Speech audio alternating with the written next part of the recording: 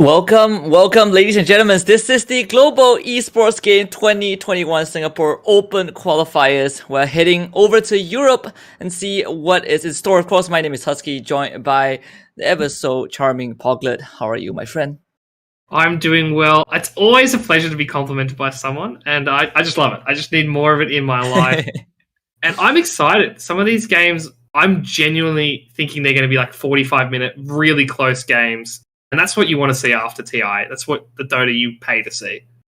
Yeah, and I think a lot of us are suffering from post-TI depression. We have crowned Team Spirit as the probably one of the best underdog runs in Dota history. Now it's time for us to kind of make our way and start this journey to crown at least the winners for this region and see who will make it to Singapore by the end of the year. And speaking of that, for those who just tuned in or for those who don't know, Global Esports Games Singapore is going to be happening from 17 to 19 December. And this is exactly what we need, something to make us feel less lonely after TI.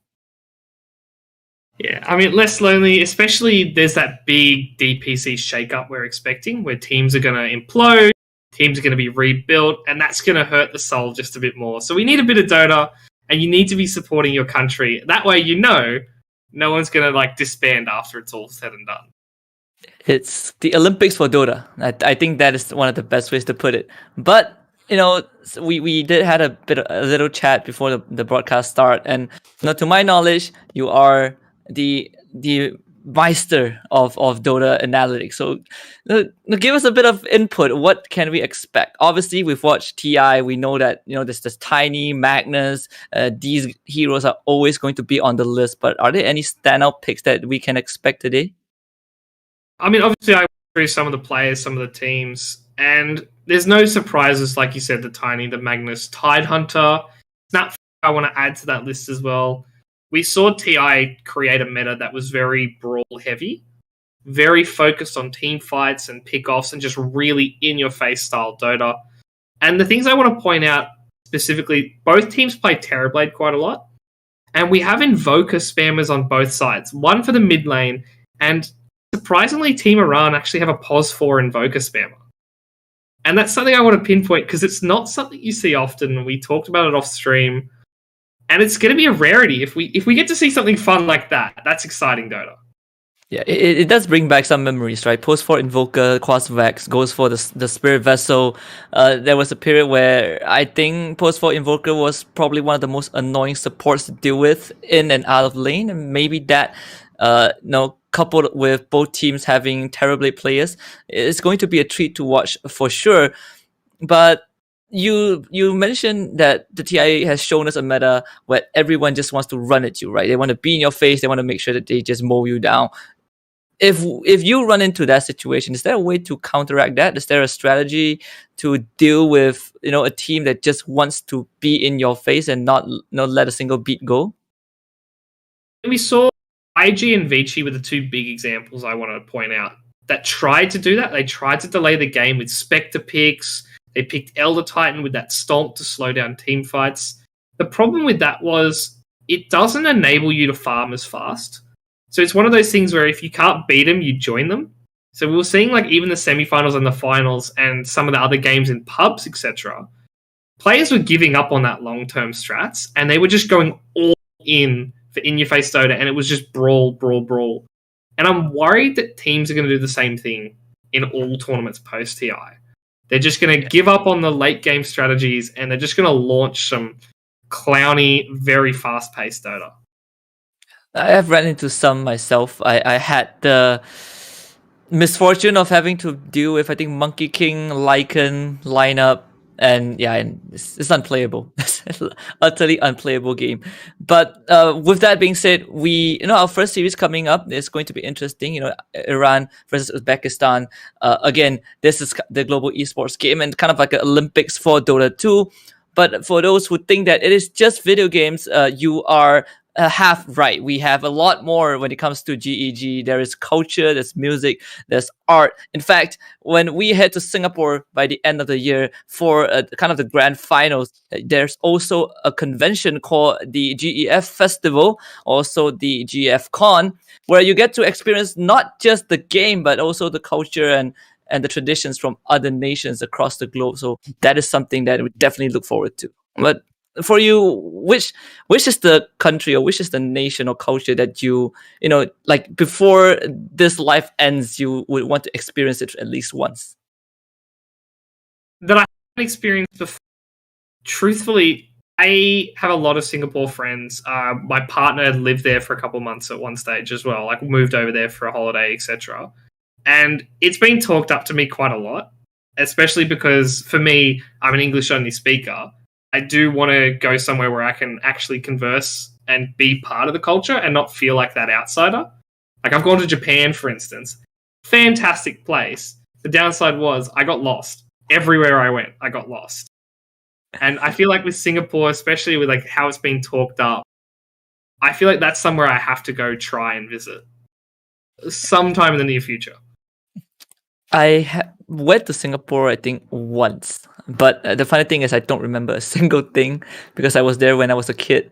I think it was for like a cousin's wedding or something. So the faintest memory I had was I was on the street. It was Christmas. There was lights and people, and that's pretty much it. So I definitely would want to go there again. I think a lot of friends have been telling me that you have to visit the Universal Studios. So that is definitely on my bucket list. But something more interesting that I recently watched, I think on YouTube, and I read up on, is this place in the Amazon forest that has this hallucinogenic plant that is kind of a ceremony to awaken your mind or like enlighten the spirit. And it's something that I would definitely want to get my hands on one day. The legal way, obviously. I think yeah, I think they have a tribe that does that. So that's something I look forward to, for sure. I was gonna say, tread carefully here. Like, I don't want to say we should encourage anything nefarious or potentially questionable. But I'm glad you said at the very end, it's legal. It's good to go. Yeah, it's Cover good to all go. your bases. Yeah, have to make sure that we're safe, throughout all of this. But of course, for I think we last 2 weeks ago before TI or 3 weeks ago, we were able to witness I think region 1. So we watched Asia and South Asia, I believe, go to town with each other, and Mongolia was the team that really came out on top at the finals in the best of 3. But and also coincidentally, Mongolia is basically represented by Lil Gun, so they just steamrolled everyone along the way, which is very interesting. And now that's done and dusted. For region 2, do you have a favorite, or do you have a team that you think is gonna make it until the very end? I love this loaded question because we talked about it off stream, and I made it very clear. I'm going to support Great Britain because T. Governor is playing, and he is a Spirit Breaker spammer, and that is the key to my heart. I feel like the hero hasn't gotten enough love, and it's just something we need to see. I don't even care if they lose. Yeah, we will definitely get that as the day goes by. But let's jump into the draft first for game number 1, Iran against Uzbekistan. This is going to be one that I would say pretty interesting, just because of the common picks that these two teams have, and of course the Terrorblade, and more importantly the Invoker, and one is a mid laner and one is a support. We get the Monkey King, Shadow Demon, and Tiny ban out, no surprise, and I'm looking forward to see if we get a Magnus on that list. Here, are you letting Magnus? Are you letting Io? Are you letting... I say that they banned the Magnus, but you could have left Tidehunter in that list as well. So it's a bit hard to gauge what you can ban. And obviously, I'm excited to see a no Magnus Tiny game. So Iran already doing everything in their power to make me like them. When you first mentioned that before the broadcast, I thought that you have had nightmares with them, but apparently you are the nightmare. So we have this. I'm liking you already. We have this polarizing experience where I have had super bad experience of getting just clobbered by a tiny with his Christmas tree. So yeah, I'm happy as well. I'm a fan of Iran at this point of the draft, but Pakistan, they will start off with the Weaver pick, most likely in that position 4. What makes this Weaver such a popular pick in the support role right now? Big thing is obviously it's a stat heavy hero, as in every level it gets is quite great stats, and on top of that it has a get out of jail free card in that time lapse, and you see the Spirit Vessel build up on it is so strong, especially against healing tile heroes like the Winter Wyvern and Cold Embrace will not be as good if he gets the Spirit Vessel. And then you add the fantastic spell of Shikuchi, so much mobility. And Dota has become so much about mobility. Being able to get in so many team fights is crucial for a POS 4, and Weaver just makes it so easy for him. And of course, on top of that, I believe there is the bugs, right? The scarabs from the swarm. I think that is kind of a nightmare for a lot of. A nightmare for supports to handle for sure. Can't dispel it. Can't use yourself. You just have to kill it. But Iran, they bring in the Wyvern and of course the Sand King on top of that. I think Sand King is one of those few offlaners that we didn't get to see too often at TI, especially it kind of died off towards the tail end of things. But do you think that Sand King compared to all the other offlaners like the Mars, the Tide Hunter, I know even the Pangolier or the Magnus, like where does the Sand King stand? Okay, we'll talk about the Sand King and we'll talk about the Barrow pick. Start with the Sand King. I think it's a tier below. So like you have, like you said, those, I want to say S tier offlanes. Pick them at any time, they will be strong. Like the Mars, the Tide, the Magnus. It's a tier below that. It's still really strong. It has a really great blink stun, and that's what you need from your offlane. You need initiation. The downside to it is it feels a bit lackluster compared to the others. Like the others have massive teamfight ults. This has a Burrow Strike, and Burrow Strike isn't as large as Arena. It's not as strong as RP. It's definitely not the same size as Ravage, so it kind of falls just a bit below that rung of offlane heroes. Yeah, it does have the epicenter, but again, I think what that provides is definitely not as impactful as what we saw from the other heroes on the list. And of course, Bara is the only hero that has not been picked or banned in TI, and I guess it did not have to wait for Team Governor to do it because Team Uzbekistan, they have already picked the Spirit Breaker.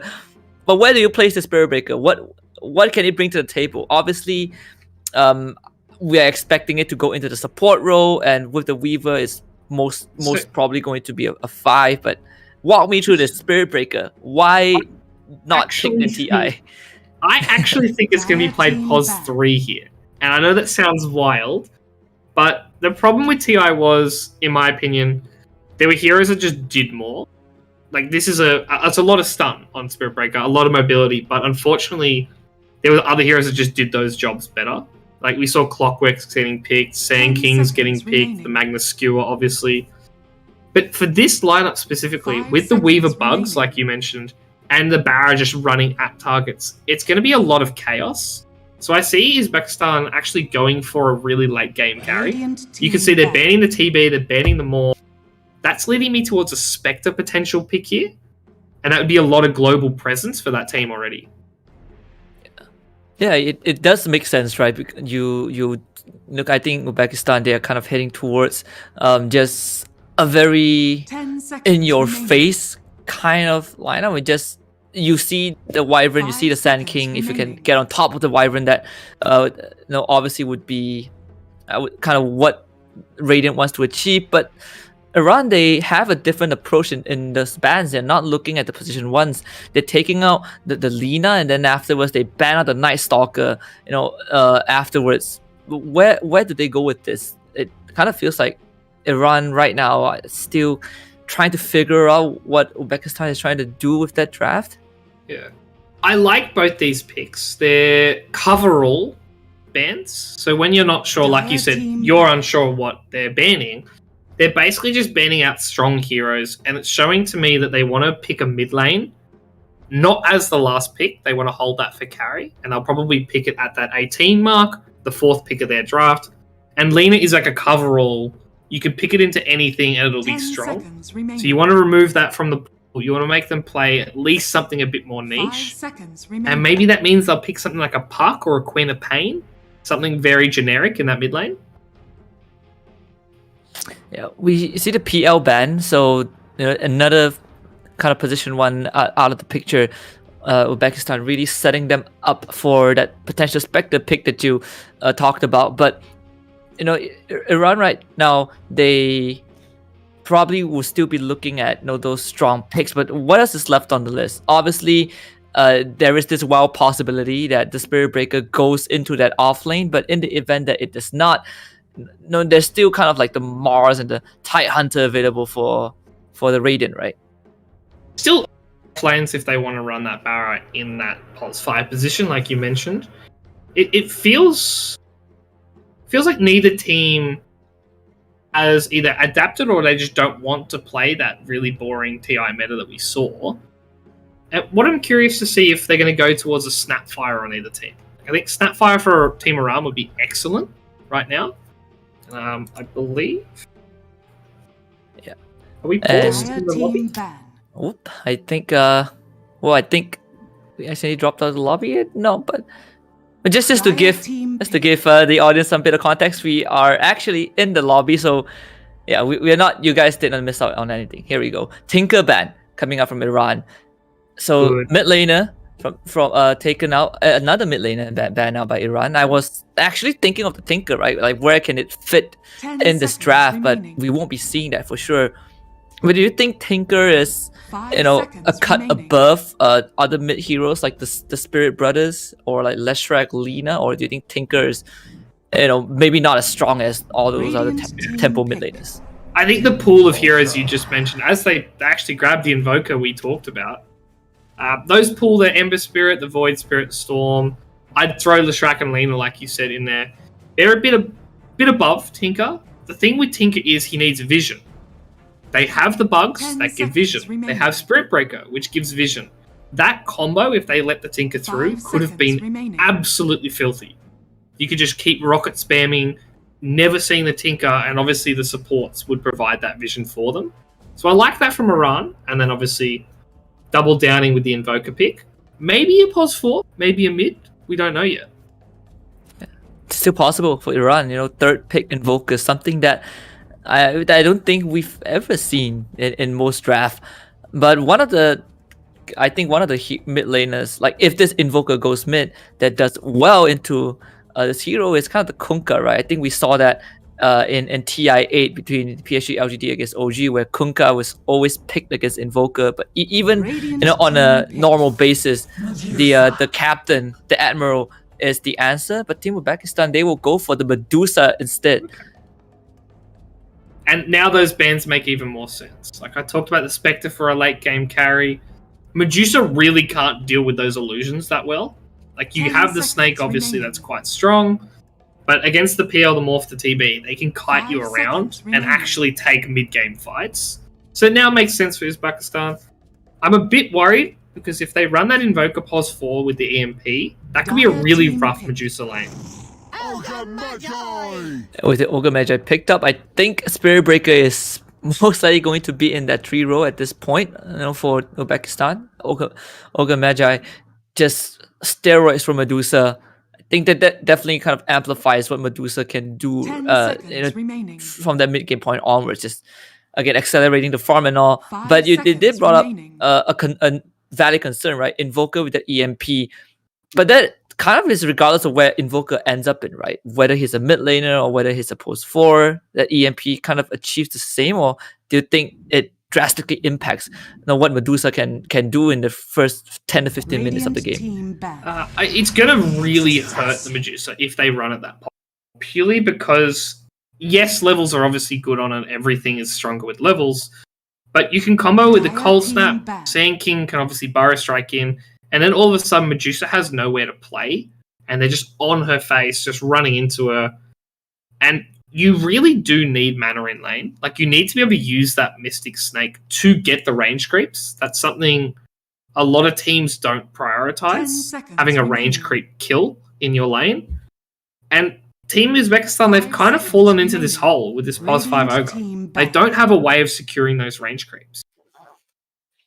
And at the same time, Iran, they are tripling down with the Nyx Assassin.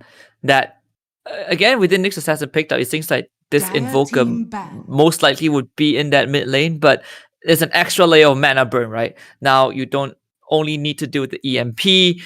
There is the mana burn from Nyx Assassin that directly just takes away a huge chunk of what Medusa, needs to protect herself.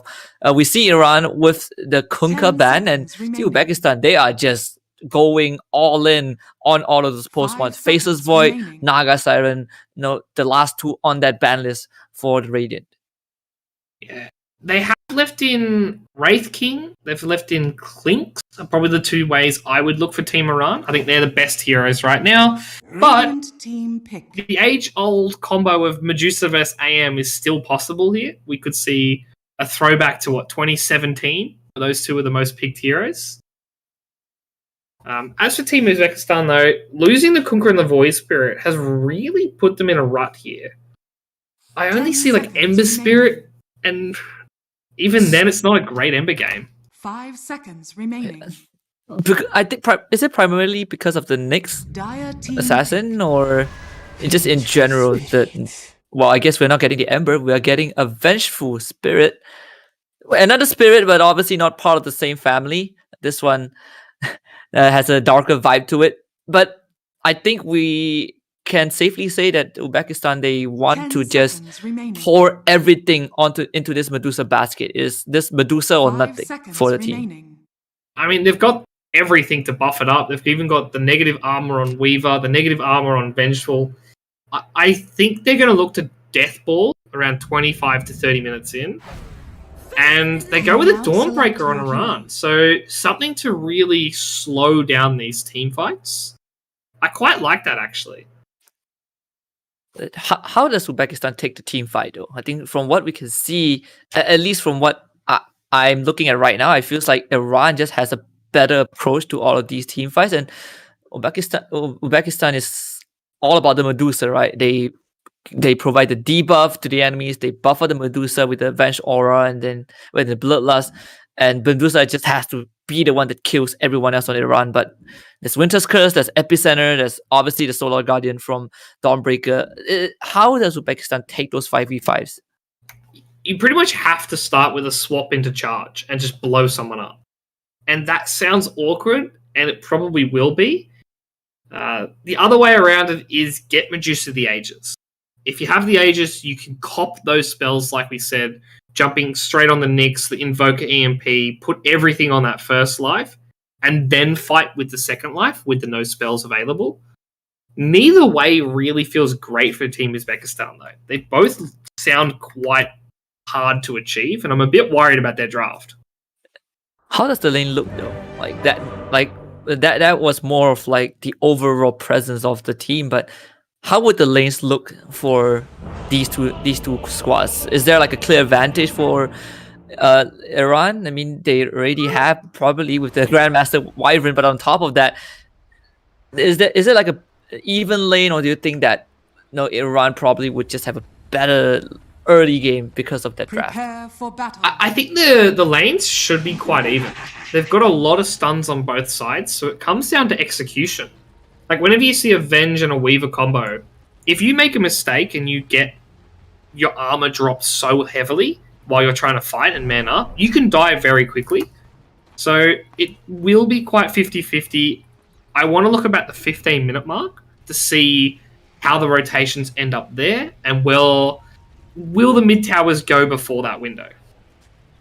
I'm sensing a pattern here. Yeah, I think that it's something that we keep in mind. We have an early smoke from Iran, but they're on the low ground though. You have Venge getting caught up with the cold snap into the impale, and of course the Starbreaker to follow is Hunter with the first blood.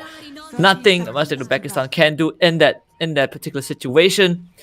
And of course the Dawnbreaker is the one who takes the kill, and of course this is a post. Is it a post one? Yeah, it's a post one Dawnbreaker. I just realized.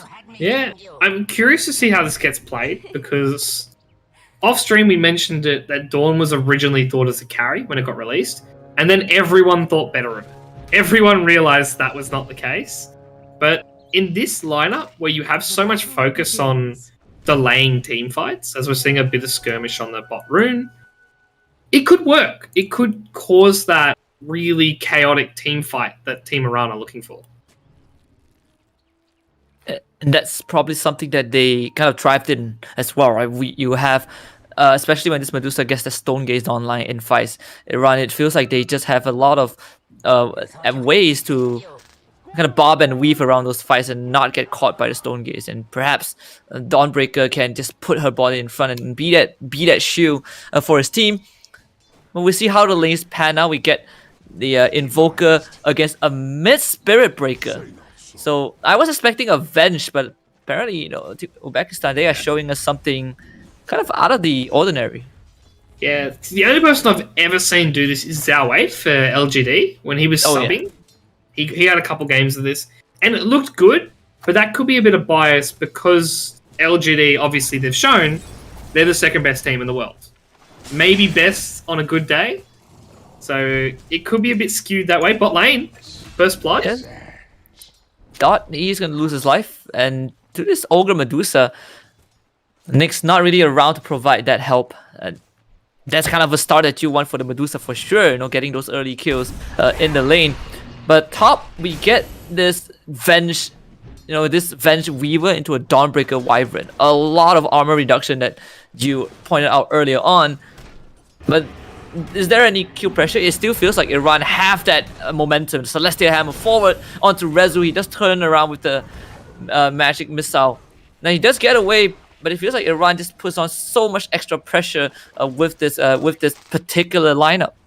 Yeah, it does go both ways. So, like you said, Iran has the in-your-face, bursty style damage, but Uzbekistan, they've got a lot of slow DPS, peppering in the damage slowly. So if they don't die, like they got Rezu out just then, now you can turn around and just keep putting this DPS slower and slowly get them down. And you can see here already, Phantasma's almost dead, and he's in an awkward little window where they can't fight with that health pool.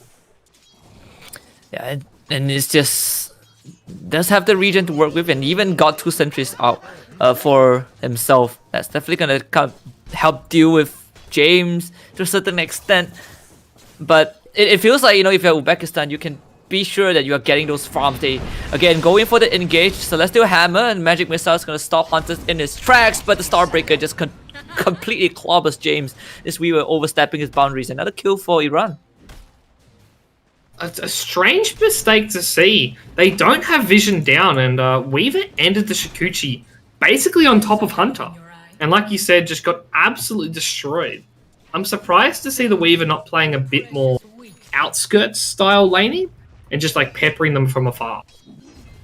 Perhaps that's one of the elements that Iran can take advantage of, right? And sure, Uzbekistan has this ability to draw out fights for long periods of time, but they don't really have the bulkiest of health pools, and if Iran gets their hands on them, then they're going to get a kill. And speaking of getting a kill, Hunter is on a killing spree.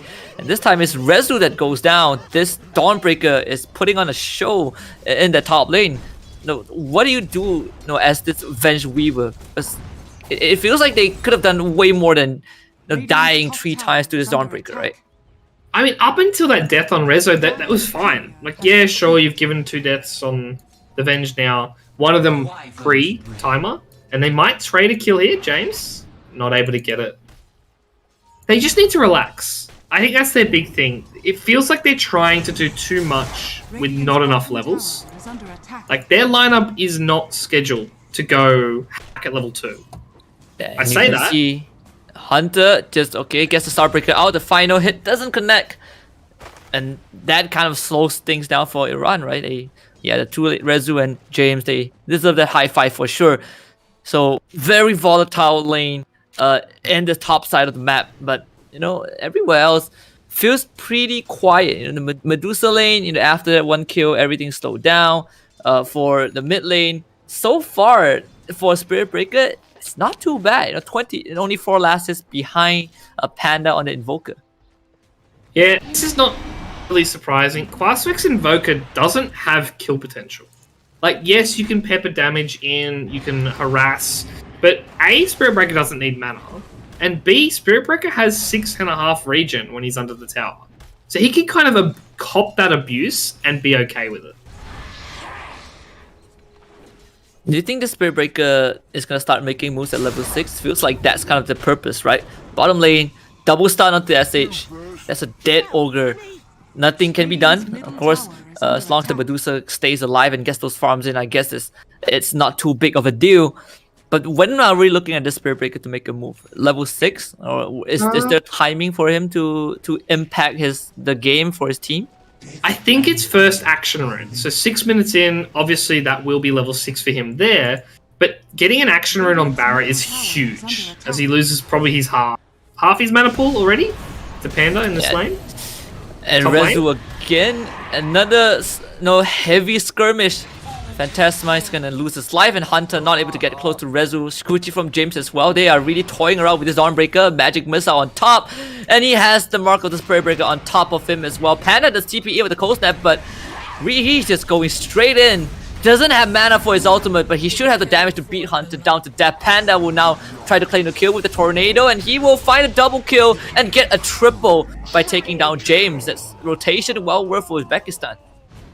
Yeah, that is a sick rotation from Panda. Not only, like you said, gets the triple secured, he just bought the urn. He gets the urn, gets into the lane, and instantly gets 3 charges like that.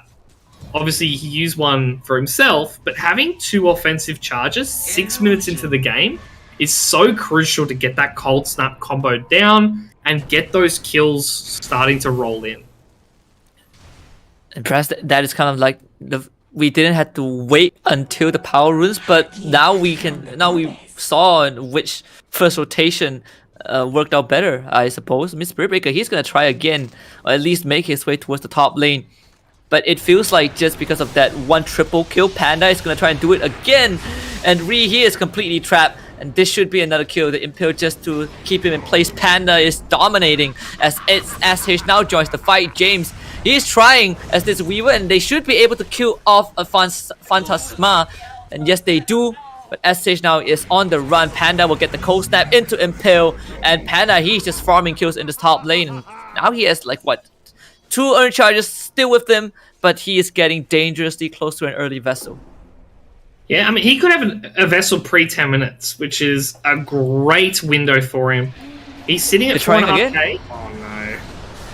Good Tornado to stop that charge, but now they have the Dawnbreaker, Solar Guardian, and Panda receives assistance from Hunter, and James, he's under the sentry, he's dead. No more Netherstrike from Ree, he already used it, and Rezu, he's trying to get close to Panda, but you know, you can't touch an endangered animal, and Iran will make sure of that. They will keep Panda alive and give him another kill. That's an unstoppable streak for this Invoker. 8 minutes in. You might be right, Pogler. I think he's gonna get that vessel pre-10 minutes. I think he might even get it like in the next 30 seconds at this rate. If they feed another kill, it feels like Uzbekistan's top lane has been so kill focused that it's been the detriment of them. They've tried to come into this lane, keep trying to recover it. And like you said, that's 6-0 on the Invoker. 5 of them, I believe, are all from the last minute in the top lane.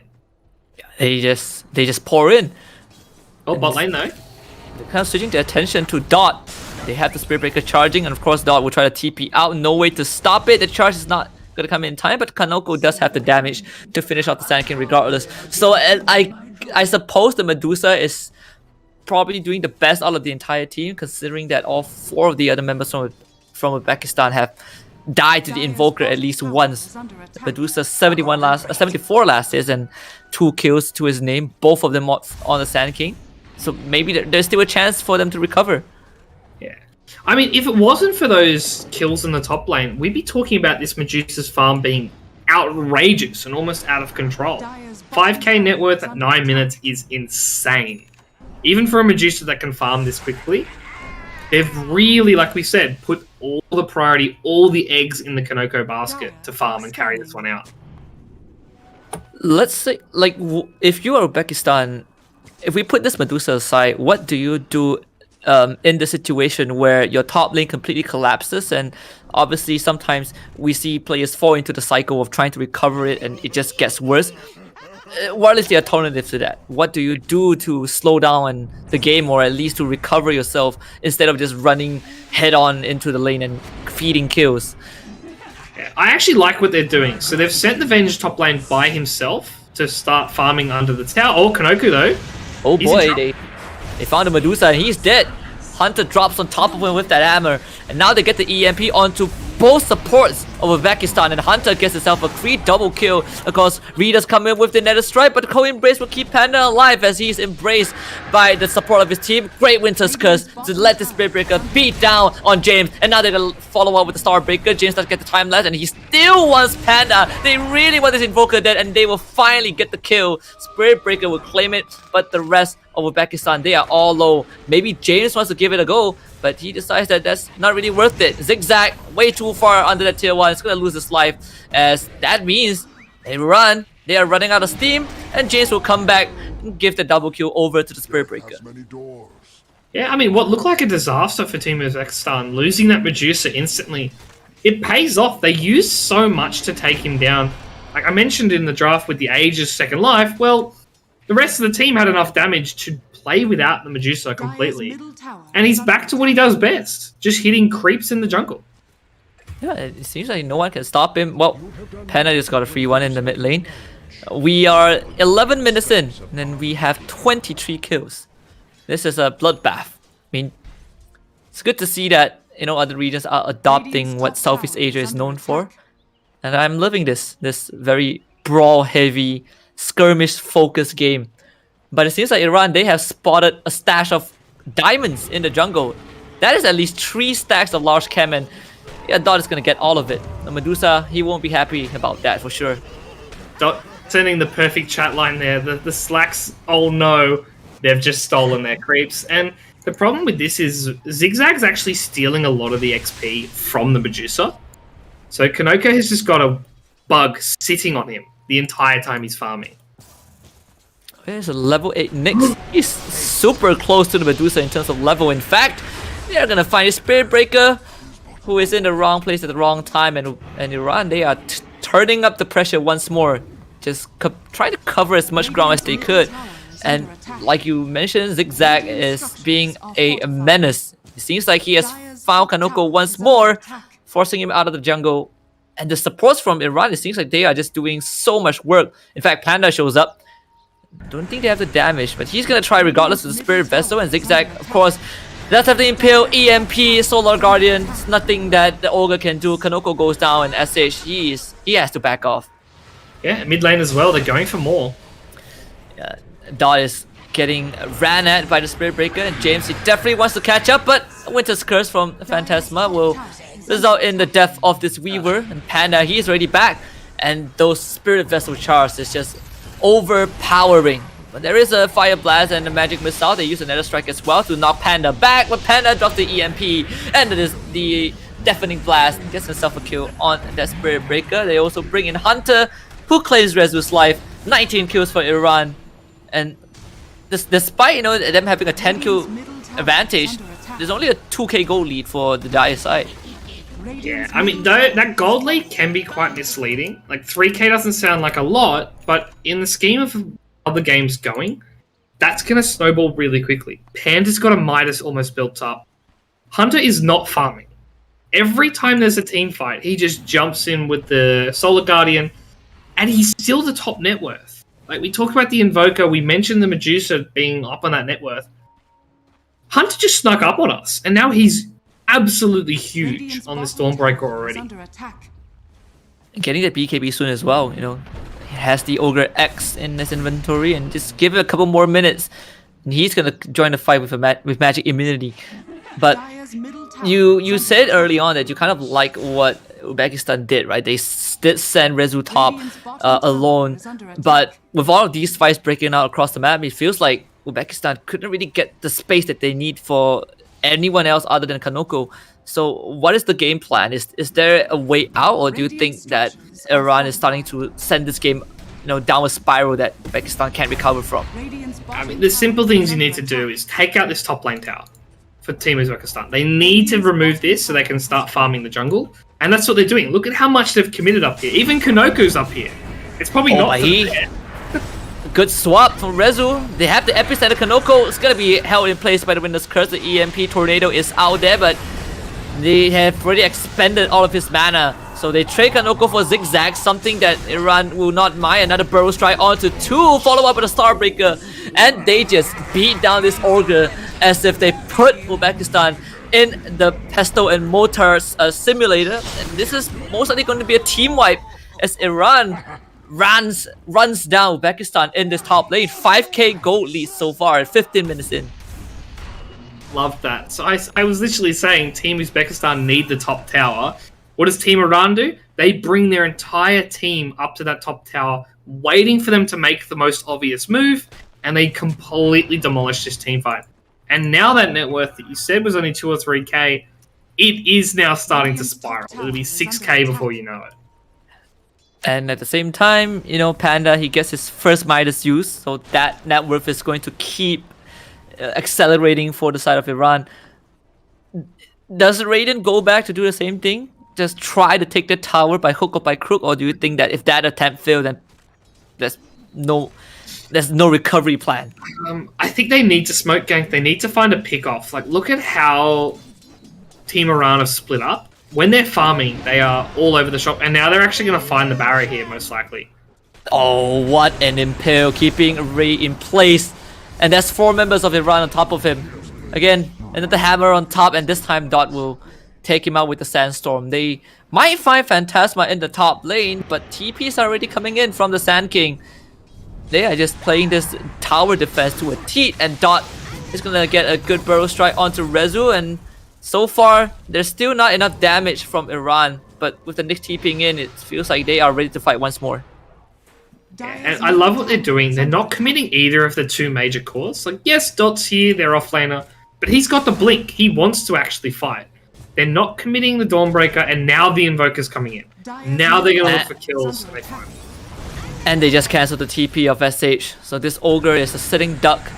Of course, Panda will be here to claim the kill after his team set it up for him. And unstoppable for this Invoker once more. I believe Panda only died once in this game so far, as the Dawnbreaker picks up a BKB.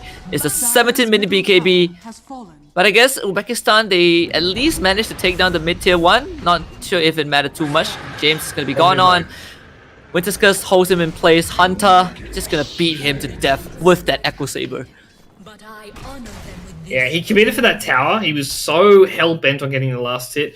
And now Kanoko, he's under vision, by the way. This is a danger. And they found him. All the ultimates in the arsenal of Iran for a wicked 6 streak, going over to Panda once more. And Medusa, a couple of minutes ago you did say that Medusa has a 5k network at some point of the game, and even for a farming Medusa it is kind of outrageous, but right now it feels like that Medusa is really lagging behind considering the amount of space that he was given.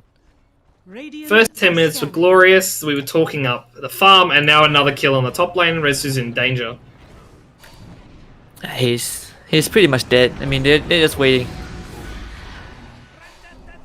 A bunch of team players, you know? Wow. Everyone gets a share of the experience, you know, everyone gets a participation trophy, I guess, for Iran. Finally gonna work on that top tier 1.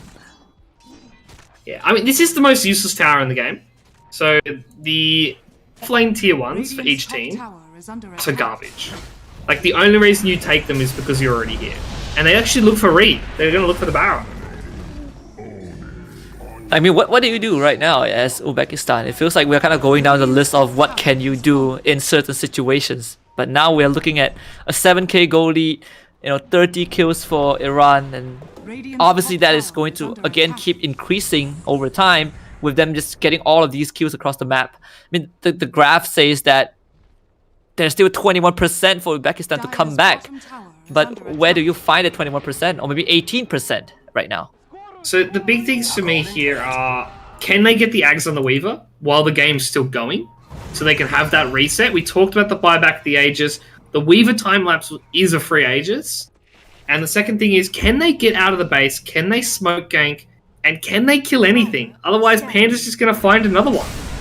And he has found Rezu. And this Venge, again, becomes a food for Iran. He's almost there for his Aghanim Scepter, you know, like just under 200 gold, or almost 200 plus gold until he gets the Scepter. That's gonna, of course, give Rezu a second life, or give him life after death.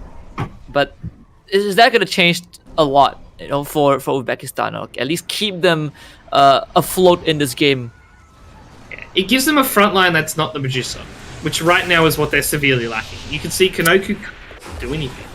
They do find Panda, and of course the Manta is a bit off timing. Dawnbreaker now joins as the global presence from the side of Iran is just overwhelming. They just blow through Kanoko's mana pool as if he never had mana in the first place. Of course, SH on this Ogre will also be a fish feed for Panda. 2 more kills for Iran. They're now completely just taking over the map. I mean, even if you look at the vision, so much dip and aggressive vision from the side of Iran. Yeah, I mean, on the side of Team Uzbekistan, I'm not really seeing any vision. That's the problem. Like, their map's so dark. If it wasn't for their heroes, I don't think they have any wards down right now. Everything has just been de-warded by Phantasma. And you can't really think they have like that. They don't have a gem yet. Yeah, they don't even have a gem yet. This is a scary, I guess it's a very scary position for Uzbekistan. Feels like we are fast-tracked to the stage of, you know, the Radiant needing kind of a Hail Mary. James, he's cutting the wave in front of the tier 3. Yeah, I actually like this. Is something Pos 4 Weaver can do so. Oh no. Oh no. Courier. That was the axe for Rezu. Oh, the window they had was getting that Ags and getting the Weaver time-lapse Ags. And they can't even get one of them ready. And now the Aegis is going to get put on. I wouldn't be surprised to see Hunter. But Panda honestly has had such a good game. He's worth so much money. He's 15, 1, and 12. That is insane for this mid lane invoker. Zigzag, he's going to give it a go. Stun into Sunstrike, and of course Splinter Blast. The synergy is perfect from Iran. And as you pointed out, Hunter, he gets the Aegis.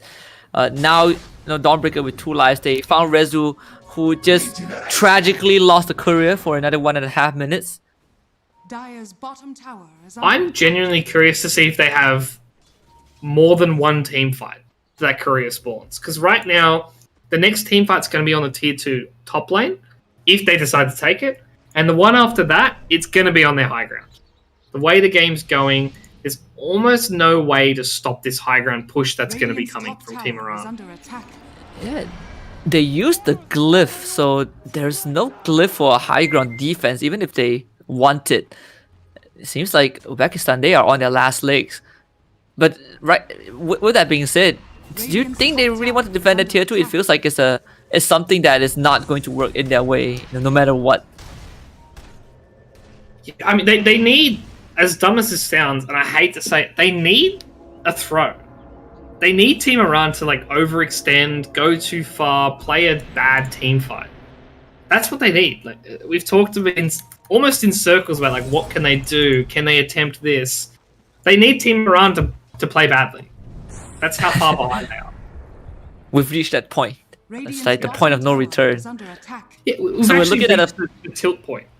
The team is better. Yeah, this is the tipping point, right? So now we just need Iran to dive tier 4s, and hopefully they get wiped there, and maybe Uzbekistan would have a better chance. Yeah, the big thing is high ground defenses are Dota. The way they've set up the armor, the health regen on towers, the fortify being so strong, the game's not over until you lose a team fight on your tier 3s. And unfortunately, Team Iran know that, and they're just not letting them get that chance. They're even looking for James here. They might find the Weaver, trying to break these backline creeps. He's cutting a lot of those waves, and in the meantime getting himself closer and closer to the axe. Oh, here comes the gem from Phantasma. Finally gets it.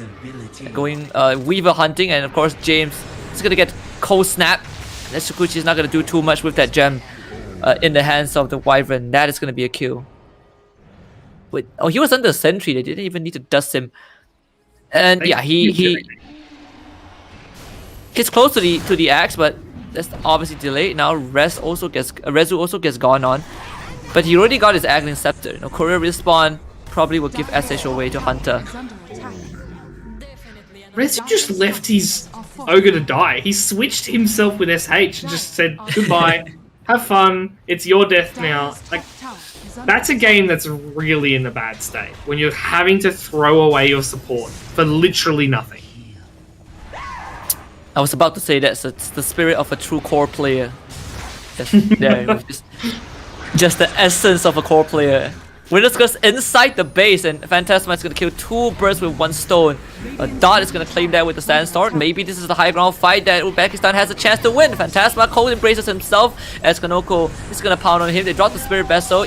EMP Tornado out by Panda as well. Zigzag gets fire blasted, and he's most likely going to go down. And while the supports are dying from the side of Iran, Hunter, he has his eyes on the prize. Alacrity up, they break him with the Silver Edge. Kanoko actually has that Silver Edge. Now Hunter has to pop the BKB and get away. Stone Gaze expanded as well.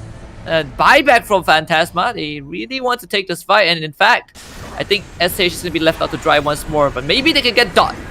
Solar Guardian not enough to protect him, but Hunter will claim the Ogre regardless. Gem time lapses to safety. Not too bad, I suppose. Yeah, all in all, that's a huge win. You forced out a buyback. Yes, it's on the pos 5, but you fought into the tier 3s like we said. They didn't lose a Rax. They did lose their supports twice, basically, in the end. But Kanoko survives. He gets some of the kills, and now he's like speed running towards that BKB.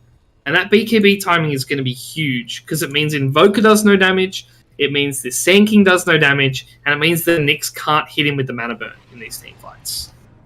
I think the only one that can kind of effectively hit him is the Dawnbreaker, if he gets that BKB right. Yeah. We did get the axe on James, so like you mentioned, the free ages for Kanoko, but he's caught out. Good swap from Rezu. Gets the stun on top of this Dawnbringer, and James, he's going in. Hunter is being hunted right now. Zigzag, he is so far in the tier 2 and he's gonna die.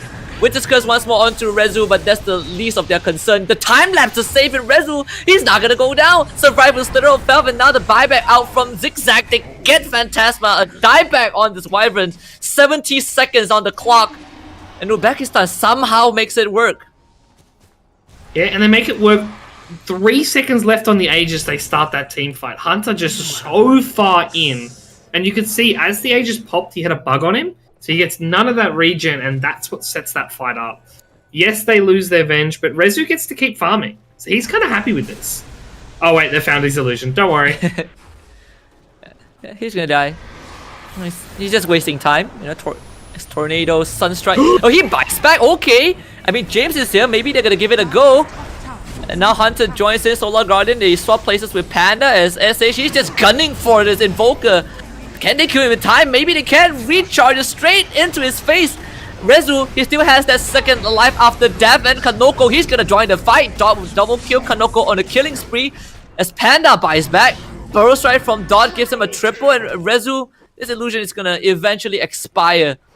But Uzbekistan, they just take that fight.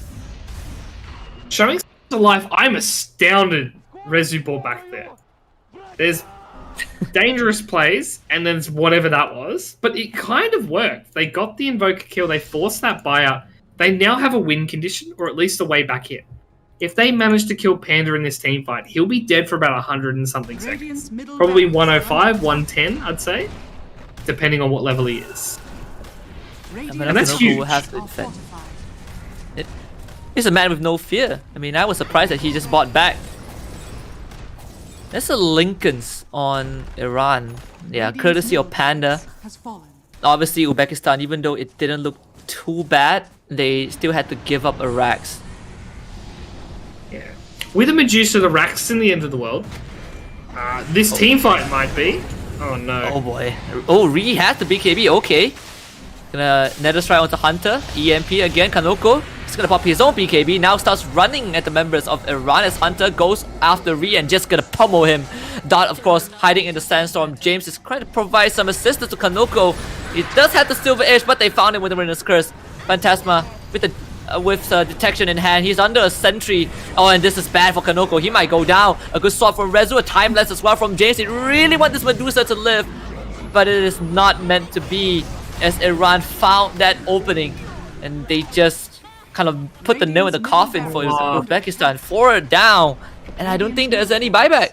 There's none. Yeah. I mean, there's one on Ogre, but that's pretty much it. Iran are going for the end game. Yeah, this will be game, and that's such a shame. So you saw the time lapse and the swap happen at the same time, which meant that he got time lapse back into the ultimate from Dawnbreaker, and Rezu swapped himself in. So both cores were under that Dawnbreaker's Solar Guardian, and they both got stunned. And there's no way you can win a team fight from there. And they throw the illusion in. They can try. Cold Snap to stop Re in place. Of course, EMP out. SH can't even get a Fire Blast off. James will time-lapse his trusty Spirit Breaker, and it seems like Iran showing a lot of respect to their opponents, not going straight for both tier 4s. They're going to extend this misery of Uzbekistan a bit more by going on the second tier 3 in the bottom lane. That's going to give time for both Rezu and Kanoko to come back to life, and maybe one more fighting chance. In fact, Rezu throws out the magic missile again. EMP Tornado onto James. Good swap from Rezu, and James has the time that he can save Rezu if he wants, but he's getting dove on, and Rezu is going to lose his life regardless. Now the illusion is going to be the key for this fight, and hopefully make it work. Kanoko, where's the Medusa? He's not even in the fight. Oh wait, he is. He's in the middle. I can't see him. No damage. Yeah, he's not doing damage. I mean, BKB expires, and now Iran. Rezu, good swap. Hunter, he's still going. They get a good charge onto 4 members. Dot buys back, joins the fight. They lose Hunter for 94 seconds. Kanoko, he's super low though. Good Fire Blast to stop Dot in place. And now Solar Guardian from Hunter as he buys back. The Spirit Blast connects. The Celestial Hammer will be sufficient as Hunter will come in. Kind of put an end to this fiesta by Uzbekistan. They want to kind of stop all possible retaliations from Uzbekistan. And Iran, they're not going for the tier 4s. They're looking to end the game. That death on the Ogre with the death on Kanoko's Medusa, there's no gameplay to be had here. They can delay as much as they can. I don't see a way, now that the tier 4s are gone, they don't even have that defense. They don't even have that extra damage. Yeah, this is definitely going to be game as the creeps, they pound on the Ancient at Uzbekistan. They know that this game is over. Try as they may, it's not meant to be. And Iran, they're gonna take their opening game, you know, in this open qualifiers of the Globe Esports Games. Of course, GG Dota, they take it in a super convincing fashion. 53 kills in total. Yeah, I mean, the big thing for me is like not just convincing. That was wire to wire dominant. Like there was never a point where you're like Team Uzbekistan is ahead.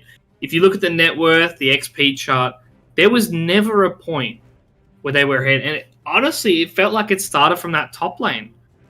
Rezu dying quite a lot on that Venge. 13 deaths in total, another 11 on the Weaver. That's your top lane, 24 deaths in total, just the two of them. Yeah. I mean, just judging by the game itself, it seems like, you know, from the laning stage onwards, there was nothing that Uzbekistan could do ever since the top lane went into a disastrous mode, right? Disaster mode, especially when Panda started rotating. He got like the Vessel pre-10, and it felt like Uzbekistan didn't really get to do much to stop Iran. But there was this point of time that you mentioned, there could be signs of life when Iran did lose that tier 3 fight. But was that a big enough window, or is it just kind of like this glimmer of hope that would never come true? Yeah, I think it was just a glimmer of hope that was instantly crushed by Team Iran. It felt like they gave him that. They opened the window, and then they just jumped straight through it, straight down their throat, ending that game pretty comfortably. Yeah, well, with that being said, if you're Uzbekistan, right, what could they have done better in that game 1, given that draft? Right? They've kind of dealt that hand, as you pointed out during the draft, with that Ogre pick, that they kind of brought it upon themselves to a certain extent to put everything on the Medusa. But how do you work with that draft, seeing what Iran has drafted for their team? I mean, drafting aside, I think their playstyle was decent. I think they just need to relax. It felt like they were trying to do too much in their lanes. Like, yes, they picked high volatility, but they needed just to relax, reset, and just play some stable Dota. I think that'll do them a lot of good. And with that being said, that's the conclusion of Game 1. Iran with a crushing victory over Uzbekistan. But we still have more Dota to come. In fact, 4 more games lined up your way. We are going to go for a short break, and we will be back for more action in this Globe Esports Game Open Qualifiers.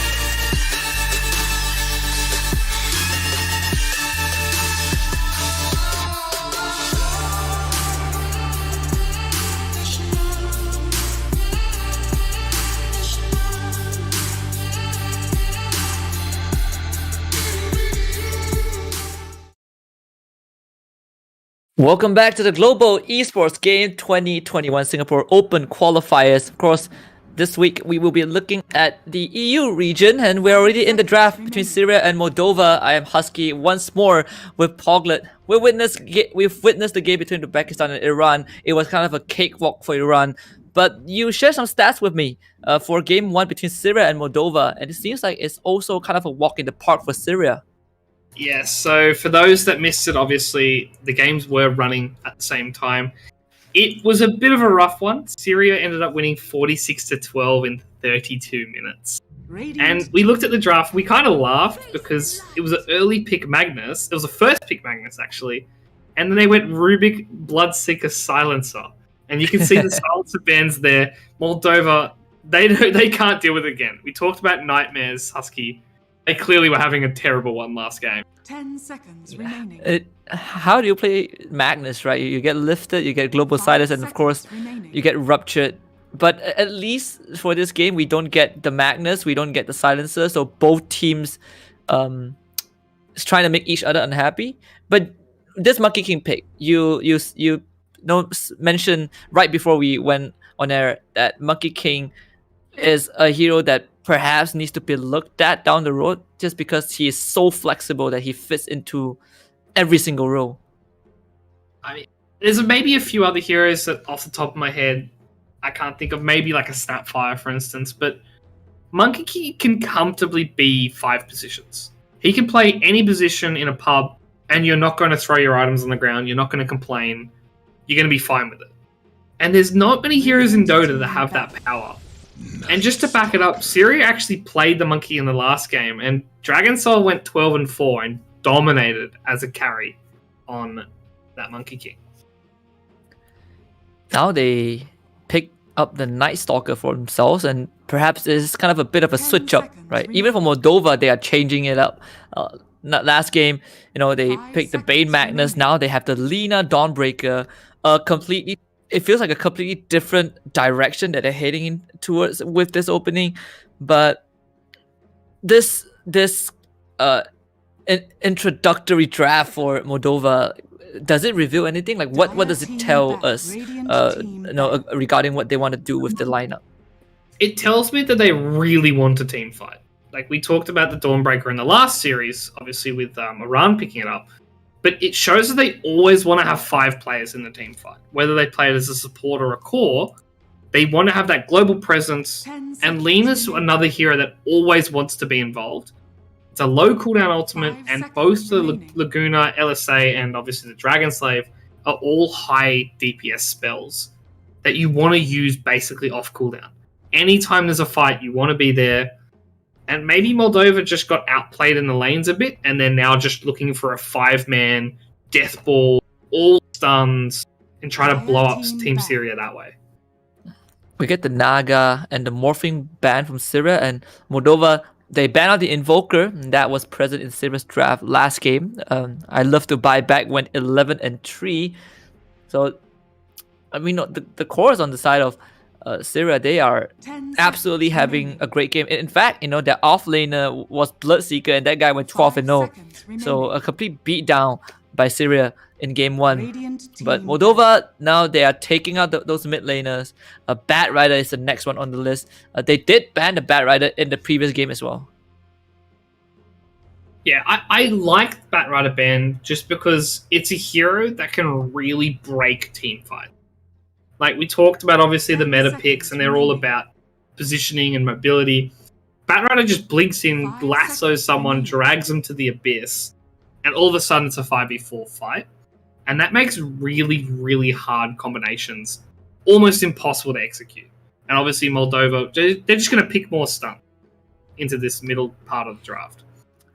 And now speaking of the Bat Rider, it got me thinking. So we kind of let's rewind back a bit to TI10, right, where Magnus is one of the most popular offlaners just because of the whole horn toss into skewer. Would Bat Rider kind of solve that issue if it's on the enemy team? Like, would Bat Rider fit into any of the team that has to do with a Magnus in that manner, right? Magnus can isolate you, but Bat Rider can also kind of kidnap you from your team. Where does this hero stand in that regard? I think the big issue with that is, like we talked about Horn Toss, that's a 25-second cooldown, I want to say, where Lasso's 120 and goes to 110 at level 18. So you have, like, every time you can lasso someone, he could Horn Toss 4 times. So, like, the level of, like, can you trade pick off for pick off doesn't really work when he can do it 4 times quicker than you. And I think that's why Batrider didn't get picked up too much in TI, just because of the long cooldown on the ultimate. Yeah. Moldova, they take the Bloodseeker away from Syria and they ban the Tinker. So a lot of emphasis on that mid laner from the Radiant side. And of course, Syria, they did ban the Bane out. Guess the Bloodseeker, is it for the Night Stalker, the Monkey King, like this Bloodseeker pick? It's just a generalist pick. I like it against MK. He can't, like, tree jump around. It's decent against Night Stalker, like you said, just because the Dark Ascension is a high mobility spell. But overall, it just fits their lineup quite easily. Like, you put the Dawnbreaker ult down, while the Solar Guardian is pulsing, you rupture them and they can't really run without taking that damage, or they cop stun. Likewise for Lina coming in and trying to Laguna Blade combo. Just makes it a bit easier. 10 seconds remaining. Syria gift is just a Snapfire. So, and with the Monimus Kisses, it does make team fights a bit better. You know, you have the Wukong's command. Of course, Night Stalker wants to be in the thick of things. Now you throw in those fire goblets from Mortimer himself. I think Syria feels like they are treading down the path of, you know, taking the team fight to Moldova again after seeing what their enemies wanted to accomplish. And they bring in the Mars, position 3 that we've been talking about a lot. And finally, it is now in the hands of Syria. The issue I have with this, they now have 2 quote-unquote offlane heroes. I'm thinking this might be a mid-Mars, actually, and they run the Night Stalker offlane. Just because Mars doesn't combo too badly with Snapfire, but Snapfire Night Stalker is pretty easy as well. And Mars in the mid lane can get really quick levels and get a really early rush into that arena and then take down team fights that way. Is it safe to say that, you know, if you're on the side of Syria, you want to be the one that initiates those fights? Because obviously for Moldova's side, if someone gets caught, you have the Dawnbreaker with the Solar Guardian, and Bloodseeker can throw in that blood right in your arena. So but obviously we've seen 4 picks from Syria, and it feels like all those AoEs, it feels a bit stronger than what Moldova has right now. Yeah, the issue is, like you said, if Moldova get jumped on, they have to Solar Guardian. The problem with that is sometimes that means instead of 1 death, it's going to be 2. Because by the time you've committed that Solar Guardian, it's very hard to cancel, A. And B, it makes it so you feel like you have to commit. Like your whole team has to come in. Everyone has to dump everything. And it could just be a Mars trying to get a solo pick. So Moldova need to be really careful about not just obliterating every spell on every single engagement by this Mars. Where do they go now? I mean, they're going to reveal the Undying. Seems like a pretty decent pick. Yeah, I guess barring the fact that Snapfire can destroy the Tombstone with Lil Shredder, Undying as a hero against these 4 picks from Syria, he's kind of not too bad, right? You want to fight in a congested area, Undying loves that. Yeah, it works both ways. So it's 3 strength heroes on Syria, which is objectively just good for Undying. They've probably done the read, like I mentioned, that it's going to be a Night Stalker Snapfire or a Snapfire Mars lane, so a double melee, double strength lane. The issue is, like you said, they've got really easy ways to take down the tomb with the Snapfire, and a really easy way to find it. The Monkey and the Night Stalker will find this tombstone every single team fight. So it feels like they're picking for the lane. They're all in on making sure they win or at least have a stable laning stage. And that shows to me that they've got a bit of fear coming into this draft. That they're worried that they're going to get steamrolled again. Yeah, even I think from the previous game, it didn't feel like Moldova had any chance from the laning phase onwards. So perhaps this is kind of their answer to having a better opener to the map. To the match, and hopefully able to kind of translate that into something But it seems like both teams Dire team are battle. looking at that mid laner. At least for Moldova, we know that they are banning out a lot of mid laners. That's Ember Spirit is the fourth right now.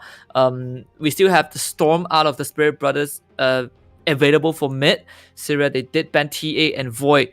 So it seems like both teams are waiting seconds for remaining. each other to get Radiant that post 2 team out. pick. Puck will be the last one on the list. That leaves Storm if a team wants to pick it up. Maybe the Lesh.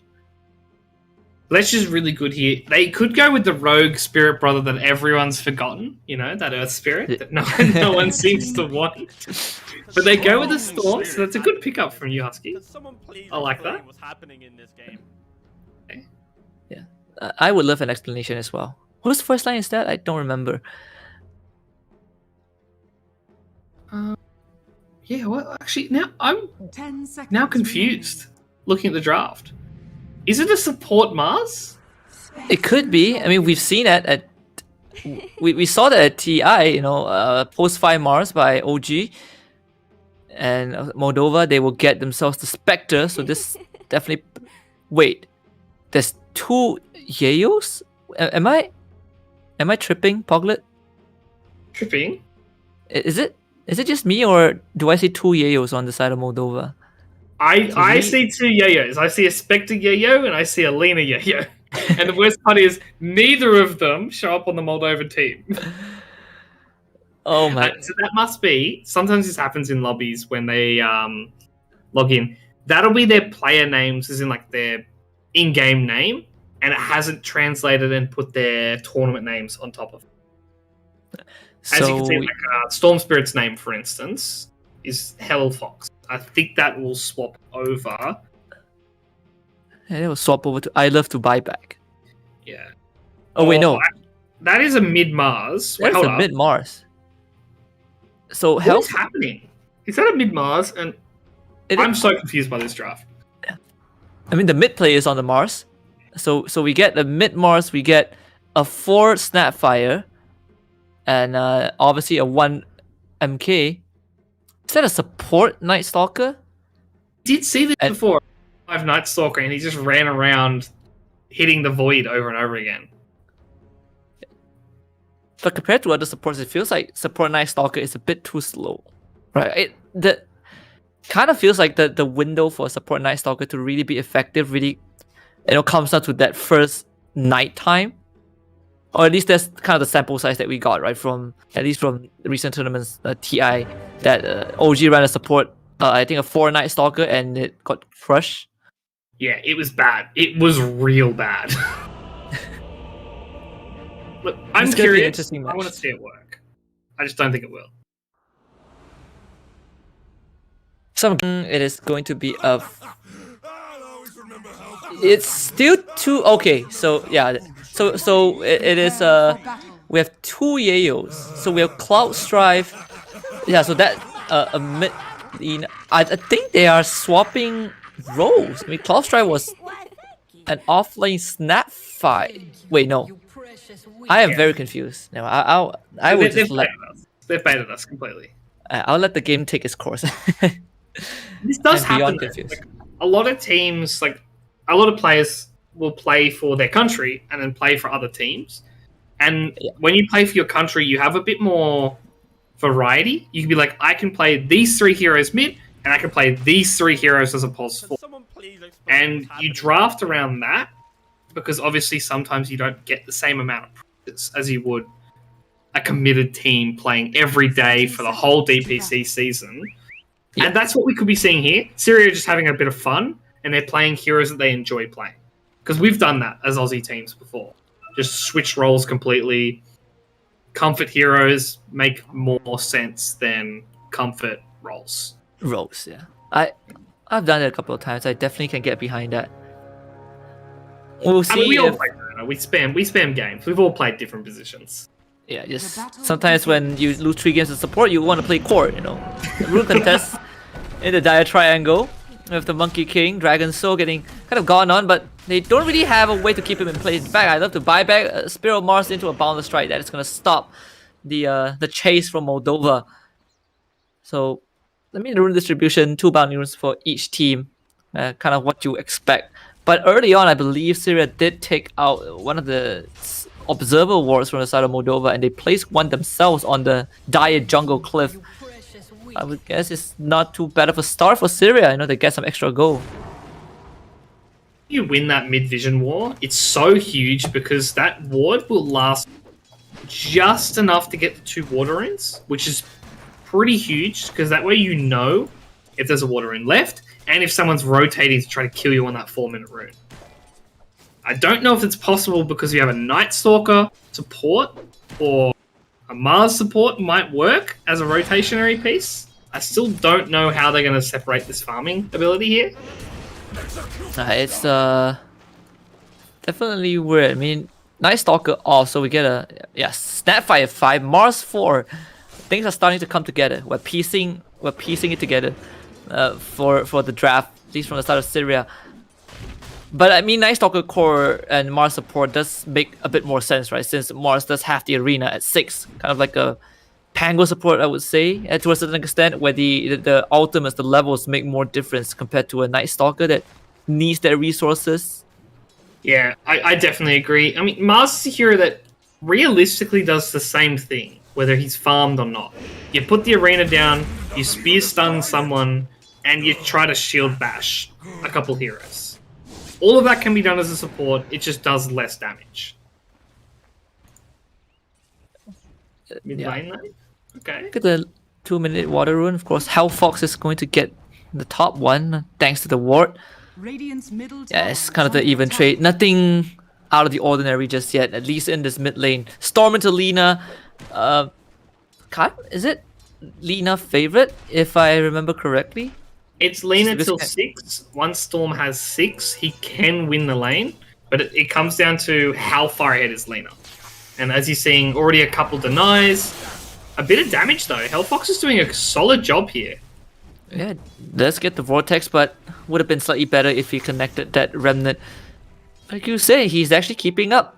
0 denies, but he has 12 last hits. Can farm the side camps.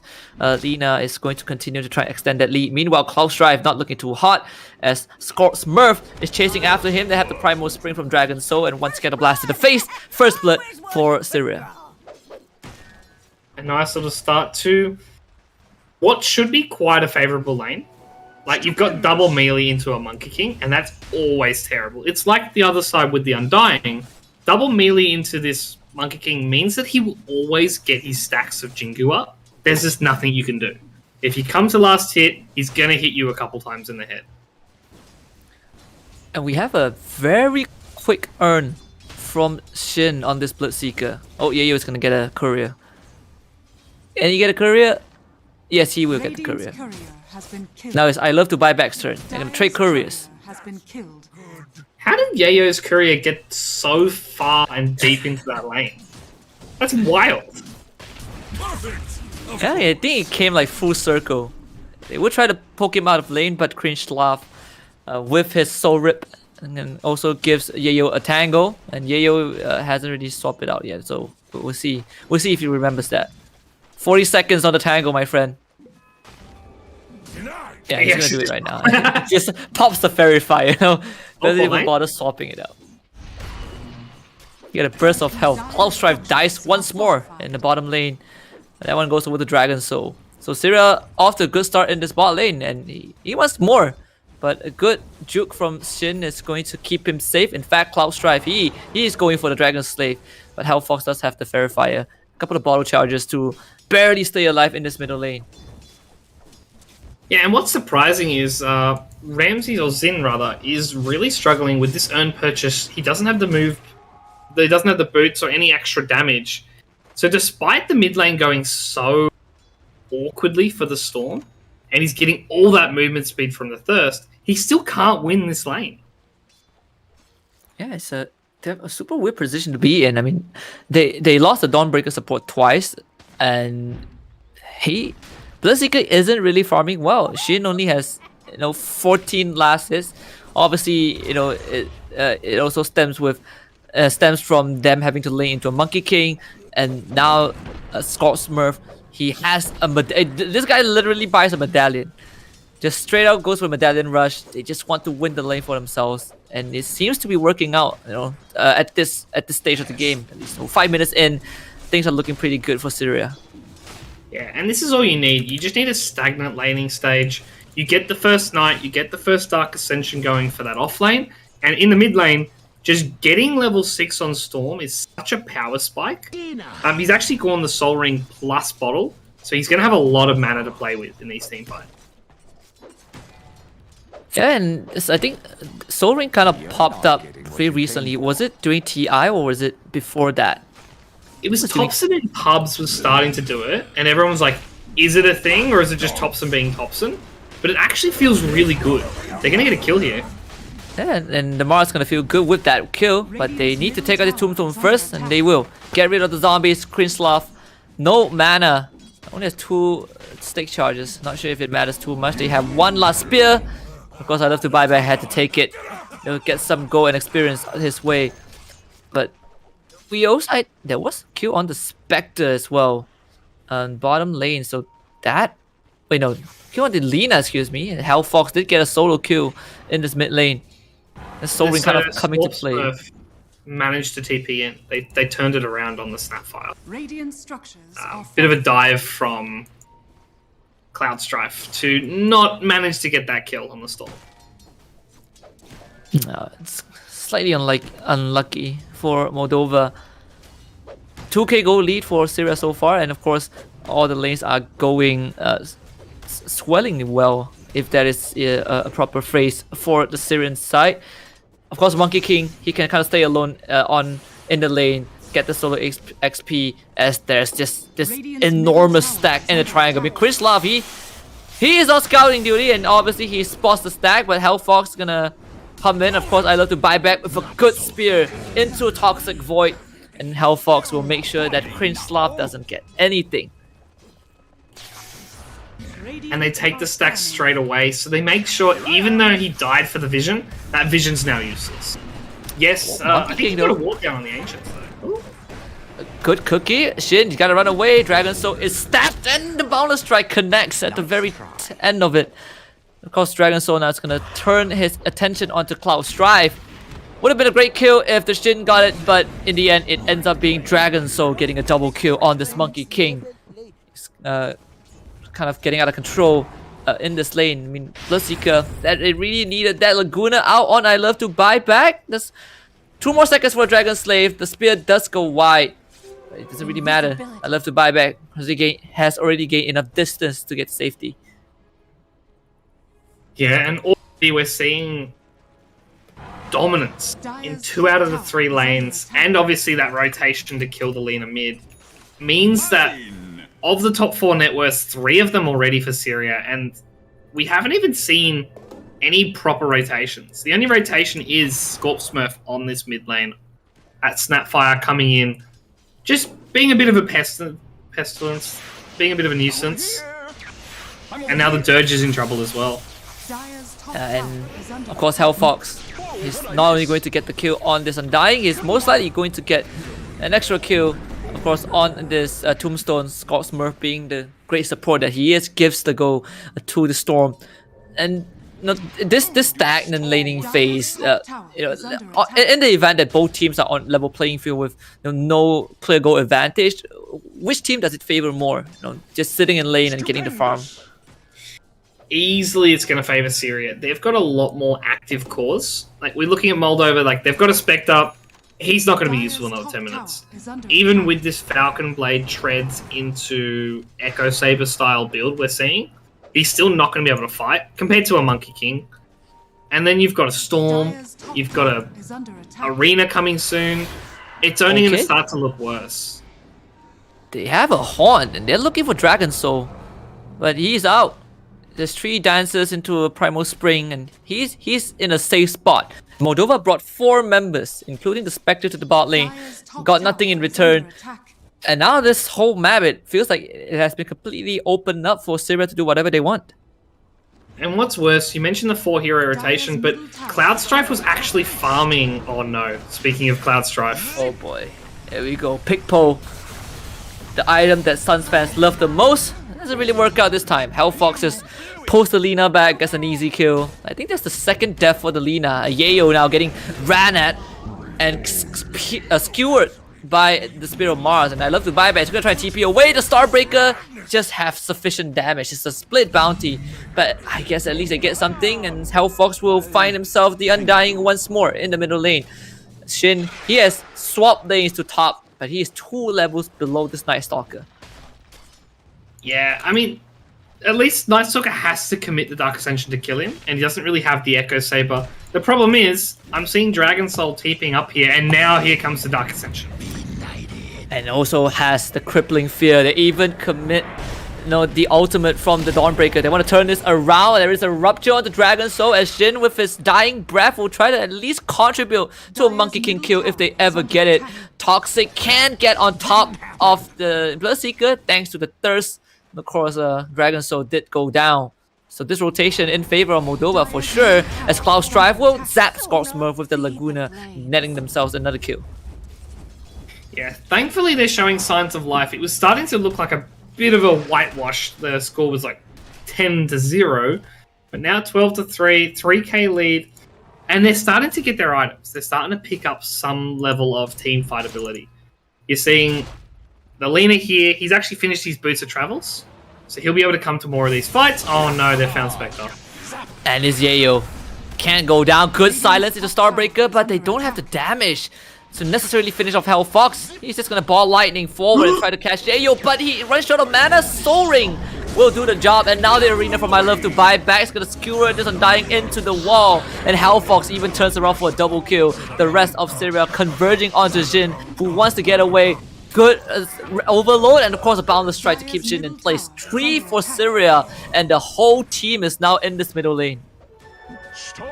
I feel like there's a bit of cast to curse there. I was talking about how they're just coming back into the game and they get completely wiped.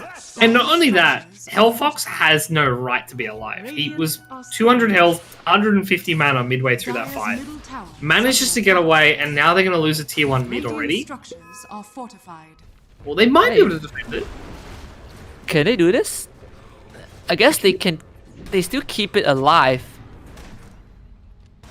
Yeah, they had to commit Tomb though, so you can just wait 20 seconds and then just do it again. And it feels like they might not even wait. They're smoked up behind the Monkey King here.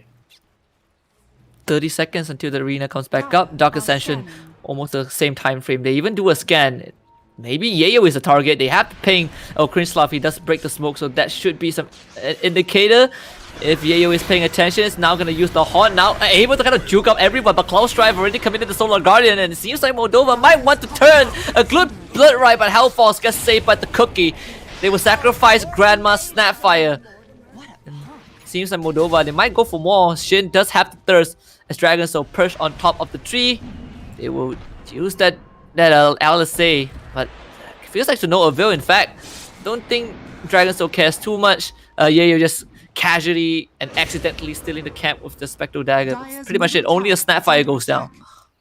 Yeah, Snapfire, big commitment. Haunt being used. A huge play from Yo-Yo there on the Spectre. Managing to juke out what felt like the entirety of the Mortimer's Kisses. Really just pranked Scorpsmurf there, and now they're going to sense blood. Yeah, and now with no Haunt, he's dead. Because Hellfox will claim it. The Spectre not doing too hot. And he's almost 1,000 net worth behind this Monkey King, but Monkey King is just generally a hero that does way more, at the mid game phase. So feels like Yayo, he really needs some space. Going for the Axe next, probably one of the default builds for Spectre right now. But it's gonna take him a while to get there. Another smoke from Syria, and they found Krishlav. Once more, Hellfox tries to get the kill, but this Mars wants some for himself. Level 9 on this post 4 Mars. I love what they're doing as well. He got the Keen Optic, so he switched from Blink first to Aether Lens, and he's throwing spears from the parking lot. Look at the distance he gets on these spears. He missed that one, but look how far it went. Just from across the screen. The arena does go to waste, but did clear out. I guess it did open up the map for them regardless, and it seems like Syria, they want to go on Yayo again with this flying vision from Dark Ascension, Toxic will just provide the information for Hellfox. They do have the Solar Guardian, they stun out Hellfox. One of his skills to follow up as B3 sets everyone on fire. Meanwhile, you have the Undying in the back line as Yayo with the help potions ruptures this Night Stalker. They have the Wukong's command to kill off Prince Slav. Yayo does get a kill on the Mars. Toxic can't really fly around with the rupture on him, so Moldova will be able to stop the aggression at least for a while. But they one more, and it's the Monkey King. Dragon Soul, he's already out with the TP. 1-for-1 trade. Yeah, I mean, these are all decent fights for Moldova. Unfortunately, they're just not getting enough out of what they're committing. They're bringing all their heroes. They're using the Horn. They're using the Solar Guardian. And they're just getting a support. We need to remind ourselves that this Mars is still the Pulse 4. You can look at these items to remember. God, they look disgusting. There's no boots. There's just an Aether Lens. He's got the boots of speed now. Now he's just gonna send spears from angles that you don't expect, you know. And the Snapfires, Smurf just got the Solar Crest. Even more damage and resistance, especially when you put that on the Monkey King. He is just going to beat everyone to death with his staff. Dire's bottom tower. In Moldova right now, you know, 6k behind, but they still kind of have decent control of the map, would you say? They've got what they need. So they actually just scanned out the Roshan. So they saw the Solar Crest bot lane. And they're starting to worry, are they going to be able to take Roche? That's another little objective. Are they going to lose in lane? Yeah. I mean, they just run at him. That wasn't even Dark Ascension, I believe. It was just normal nighttime. Of course, this Monkey King providing a lot of vision with the tree dance. Moldova desperately trying to look for an answer, and they do have this Mars and Snapfire, so both supports from Syria in this bottom lane. Tombstone will be committed, and that's going to be quickly taken care of by Scotsmer with a little shredder, and the Undying even goes down. So kind of a buy one free one scenario for Syria. And again, they actually committed everything for that. Again, Moldova were all there. They're playing so together that they're not able to farm. The only one with any semblance of farm right now is the Lina. Almost got the BKB, level 14 inbound as well. It feels like they've got so much riding on this Lina and the Spectre. Oh no. Yeah. It's nighttime, and good night to the Lina. They have the Wukong's command. Solar Guardian is not enough to keep her alive, as Yayo, or at least Cloud Strife, is going to lose his life. They get the Rupture on Dragon Soul, and Shin, he's coming in from very far behind. The Echo Saber on Toxic is just overwhelming. The Broomhand possessed Mars as well, and just a bit of extra resistance as the rest of Syria piled on to Moldova. Another team wipe in this middle lane, and this time it's 18 minutes in, and Syria, they're feeling really good about themselves. A 10k goal advantage. BKB almost done for this Night Stalker. Yeah, that's a disaster. Even baiting there with the Boundless Strike Jingu Mastery on the Monkey King. And we talked about it last game, and I'm going to have to mention it again with like Team Uzbekistan now, Team Moldova. It's starting to look like they have to throw. Like Syria has to throw to start this catch-up. 26-5 here. They're about to lose another one in the top lane. This Bloodseeker's just TP'd in, and he's already getting jumped on. Here comes the Monkey King. Just waiting for that perfect moment. And of course, the vision on top of the tree. Can't really avoid that if you are the Bloodseeker. And even this Mars, you know, he has the Aether Lens, and now he gets the blink. That's how rich he is. And of course, the spear sends Yayo into the wall as Hellfox drags him back. They are just kind of dragging him back and forth like a pinata. Yayo, he does survive as the rest of Moldova now show up to the party. Hellfox actually doesn't have much mana to work with. They Laguna and finally zap him down. That's a godlike streak given over to Cloud Strife. So this Moldova gets something in return with 4 members of the team in this bottom lane. They're looking to push down this tower. Or maybe not. They need to be careful here. The turnaround is still available. They're looking for the Monkey King Dragon Soul in the trees there, but once again, they do so much damage on the cores. Oh, I love the buyback. Okay. Caught out. Instant buyback to join the fight. Doesn't have the arena though, as Dragon Soul jumps in, gets ruptured. Starbreaker, the cookie. It's kind of puts him in the same position, still silenced by the Blood Rice, and then he goes down. The Spear does the end of the Yayo, now blinking for my love to buy back. The Soul Rip will keep Yayo alive as the Dark Ascension will be activated by Toxic. He's going after Jin, but there is Cloud Strike to keep him safe as Yayo once more protected by the grace of Klinstrav, but Toxic will finally use the Void to take him out. And Klinstrav also will fall victim to Toxic. Double kill for the Night Stalker, and Moldova lose 3 at the end of it. Yeah, what looks so good, they just overstayed their welcome, and now the Storm's up, they've found the Lina, and they're gonna just blow up another one, make it 4 kills from that team fight. And how does that count as a triple kill? What is the delay between the 2 kills? A good 10 seconds, I think. I think it's I'm not top sure if that was a bit close, and now Zin's been found as well. This is a massacre now. What? Oh my goodness. Wow. I have not seen that before. That's what the Aetherless and Kinoptic can do for you. Dire's structures are fortified. Yeah, this spear into arena, it is possible without the 2 items, but you need to be like frame perfect. But with both items, you can throw the spear and put the arena so far away from you that it makes the stun instant like that. And now they're gonna look towards the tier 2 mid. We talked about Roche, Husky. I can't see a way for Moldova to stop them from taking it. It seems like there is no avenues for Moldova to even contest it, right? Even in a fair 5v5. I mean, Syria, they are not really too... They're not really, you know, too eager to take the Roche. It doesn't feel like they need to at this point of time.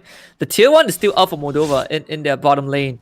So that's probably something that the Spectre can always utilize with, you know, to farm up when the waves are pushed in.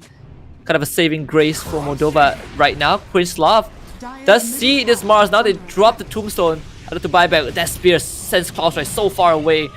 Not like it matters too much. They still have the Laguna and the Blood Right. Of course, the Atos on top of that. So it's a kill for Moldova nonetheless. And that was a dieback for Mars. So he's out for 70 seconds. But they will have to give away this Undying. Solar Guardian committed from Cloud Strike. But unfortunately, Hellfox still gets away with the Ball Lightning. They use the Haunt. Yayo now gets on top of Dragon Soul. They use the Atos to keep him in place. But Yayo is just going to lose his life. They don't have the damage to go through this Monkey King. And Hellfox once more runs out of mana a bit, but Toxic, he's behind. They have the Starbreaker, the cookie forward. It does kill off Hellfox regardless, but Grandma Mortimer, well, Grandma Beatrice is there. Another team wipe for Syria. Yeah, and again, they even play a bit too aggressive, and it still doesn't bite them in the ass. Like, they dive so heavily on the Storm Spirit. Hellfox running out of mana there. It's just showing the power of these cores. Look at how much farm Toxic has right now. He has the BKB, didn't even use it last fight. And now he's got 2 grand on top of that. So his next item, potentially a Basher, maybe an AC, it's going to come out really quickly. And top lane. There is the Shadow Step. They want Dragon Soul. Jango Mastery, look at the damage. He is healing up. And Jin is gonna man-fight him. Jango Mastery again. The cookie from Skull Smurf keeps him alive.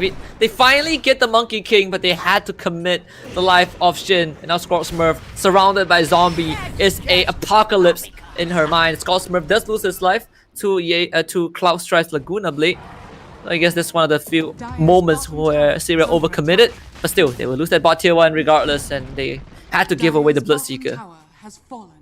Yeah, I feel like not buying a BKB here on Dragon Soul, he's actually building towards an AC on the Monkey King. That's a window that you can abuse. And Moldova did a decent job there. They lost the hero like he's... Oh no. They've found the Lina? Maybe not. Shadow Step again. This time no commitment from Moldova's side. Hellfox is 14 charges on her Bloodstone. Going for the Axe next. And he's 2,000 gold away from it. I mean, 2,000 gold will happen quite quickly. But even then, with the way that this game's going, I'm not sure if it's going to be enough. Like, you're looking at all the items coming up for Syria, and... Oh, Dark Ascension, what? Where is he going? Toxic's looking for blood all by himself. And he found Klinstrav. And Crippling Fear with the Silence. He's just doing so much damage. Oh my goodness, this guy's beyond godlike. Has he even died once? I don't... Yeah, he's 10-0 on this Night Stalker. Plus Dire's 20 middle strength tower is under on, attack. for the level 20 talent. You know, almost 3000 health. Kind of unkillable. Bottom lane, I think, still wants to fight, and he's still going. Forcing the buyback from the Dawnbreaker. The fight is already over. The rest of Syria, they are out. Forcing a buyback. Spectre still going down. Dragon Soul, he's going to be fine as well. Just casually gets out. And now the arena turnaround isn't possible, but he's still got the spear into the Meteor Hammer combo we could see. Dire are scanning. This guy is just full on, you know, control. The full on controller for Syria. Might have found someone to blink forward from the Mars. Yeah, very ambitious. Gets rooted down by the Atos, and now gonna be the Shadow Step from Yayo. Cookie from Scotsmith, keeping this Mars safe. Mars, I love to buy back, wants to get away. Essence Ring, just get a bit of health with the Blood Right, and the follow-up point from Yayo will kill him off. Even gets the Haste Rune. Is this a chance for Moldova to turn around? Maybe not. They have the Solar Guardian. Shin will be kept alive for a bit longer, but they're in the Wukong's command, and Cloud Strife has the Magic 1 stacks. Keeps himself safe. He's still pretty much alive, as the buyback will be used for Sin, but the Boundless Strike will just pummel Cloud Strife into the ground. Now they will turn their attention on top of Toxic. He finally gives up the godlike streak over to the Lina. Something that Moldova could be happy about, you know, throughout all of this chaos. Dire's top tower is under attack. Through all this, getting 2 kills is huge, and it slows down Roshan. That's something we talked about. 27 minutes in, still hasn't been taken, and looking at a Storm Spirit, he kind of needs it. Hellfox is building towards his Ags pretty rapidly, and Radiant's bottom I'm curious to see how they're going to abuse this timing when they have all these items up. Are they going to be able to get a good team fight? You know, Poglet, I just realized that there are 2 Cloud Strifes on the team of Moldova. So the Dawnbreaker and I guess Lina is a combination of both. He's both Yayo and Cloud Strife at the same time. So who is he? He's okay, pops the BKB. Hellfox has no mana! LSA, a Dragon Slave, and they got Hellfox, but the Boundless Strike and a Cookie forward. It's gonna land a kill for the Monkey King. Or at least this time it's the Snapfire that takes it. Dragon Soul ruptured up. 4 members of Moldova trying to get to him, but he does have the TP. They don't have a way to stop him. Dragon Soul, he still gets out. Yeah, I mean, that is a huge... Oh my god, they're going to turn it around though. Zin's in trouble here. It's gonna be just raked to death by the claws of this Night Stalker. They also lost Krinslav and in Arena Spear, Meteor Hammer from My Love to buy back. As Scotsmith offers the deceased some cookies to make them feel less bad, but there's 4 deaths of Moldova.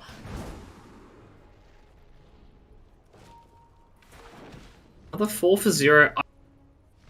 I'm curious to see what happens on the high ground. We talked about it Killed. last game. Dire's middle The game tower doesn't is under end attack. until you have a high ground defense. But look where I love to buy back is right now. Has fallen. I don't even know what he's purchasing. He's got no money for anything. He's thrown a bunch of mantles of intelligence on the ground. That's Dire's a show of structures are strength fortified. and confidence. He has a shard. Dire's middle barracks What is are this? under attack. He has 10k net. He has the same net worth as the Spectre. Well, almost the same, but man, for post 4, that is insane. Solar Guardian again, Monkey King, like you said, no BKB, and he's gonna lose his life. 83 seconds on the deck. Toxic running away. Scotsmith also on the run. Is Granny Beatrice. No cookie for another 2 seconds, and 2 seconds is way too long. Again, Hellfox comes in with the Vortex, past the axe, pulls 2 members back, and Toxic now goes to work, gets the bash on top of Cloud Strive on the Lina in this manner, and now a double spear from I Love to buy back. Oh, he's in, but they get the Atos and the Rupture. Starbreaker for Yayo's double kill. Storm Spirit also loses his life, and that is Moldova's kind of window to make a slight comeback. Daedalus completed for Lina. Yeah, I mean, their first big team fight won. A Daedalus is surprising, considering the Silver Edge meta that we're in right now. Committing to going all in on that DPS shows how desperate they were, and now Radiant structures are another team fight potentially. They're going to find another one. And this is gonna be Toxic, dead in the hands of Shin. They want more. They saw the Mars, and he does have the arena. But with the tower down, backup is not coming in anytime soon. He throws the spear, blinks to safety, tries to get away. Lina is looking for him, but won't find him. He does TP to safety. The breath of life, I would say, for Moldova. I mean, the best part of this is they're actually just leaving the Mantles of Intelligence on the ground outside their base. I still don't know what that was. That is the strangest BM I've seen in a while. Yeah, it's he he spent like what 400 and no, was it 400? Yeah, 420 gold. Yeah. 440 gold just to make it happen. So sometimes you just have to rub it in. It's a show of wealth. Do you reckon that's the meme? It actually did cost him 420 gold. Right. Like, I don't know. We will have to ask him one day because Syria, they're still in the driver's seat though. Like, all jokes aside, Moldova have had 2 great fights back to back, but they still need to turn those fights into some progression. We're seeing 2 tier 1s still up in the mid and the top lane, and now they're smoking, looking for a fight. This is what they need. Another good team fight victory where they can take the pick off before it starts. I believe they smoke under a ward, but nonetheless the fight is gonna happen regardless. I love to buy back. He's on the cliff. Hellfox drags 2 back with the vortex. In fact, it's gonna be Yayo on the mega kill streak. Now the arena finally drops down. They lose the Lina, but Dragon's so caught out once more. Buyback from the Lina, but Moldova, they are kind of winning out the fight. In fact, there is a Dark Ascension, so Toxic, he will be able to fly far and away.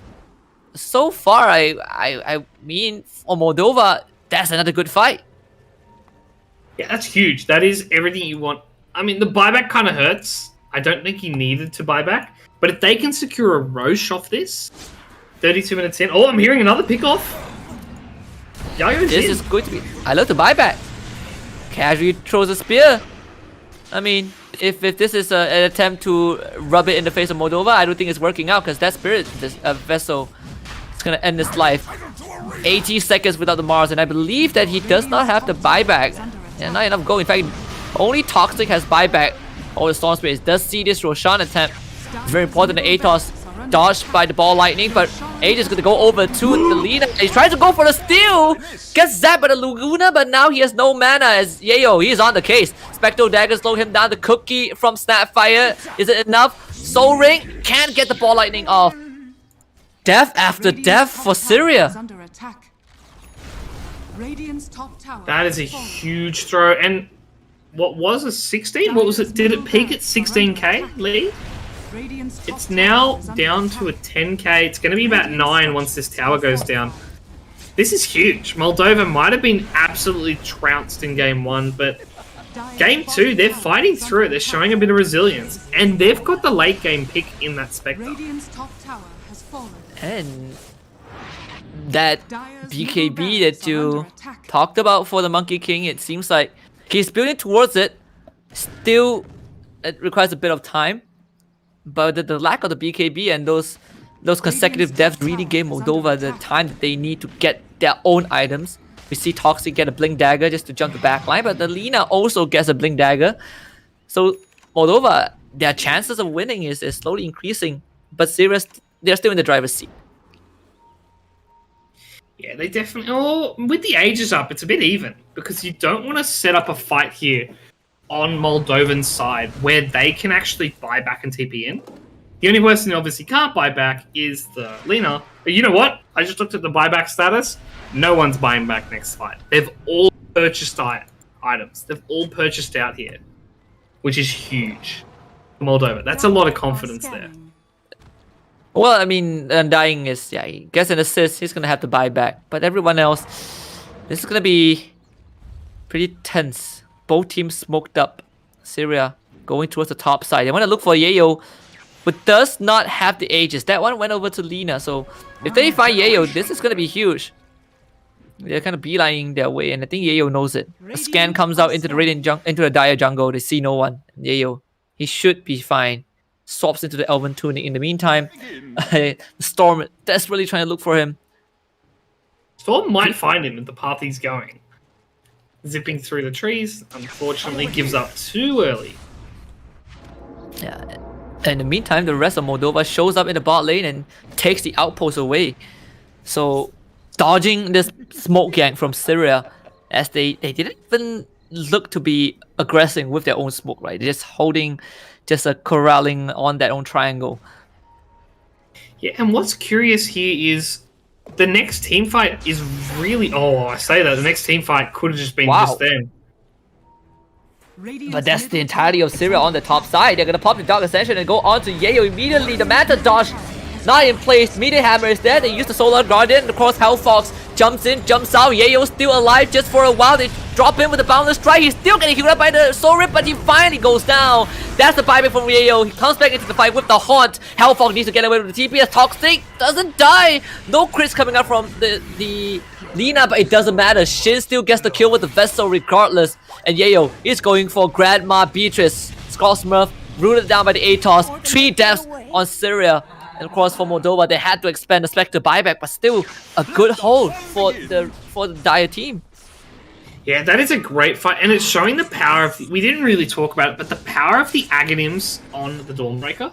That Solar Guardian now lasts for 6 seconds, gives 60% evasion, and he has the Holy Locket as well. So it's giving a lot of healing. What's the healing at? Like 150? Yeah, it's giving about 150 health per second. That's a lot for a Spectre who is about to get another kill. Yeah, Yayo, he's back for blood.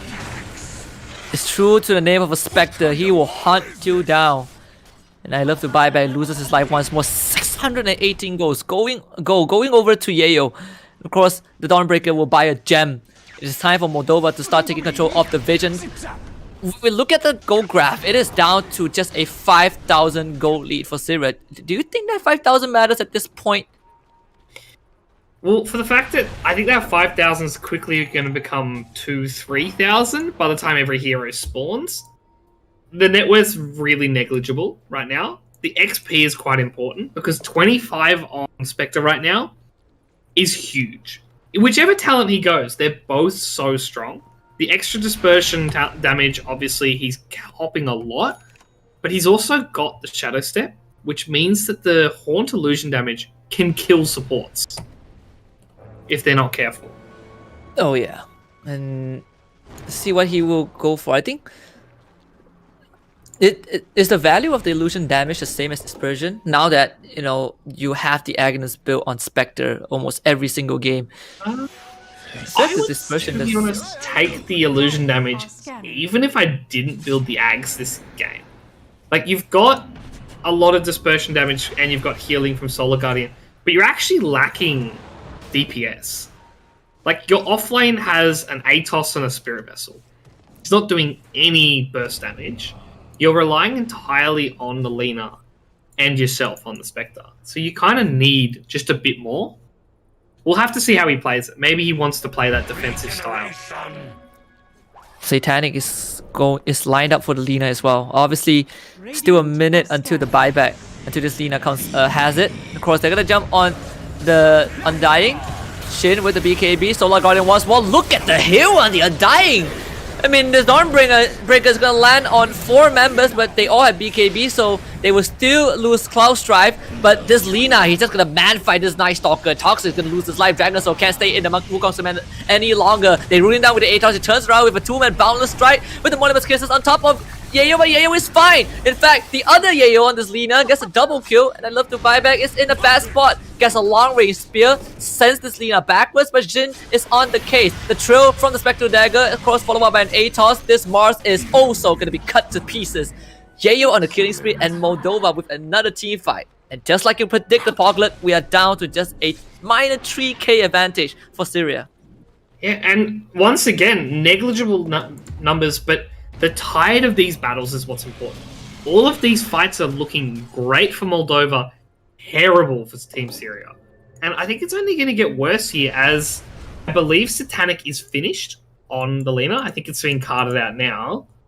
So now you don't have to worry about the Lina getting bursted. He'll have 3,500 health, he'll have a reset. And also, Spectre, he went to Dispersion talent, and he has a Scardian with 1,000 gold.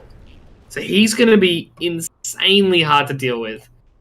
And on the other side, they haven't really built items in quite some time. Yeah, and Like- do you think that do you think that the BKB, just the late BKB from Syria led to this point, or do you think that maybe it wouldn't have made too much of a difference? Was it that Monkey King BKB?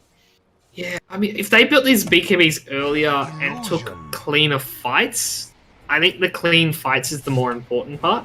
Because we saw that they seemed overconfident. They seemed like they just really wanted this game to be done. They were clowning around a bit too much. And Moldova punished them. And now that the panic BKBs are coming out, it's almost too late. The Daedalus, the Satanic, it's enough to burst through the BKBs. And now they're going to find another one. Toxic's in trouble. Yeah, they're just gonna horn on top of him, and he is just getting that. He's destroyed. Just the amount of DPS from this Lina is absurd. You know the worst thing is, Husky? They have an illusion in Roche, and it just spawned. Literally just spawned. So they're going to run straight to it. And that's the They might shard. look for a fight here instead. And yeah, the blink forward from the Lina. Even they committed the tombstone, and everyone from the side of Syria they got out.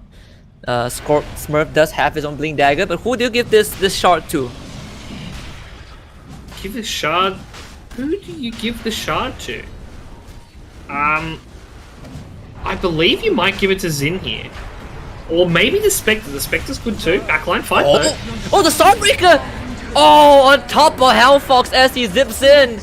That's gonna prevent any sort of steal and end in his death. All the timing from Cloud Strife. This guy is a wizard. That was probably the unluckiest moment in any Dota history. I mean, if you are the Storm, you definitely feel super bad about that. Two more kills going over to Moldova. Of course, they got the Roshan. The shard goes over to... Wait, I think Storm stole the shard actually. I just saw it in his backpack. Yeah, it's on the floor on Team Syria's side. So he managed to steal one. Radiant's bottom tower. Not the important item of the two, but it's still 1,400 gold in the bank. And this cascade of net worth and XP. This is the first time in both games Team Moldova has been leading. That's like an hour and a half of gameplay that they have not been leading. And here we are. Toxic with the wraparound Dark Ascension. I mean, they're bringing members in. The Storm is not up yet, and he has no buyback to join this fight. We'll use the Glyph. Of course, the Tombstone is going to tank the bulk of the damage from this turret. This tower. Heal back up by Cringe Love. Easy job. I mean, there's two Holy Lockets on the side of Moldova, so they don't really... It's so hard to kill them, right? There's no Spirit Vessel on the side of Syria, like, or Scardy or Shivas. There's no like health regen reduction. In fact, Moldova, they are just going to keep committing. Yeah, why not? Still with the Spear into Aegis. arena. Again, look at that Holy Locket.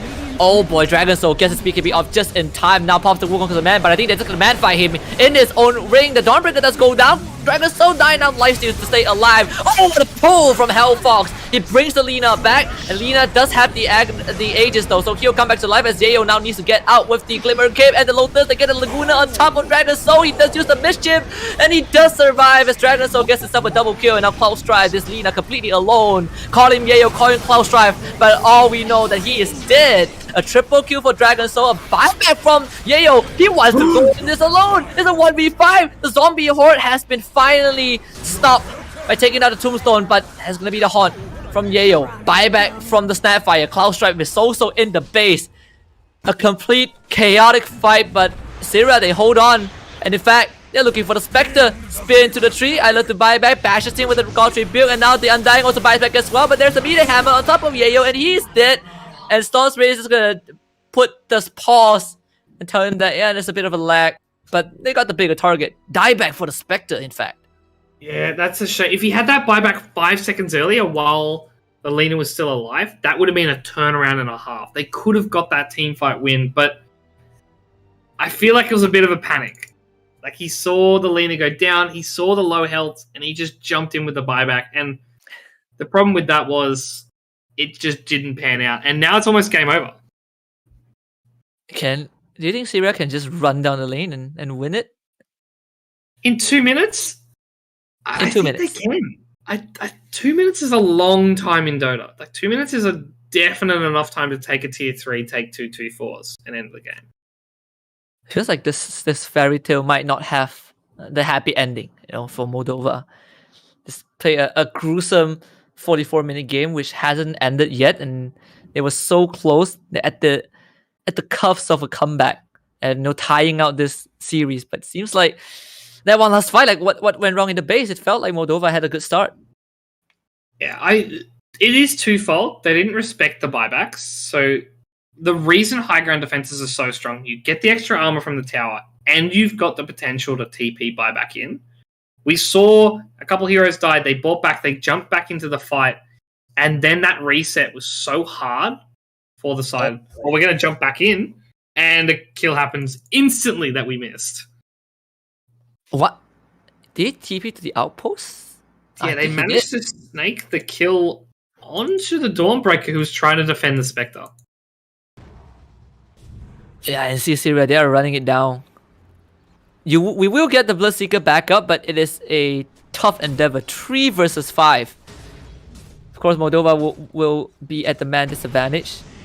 Of course, Dark Ascension used as well. Toxic is on the hunt. That's a Skadi. Skadi! Oh no. That's actually a disaster because that's a buyout he no longer has, and that's 4,000 gold he no longer has. That Skadi would have been so crucial for this defense. And now I don't know if they can do it without it.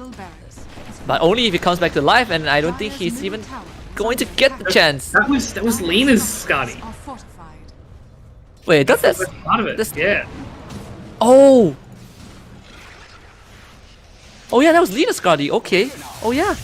Now they pull her back. They're gonna go for her. Lotus, Electric Vortex is there. Lena is dead. You say no buyback, no gold. Just GG. Syria at the very end, they still win this game. Definitely a closer one compared to game 1. Yeah, I mean, you look at the kills, you'd think, oh yeah, it was a wire-to-wire victory, but Moldova honestly should have won that game. A bit of miscommunication on that high ground, a bit too much panic. I think that buyback on the Spectre was a bit of an issue. I don't think it needed to be done. And unfortunately, it does mean that they do go down 0-2. But they show signs of life, and that's sometimes more important for a team to actually build that momentum. And it definitely does shift the narrative a bit, especially when we came into game 2 and we were like, yeah, Syria, they gave Moldova kind of a spanking in game 1. And this looks to be a quick game too, especially with how Syria started off the game. Obviously, there were moments where the Radiant, they got really confident. They were dropping mantles of intelligence outside of the Dire Fountain. They were skipping BKBs, but Moldova was able to capitalize on those windows and almost made a comeback. So I think that's something that moving forward, it can help Moldova in their future series. Yeah, like I hope they play well. Honestly, that was a really good Dota for the mid game. I think their laning wasn't the greatest I've ever seen. Again, a team is only as strong as their weakest link, and if their weakest link's laning and they can actually get to an even playing field like that, that should be enough for them to actually start getting some wins if they high in their buybacks a bit better. Yeah, that definitely seems to be the case. I mean, both teams did have good plays. And obviously, other than the buybacks, I think we saw Hellfox with the 4-man Vortex. That really was also kind of a turning point. Regardless, Syria, they will close out the series 2-0 as Moldova were not able to tie it up with a potential comeback. We will call for a short break, but when we come back, it's going to be Czech Republic's turn to take on Georgia in another best of 2. We'll be right back.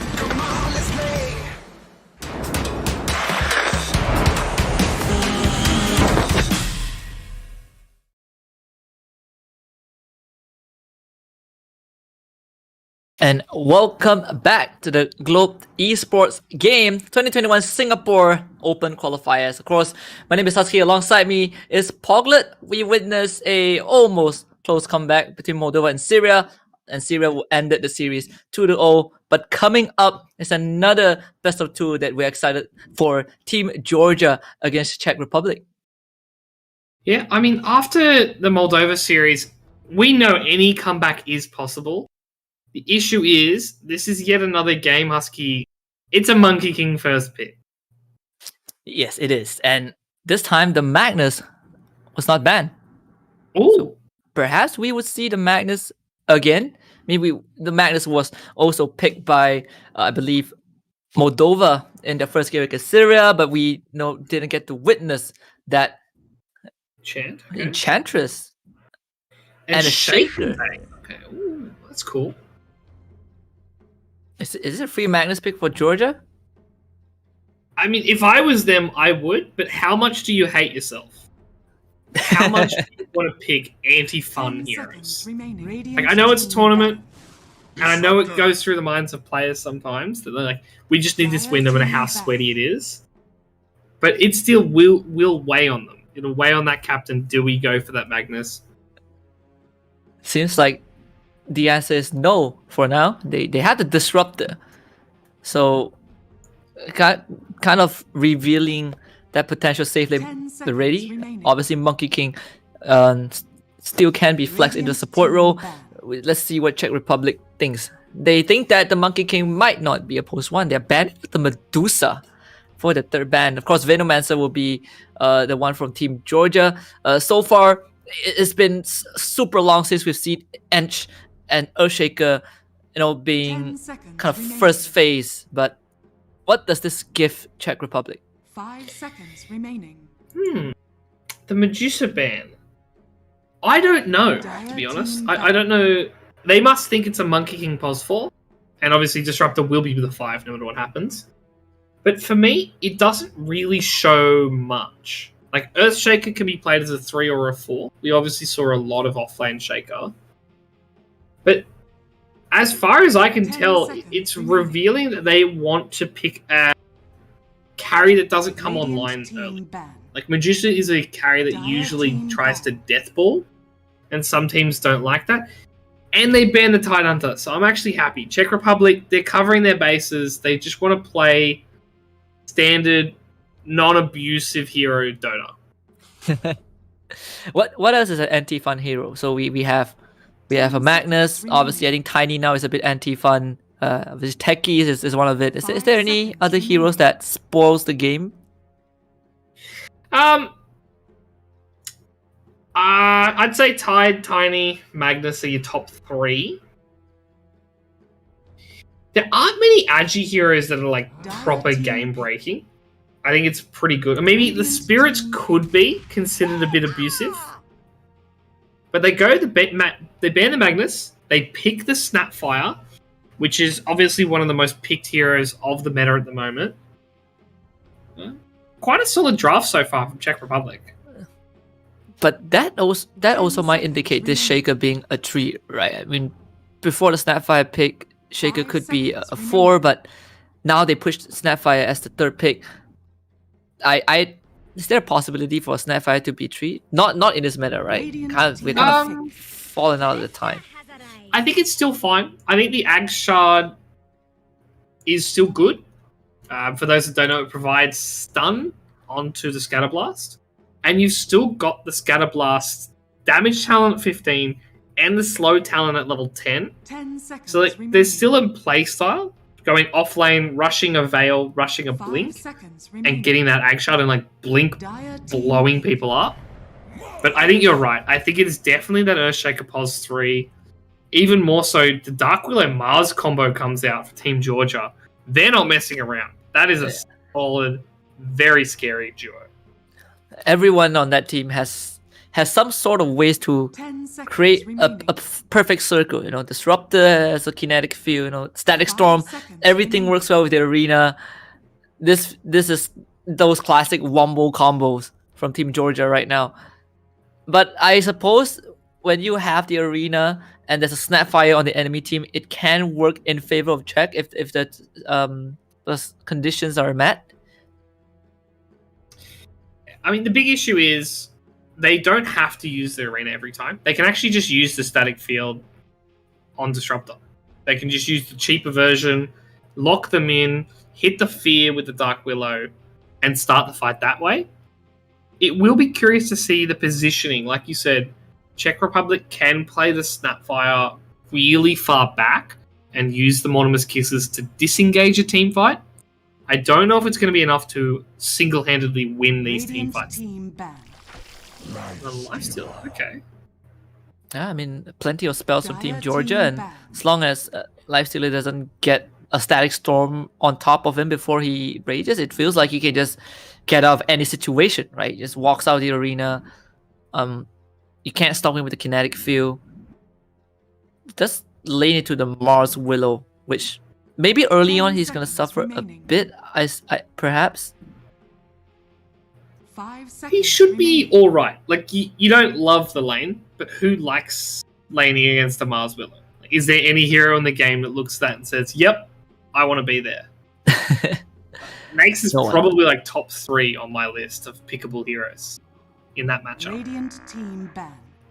Yeah, and Czech, they will get rid of the Razor as well.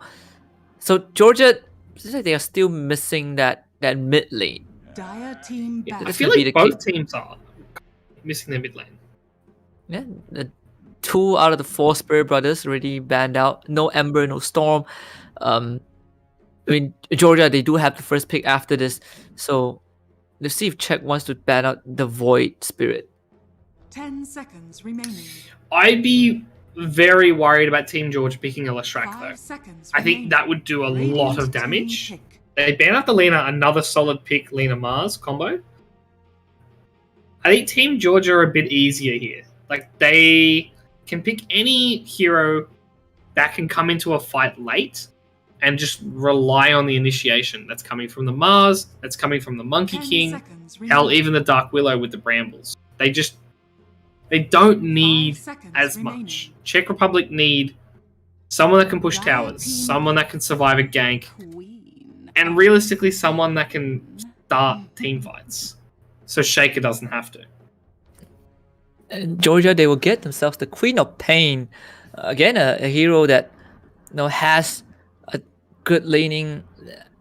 How 10 seconds big do you remaining. think the changes to the Shadow Strike? Right now, it kind of 5 heals you per seconds tick. remaining. Does it make Queen of Pain significantly better, or it just kind of bumps her up a bit in the tier list of heroes that you can select for the middle lane? Honestly, as dumb as this sounds, I know it's a huge upgrade. I feel like it's almost negligible. And I know that's wild to say, like just casually just getting free health in the lane just doesn't change the lane at all. But You may I now believe select your the hero. hero is still like at best going 2-1-4 and maxing that scream anyway. So it's not even that big of a deal. It's just a bit of peace of mind. It means you might not need to buy a salve in the lane, or might not need to buy another set of tangos. That'd be it. It's been a long time since we get to witness, the puck into the Queen of Pain mid. The meta has been dominated by just spirits and a tormented soul. So it's good to see Queen of Pain and Puck kind of back and face off against each other again, at least for this game. But right off the bat, just by looking at the draft, which team do you think kind of which team did you prefer in terms of the lineup? I would always prefer playing Team Georgia's draft just for the Mars Willow combo, but it's quite close. Like, I could definitely see this Shaker Snapfire doing a lot of work, this Lifestealer getting out of control, and like you said, Puck is a really stable pick, and it has been for a while. Like, every meta, there's always Puck being pickable, and it fits all the things they needed. They needed something to initiate, something that can survive a gank, and something that can slow down the push.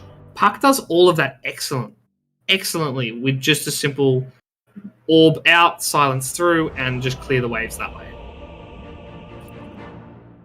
Yeah, and of course, a close game seems to be what's most likely to happen.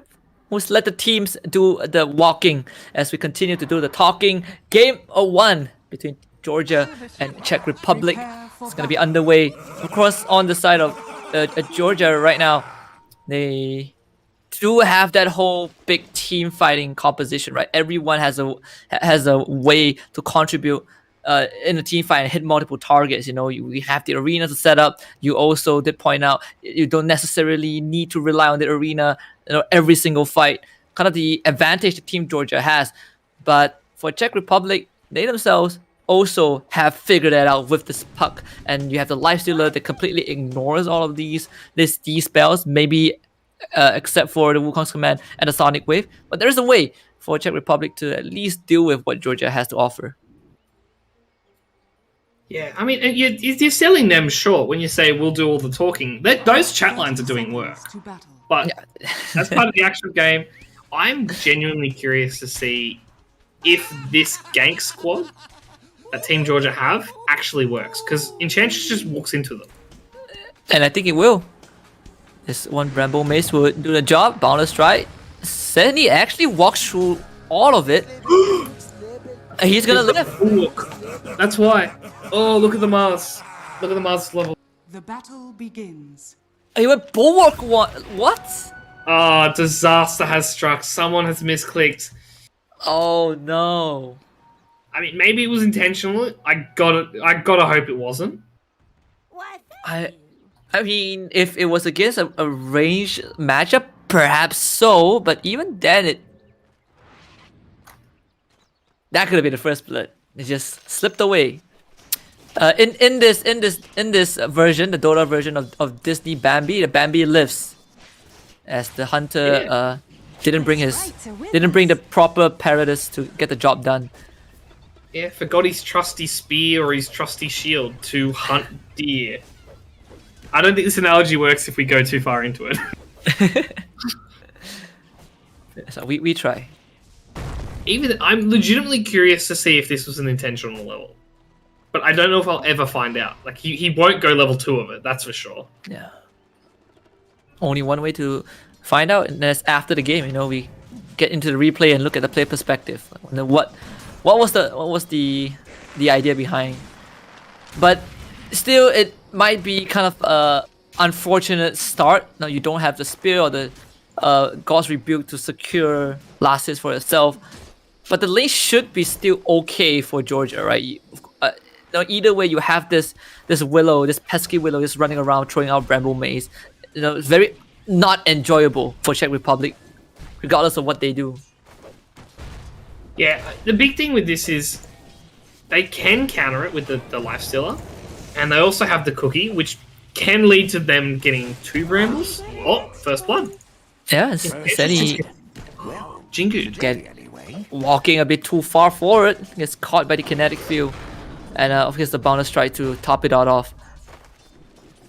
But this Shaker offlane, so we've been seeing it a lot, and it's been really popular, right? A Shaker morph obviously is one thing, but Shaker just being an offlane itself, I think back then is kind of a very far-fetched idea, but what changed that made Shaker such a playable position 3? Honestly, I think it always was. People just didn't have the balls to do it. But now, with Sol Ring, with Bracer, with Treads, all of them being quite accessible, like there's a lot more farm on the map. He can buy all 3 of those strength items and a Blink Dagger all before the 20-minute mark, which is huge. As far as spells go, I don't think any of these spells have changed nearly enough to warrant a huge resurgence. It's more just people are okay with picking this hero into uneasy matchups, we'll say. And middle lane as well, the Queen of Pain. Take a lot of damage. The Shadow Strike. It's not really dodged by the phase shift, and yeah, both mid laners kind of escape with a lot of wounds. Of course, Tricky will be able to recover health just slightly earlier with the bottle charges as Oshka just clears out that wave. Bottom lane once more. It's gonna be Nande trying to go onto the Shaker with the Boundless Strike. The body block from Senny might just be enough, as Hoodie will walk away with his life. They also got the Disruptor during the entire scuffle. Yeah, that is huge. And surprisingly, we talked about the Shaker maybe having a bit of a rough time. He does get sent home, but up until that point, he was even on CS, and now Enchantress gets to get XP. And a high-leveled Enchantress is very scary. Once you get that untouchable, this Monkey King can't solo her, or at least can't do it easily. I think early on we did see, the courier of Monkey King just respawned. It actually got picked off with the Orb of Corrosion in it. So that kind of explains why he could not finish the kill on the Shaker. That's good work from the Enchantress now. Paloki wrapping around the tree lines, trying to look for Muffin, but good movements from this Dark Willow to make it out. But so far it seems like, at least for this top lane for Czech Republic, even though this Lifestealer has slightly less last hit than the Mars, but things are still going pretty well. Oh, top lane? Willow might be in trouble here. Cookie Scatter Blast, but the Shadow Realm's gonna keep Muffin safe, and he even uses the Bramble Mace just to make sure that Paloki doesn't get close to him. Does accidentally drag a wave with him, so that's gonna be delivered directly to the Lifestealer. Yeah. And I'm curious about this mid lane. So, as far as last hits are concerned, it's pretty much even. A few more denies. Oh! How did that happen? Top bot lane again, another kill. Yeah, Nande, he really wants those Jingu stacks. But there's the Nature Attendant and misses a Boundless Strike. Cause a shockwave from the Satyr comes through. He should be able to get out regardless. No mana on the Satyr. Yeah, it's Monkey King. Able to stay alive with his life. It's no regen for him though. It's gonna be coming in from the side of his Disruptor. Salve him back up. He's gonna try again. Oh, this Mischief is great. dodge on the Fissure. Hoodie might die this time. And he's dead. Radiant's courier has been killed. Yeah. And again, more trading in the mid lane. But this bot lane is not going the way this MK wanted. Like Nandi, I think he just wanted a casual game of just whacking creeps. He is 2-0. He is top of the net worth, but I feel like it could go a bit better for him. He could try and lock down and deny some of the last hits that Hati is managing to get. Yeah, you can see the Paloki. He is out of position, uses the cookie, jumps into two mazes, and he's pretty much going to be dead. Should give the Shadow Step, Shadow Strike, across Dream Qual. Say orb from Hoshka. Just have to waiting for the silence, but not enough damage as Nande gets himself a killing spree in the bottom lane. The Shaker not able to protect his dear Bambi as Nande still wants to go for more with the Primal Spring into an Enchant Totem. Won't kill the Shaker, but Georgia, they're getting kills all across the map. Maybe Hoshka can turn it around. The Curse Crown stun him, but he still has the Illusory Orb and dodges the stun with the Phase Shift. Yeah, gets his bottle refilled no less. So, a really great mid lane situation here. They haven't used the Sonic Wave though. So like, there's still that kill potential looming if he plays too aggressive in this lane. And you can see that this game at least, both teams a bit more active with their movements. I mean, the first two we saw pretty stagnant. Or one is fight heavy. One has the game just now a bit stagnant in the beginning. But these two teams supports. In fact, I feel like they are doing a lot of the work. Ench trying to really win the lane for that Earthshaker. They get a cookie on this Lifestealer, Hemi on Toy FK. This Mars is still pretty much safe with a damage reduction, but Nande once more escapes death narrowly. Yeah, being left alone in this lane is really worrying. The Disruptor obviously hasn't come back in. They're going to TP now, but it's another cell that's going to have to be wasted. Or used, rather. I shouldn't say wasted. Another now cookie. This time they have the Dream Coil, and this Mars is not going anywhere. Curse Crown dodge once more. Well, not really dodge, but the orb jaunt from this puck. Nonetheless, they still lose the Mars, and Hemi getting that kill is super worth it for Czech Republic. Yeah, a great rotation, and it's stopping the potential level 6 arena. I say that he actually doesn't level arena. He's level 6 on the Mars, he has 3 levels of Spear, and no level of arena. Do you think that's intentional? Or does that... At this point, man, I don't know. I don't know if is baiting us or just having a laugh. He has a really early armlet though. That is a very early timed armlet. That's something that we did see as well, right? Like if the armlet build on the Mars. Let's give him that extra health and damage to work with as the Monkey King loses his courier once more. But there is a rotation to bot. And Tricky is going to keep Senny in place. Still level 5 on this edge and it's going to be quickly taken care of. Yeah, I mean, not what you wanted. I think Team Georgia were looking for this Earthshaker, who just, by the way, got level 6.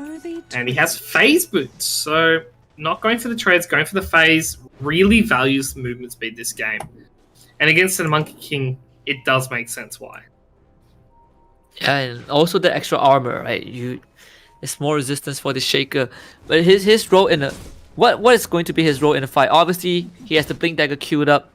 Probably the axe afterwards. But what is his role for the team right now? Obviously, for Georgia, they have a lot of ways to start the fight. But for Czech Republic, where does this Puck and Shaker come into play?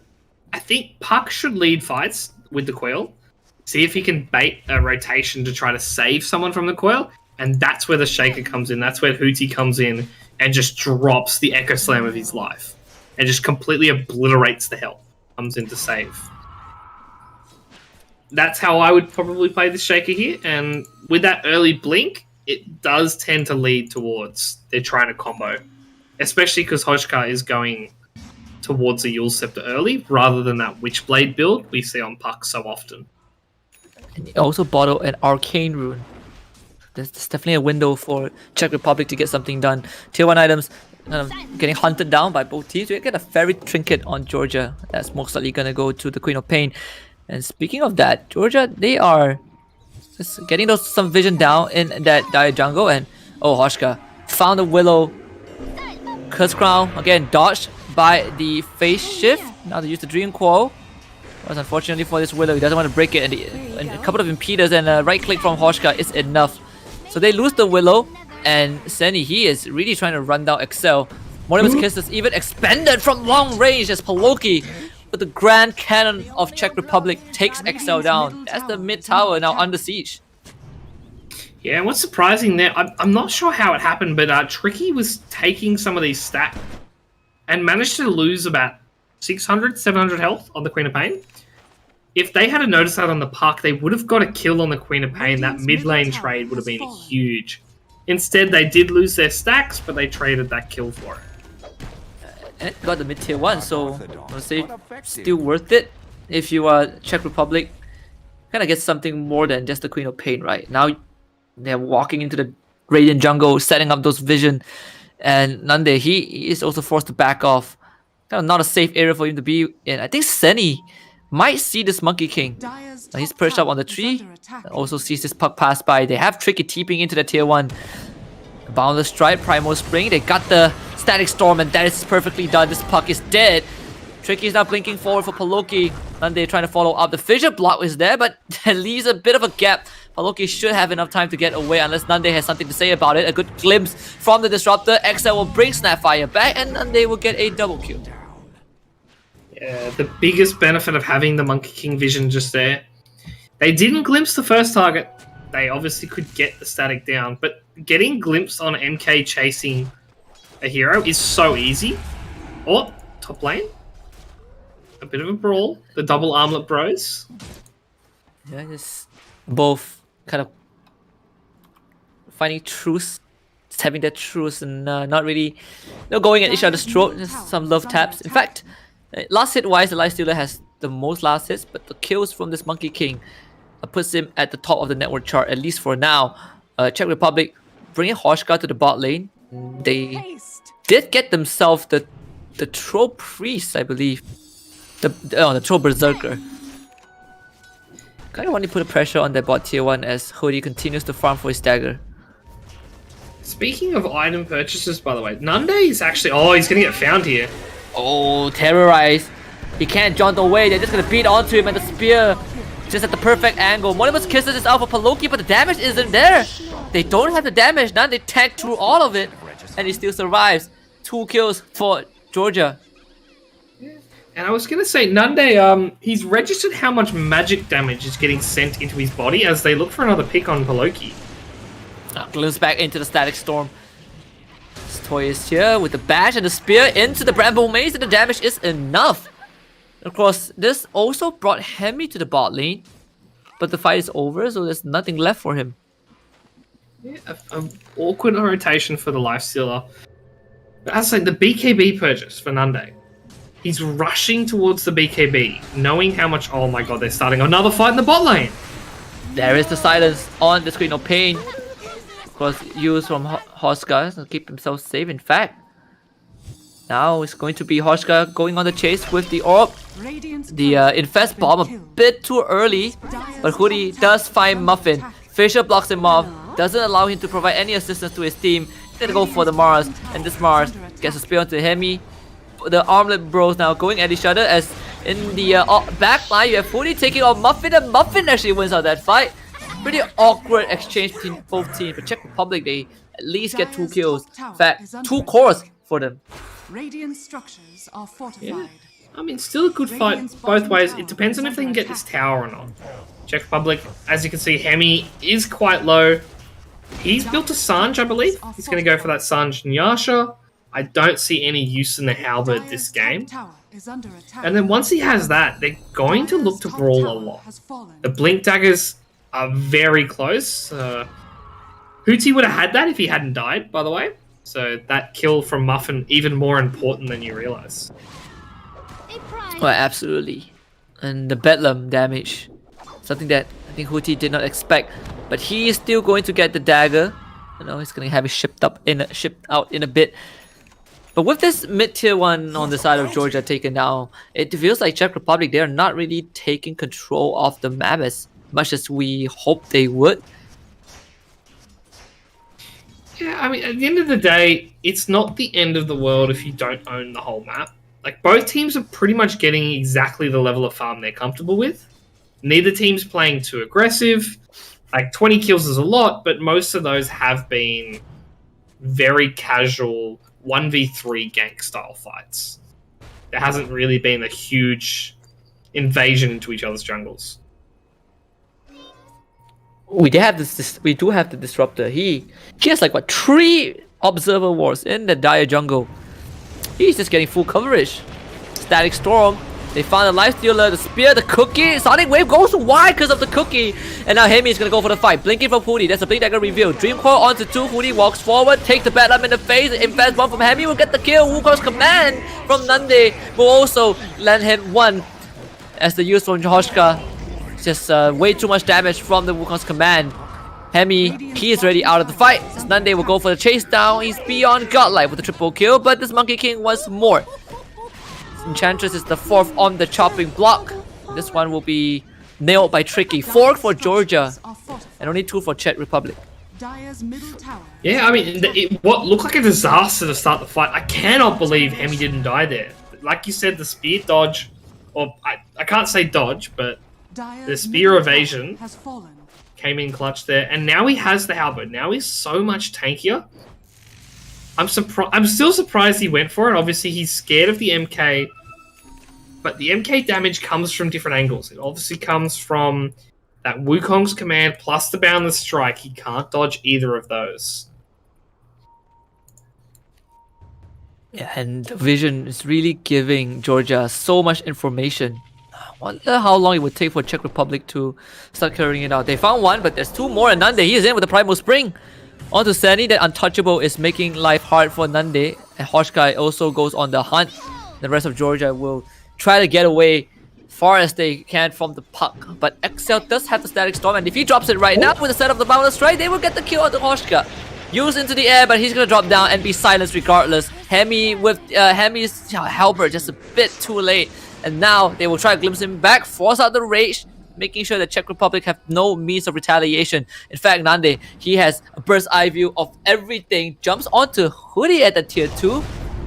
This is gonna stun him back up, and Nande pops that BKB, turns around with the Boundless Strike, hits the creep wave, and goes back to full health. And Hoodie, he is now on the run as you hear the Bedlam and the Curse Ground on top of Hemi, and Hemi is going to be dead as well. Now they pop the arena. Monimus Kiss is raining through with the help of the Fisher. They take out Excel, but Seni is in danger as Nande just slowly beating him down. The spear goes wide, but Bambi will still die to the Monkey King. Tricky also on the hunt for Hoodie, and they will find the Shaker. 4 kills for Georgia once more. Yeah, and once again, another really unlucky fight. Nande, by the way, we talked about the BKB purchase. It ended up being incredibly clutch. The BKB turnaround, boundless strike. I can't believe he got 2,000 health from one click, but here we are. And it's another fight where they don't actually get to utilize the Blink Dagger on the Earthshaker. Yes, he got the Echo Slam off, but it was on one target, no creeps. It was just on Nande's head. And it's probably what lost them that team fight, not being able to have that extra bit of damage from the creep wave. I wonder if Nandi saw the creep wave when he went for the boundless strike, because that definitely kind of became the turning factor, right? It was one hit away from death. But they did have a ward in the lane, so they should have. They just de-warded it. Basically where the Earthshaker is standing now. 5k goal advantage for Georgia. They don't plan to stop this for now. I mean, Hemi on this lifestealer is 4-1. The only death was from that fight just now. But Czech Republic, it feels like they are kind of lacking in the damage department. They do get the jump onto the Mars, but he does have the armlet. Drops the arena, still loses his life regardless. Hoodie once more called out. But Czech Republic, they found the disruptor. The Terrify is used. Of course, you get the cookie. Start onto 2. Hemi goes to town. Gets himself a double kill. But he can't really fight Nande, who has the bullwhip. Slows down this lifestealer. The evasion from the Heaven Helper is going to help out well. They cut the tree. They bring the monkey down to his knee. Now they just need to beat him a couple of times. And Hemi will get the triple kill. That's Czech Republic finally finding a good fight. Yeah, and it was off the back of a smoke that was almost wasted. They smoked up and then Hootie grabbed the outpost, or at least attempted to grab the outpost. So, surprising fight there. No Echo used, and obviously the coil is up in 30, so they might look to do it again. I'd like to see them grab another smoke and just launch straight in, use the Mortimer's Kisses this time as well, and if they win another team fight around this area, Roshan's looking very, very doable for the side of the Czech Republic. And here we go, another smoke. Just like you requested, the smoke is out. Because Hemi, he will farm out the triangle. 200 go away from his Desolator. He's gonna go into a Hoodie. Or maybe Hoshka. There you go. Yeah, I think Hoshka's better. You want to lead with Hoshka and then jump in with Hootie after the Static Storm gets dropped. Smoke does break. They found the Monkey King. Solo Echo. They blow him up. One of his kisses raining through as Paloki rains down fire. Dream Qual finding the Disruptor. Static Storm only catches onto 2, but there is the U-Scepter into a Spear follow-up. Doesn't really matter though. The drum is dead. The Sonic Wave and a Terrorize in tandem, taking out the puck. Now Hemi is in danger. Pops the Rage and he's gonna TP out. The fight is over for Czech Republic, and they now want to salvage as much member as they can. Paloki, he has no chance of surviving this, but maybe Seni does. Well, at least he gets a kill before he goes down. The Bedlam is from extra touch of damage. 3 deaths on Czech Republic. Yeah, I mean, three for 2 trade doesn't look good on paper, but then you realize that the Monkey King went down. The top net worth hero went down. He has what looks to be half of his Deso completed, another Mistral Hammer on top. So I'm curious to see why he didn't want that Skadi up against the Lifestealer here. But going for that Deso, they want a way to do the Roche. And it feels like I'm talking about it ad nauseum, but that's just how important that first and second Roche is, that both these teams are really, really needing it to secure these team fights with how much burst is coming through. Yeah, he is. Do you think that maybe the Deso does give extra damage to Nande, but just slowly delaying that Skadi, is it? I'm worried it would come and bite him in the back, but in the back later on. Or do you think that this Deso is completely fine? If they win one more team fight, it'll look great.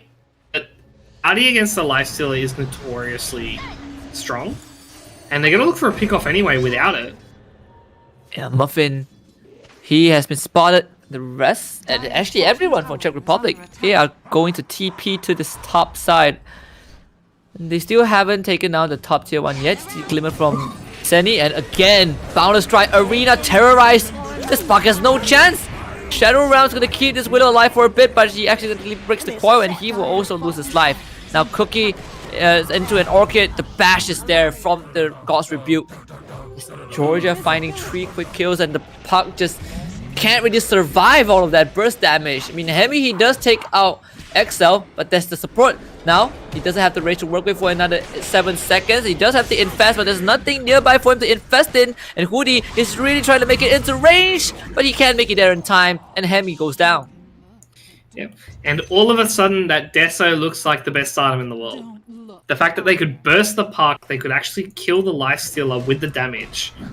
In fights like that, where you could just take pick off after pick off, you want to maximize damage. And Nande, he was able to get a pretty clean fight, didn't even need the BKB, and now he has the Aegis to boot.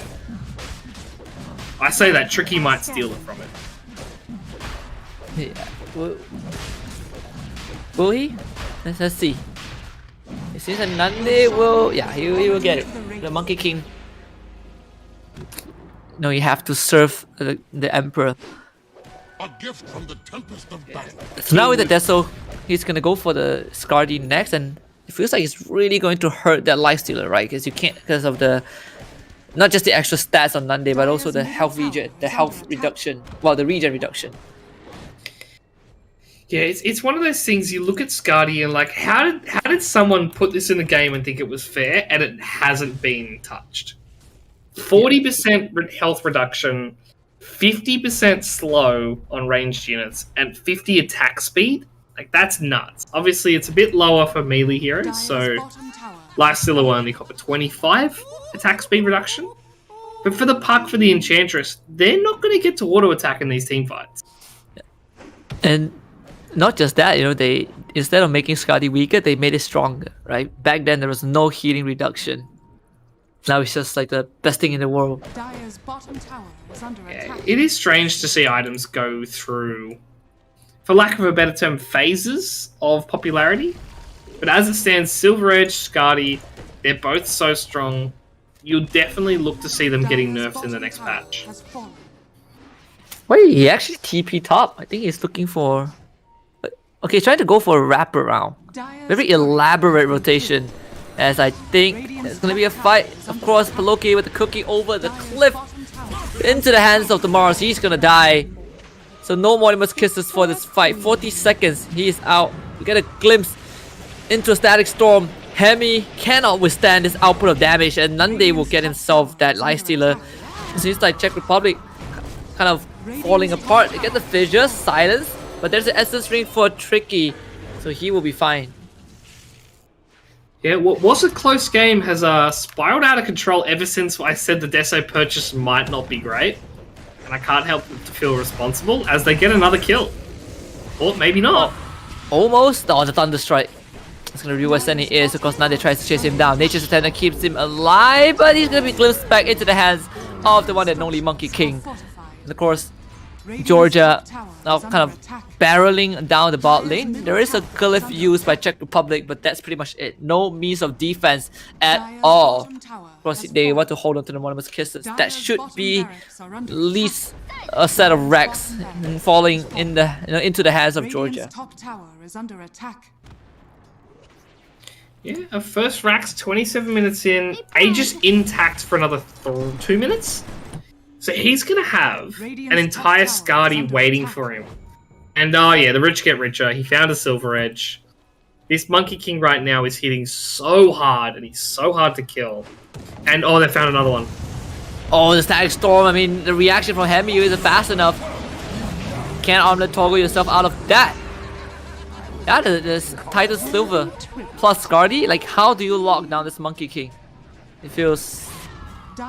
miserably hard as Nande. Oh my goodness, just I have 3 shots at the end. They do get Fissure block, but it's not really a big deal. is under attack. What's wild, I didn't even realize this. Like, I knew Nande was getting a lot of kills. He's 21-2. Wait. Oh, he really is. Where did the rest of the... Oh my god, huge combo. Okay, here we go. Echo only for the Aegis. Because right now, the Aeon is gonna keep this puck alive. Hoshka, does he have more? The cookie! Doesn't matter though, the spear pierces through him.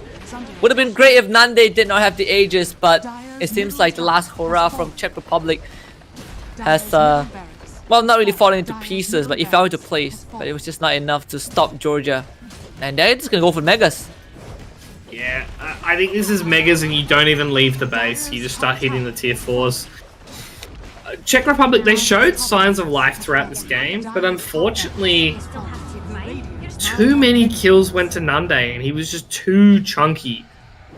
Like, even with the Mars questionable leveling system, I'm still gonna ask the guy what happened there. I need to know if Toy did it on purpose. And now the answer. And there we go, the fountain dive. Of course, the arena blocking all of that projectiles.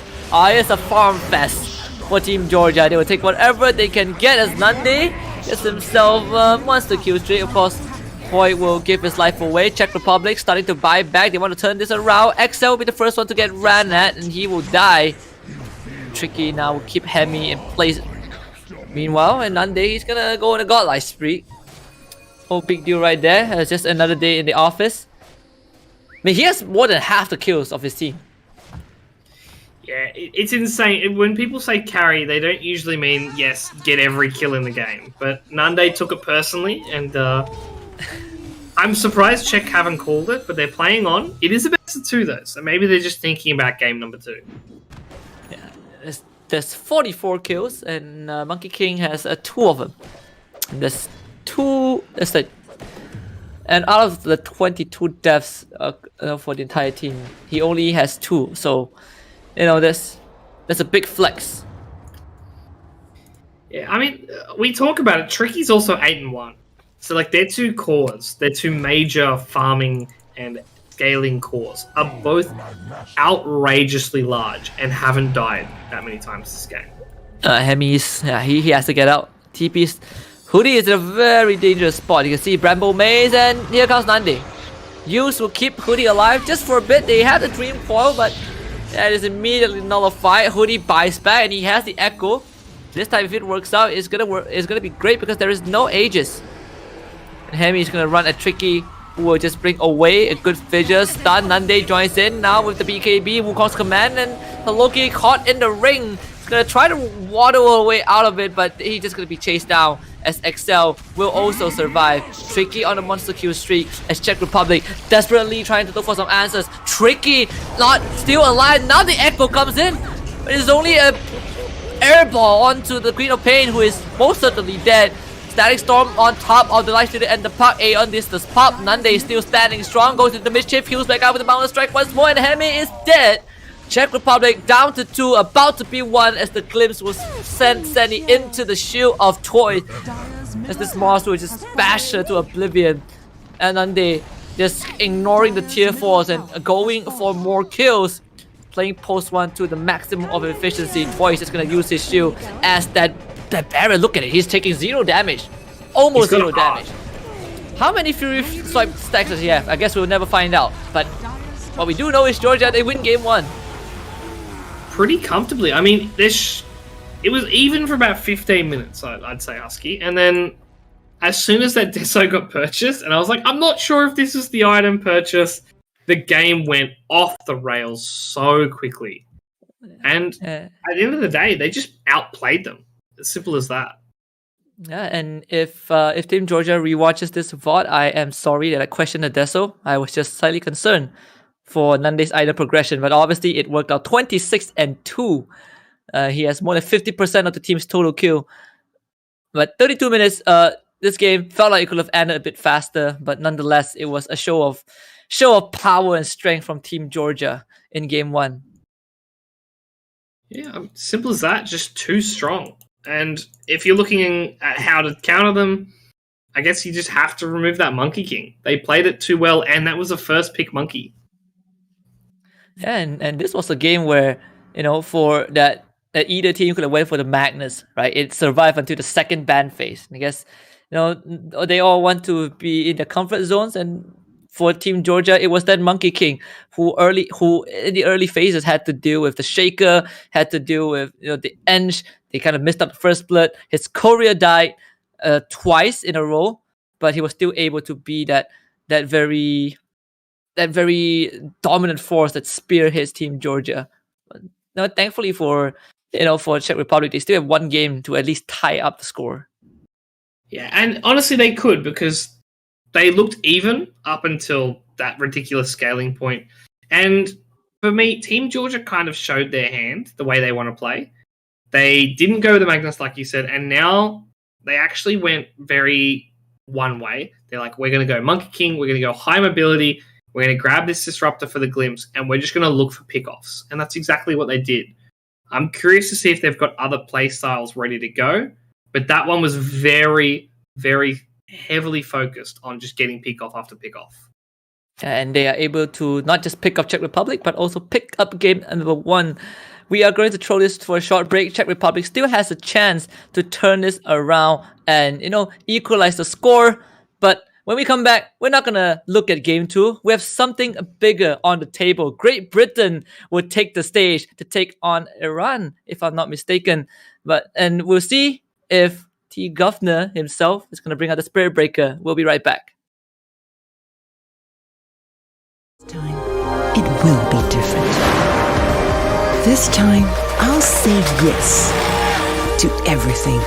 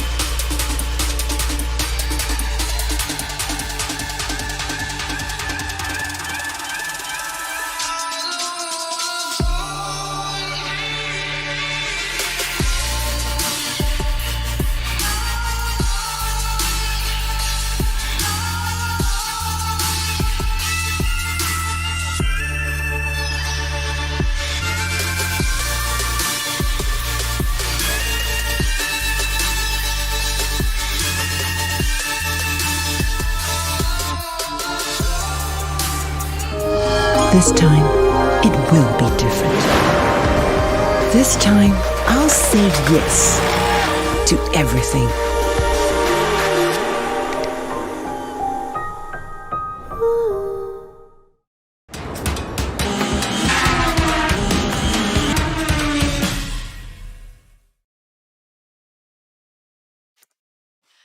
Welcome back to the Global Esports Game 2021 Singapore Open Qualifiers. This one, we are heading over to Europe as we prepare ourselves for probably the most exciting match of the day. Great Britain takes on Iran once more. I'm Husky, joined by Poglet, the Spirit Breaker connoisseur. What are you looking forward to other than a T Governor on that Spirit Breaker? Truthfully, I'm not sure we're going to see it, but these two teams, I mean, we talked about T Governor. He's like obviously an excellent player and an excellent analyst. He brings a lot of knowledge for Great Britain, so we know they're going to draft strong. We've actually been able to see a bit of it already, and we've already seen Iran, and we know they're a really good team. So this could shape up to be our longest series of tonight, and also our best series. I'm hoping we don't jinx it because Caster Curse is a thing. And we've definitely seen it before, and we'll be jumping in soon. I'm hoping for some good Dota.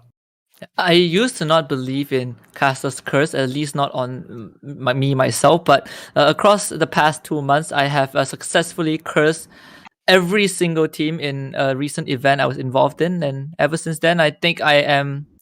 Everyone was calling me the Curse Prophet, and I don't know if I should. I don't know if I should feel proud about that, but it does seem like a good name for an upcoming Dota hero after Marcy, you know? Yeah. I mean, Kyle, the caster, he's literally made a career out of being wrong. So there's room in the Southeast Asian region for a C version of Kyle. You could just take that mantle up and just get everything wrong and just be like, if you bet against me, you're a genius. I do think that, you know, it takes skill to be wrong at everything. It also takes skills to be right at everything. So it's kind of like, which side do I want to be on? And it seems like fate has it, I am destined to be on the side that is not right. Maybe it takes more skill to be wrong every time, because you can get lucky, you can get one win, but to be wrong every time takes dedication. Yeah, I suppose you know, maybe next year for TI 11 they will release something that the more you get wrong, the more points you get. I don't know. It could be a good idea. Why hasn't anyone done that? I guess it's very easy for people to just intentionally get things wrong. So yeah, I was gonna say, I feel like it rewards A, being an idiot, and B, actively throwing.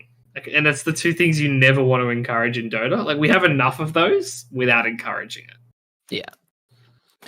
But just to give some context to our viewers when we go into the draft later, so we had to remake the lobby, but with all the drafts intact. So we will go into it later on with kind of an all-pick situation so that the teams can just get their heroes in and get the game started. We're still waiting for the lobby to kind of be set up at this point. So we've been able to take a peek at the draft. You know, we have, you know, Great Britain, they have the Monkey King, Legion Commander, Disruptor, Ember Spirit, Skywrath. Whereas for Iran, they have the Phoenix Shaker, the Venge Morph, and the Medusa. So tell me more about the draft, you know, from these two teams. Well, I think Great Britain's draft, it'll come up on the screen in a second, so it'll make it much easier for the viewers to understand. But Iran's draft is the one I want to focus on because you mentioned it. It's a Morphling, Medusa, Venge, and Shaker. That's a lot of core power. And as you see, it's going to be sent on the screen here. That is the greediest lineup I have seen in a very long time. This is going to be super interesting. I mean, you can't get greedier than that, for sure. Yeah. You could try. You could definitely try. I don't know if you could get a win out of a greedier lineup. This could just be on the brink. Pos for Earthshaker obviously is its natural position in my mind. But the Medusa plus the Morphling, I feel like they do the same thing. They do have the Venge, so this is clearly, one of those games where the Venge just provides the aura. It's gonna get the axe that we saw earlier on in one of the games. But I think one of the ways to be greedier is, of course, they just get Midas. Morphling gets the Midas, Medusa gets the Midas, Venge gets the Midas, and I don't know. How greedy can you be in a game of Dota? Okay. There's no Battle Fury purchases, so I feel like this isn't the game you could like max out on greed. Because max greed would be what? Everyone builds a Midas, everyone builds a Radiance, everyone builds a Battle Fury, and everyone builds a Mjolnir and a Boots of Travel, and that's your item set. I think that's the greediest you physically can be, and you have to have a Lone Druid so he can build 12 items. Yeah, that definitely makes sense. I don't think what else. Arc Warden? Like Arc Warden, that greedy because you get 2 of the item, but you only pay for 1 of them. Yeah, that's efficiency. I think Lone Druid would be the one that you have to invest in like 2 different heroes essentially. But and then you're playing Lone Druid, and the hero is utter garbage. Yeah, right now is. Thank goodness that Lone Druid isn't a thing. At least for now, like. I remember when Lone Druid. Don't jinx it. Someone just gonna come up with a Lone Druid in the next game. We'll all be. What were you saying? Well, no, I was just saying that when Lone Druid was a popular pick, my life was miserable. Can't play the game. In Lone Druid, his bear is a bit smarter than usual bears out in the wild. Common knowledge that you watch from WikiHow doesn't work. You can't play dead because the bear just mauls you regardless. But isn't it if it's like brown lie down, if it's black fight back? So they just change the color of the bear to be like a black bear, and then to fight back on it because it's like that brownish ochre color. Yeah, that's what the problem is. The problem is there's a cosmetic that makes it a panda, right? So that one is that you can't play dead, you can't fight it. It's an exotic species. But see, you run with this very greedy lineup. How do they kind of play the early phase of the game? Like, do they just farm it? Is there anyone that can make a move around the map? So the big thing with me, it's very greedy, yes, but Morphling is a natural mid laner up against the Ember. You pretty much can't die because of that attribute shift. And for the same, Medusa will get harassed here by the Skywrath, but even then, the matchup's still playable.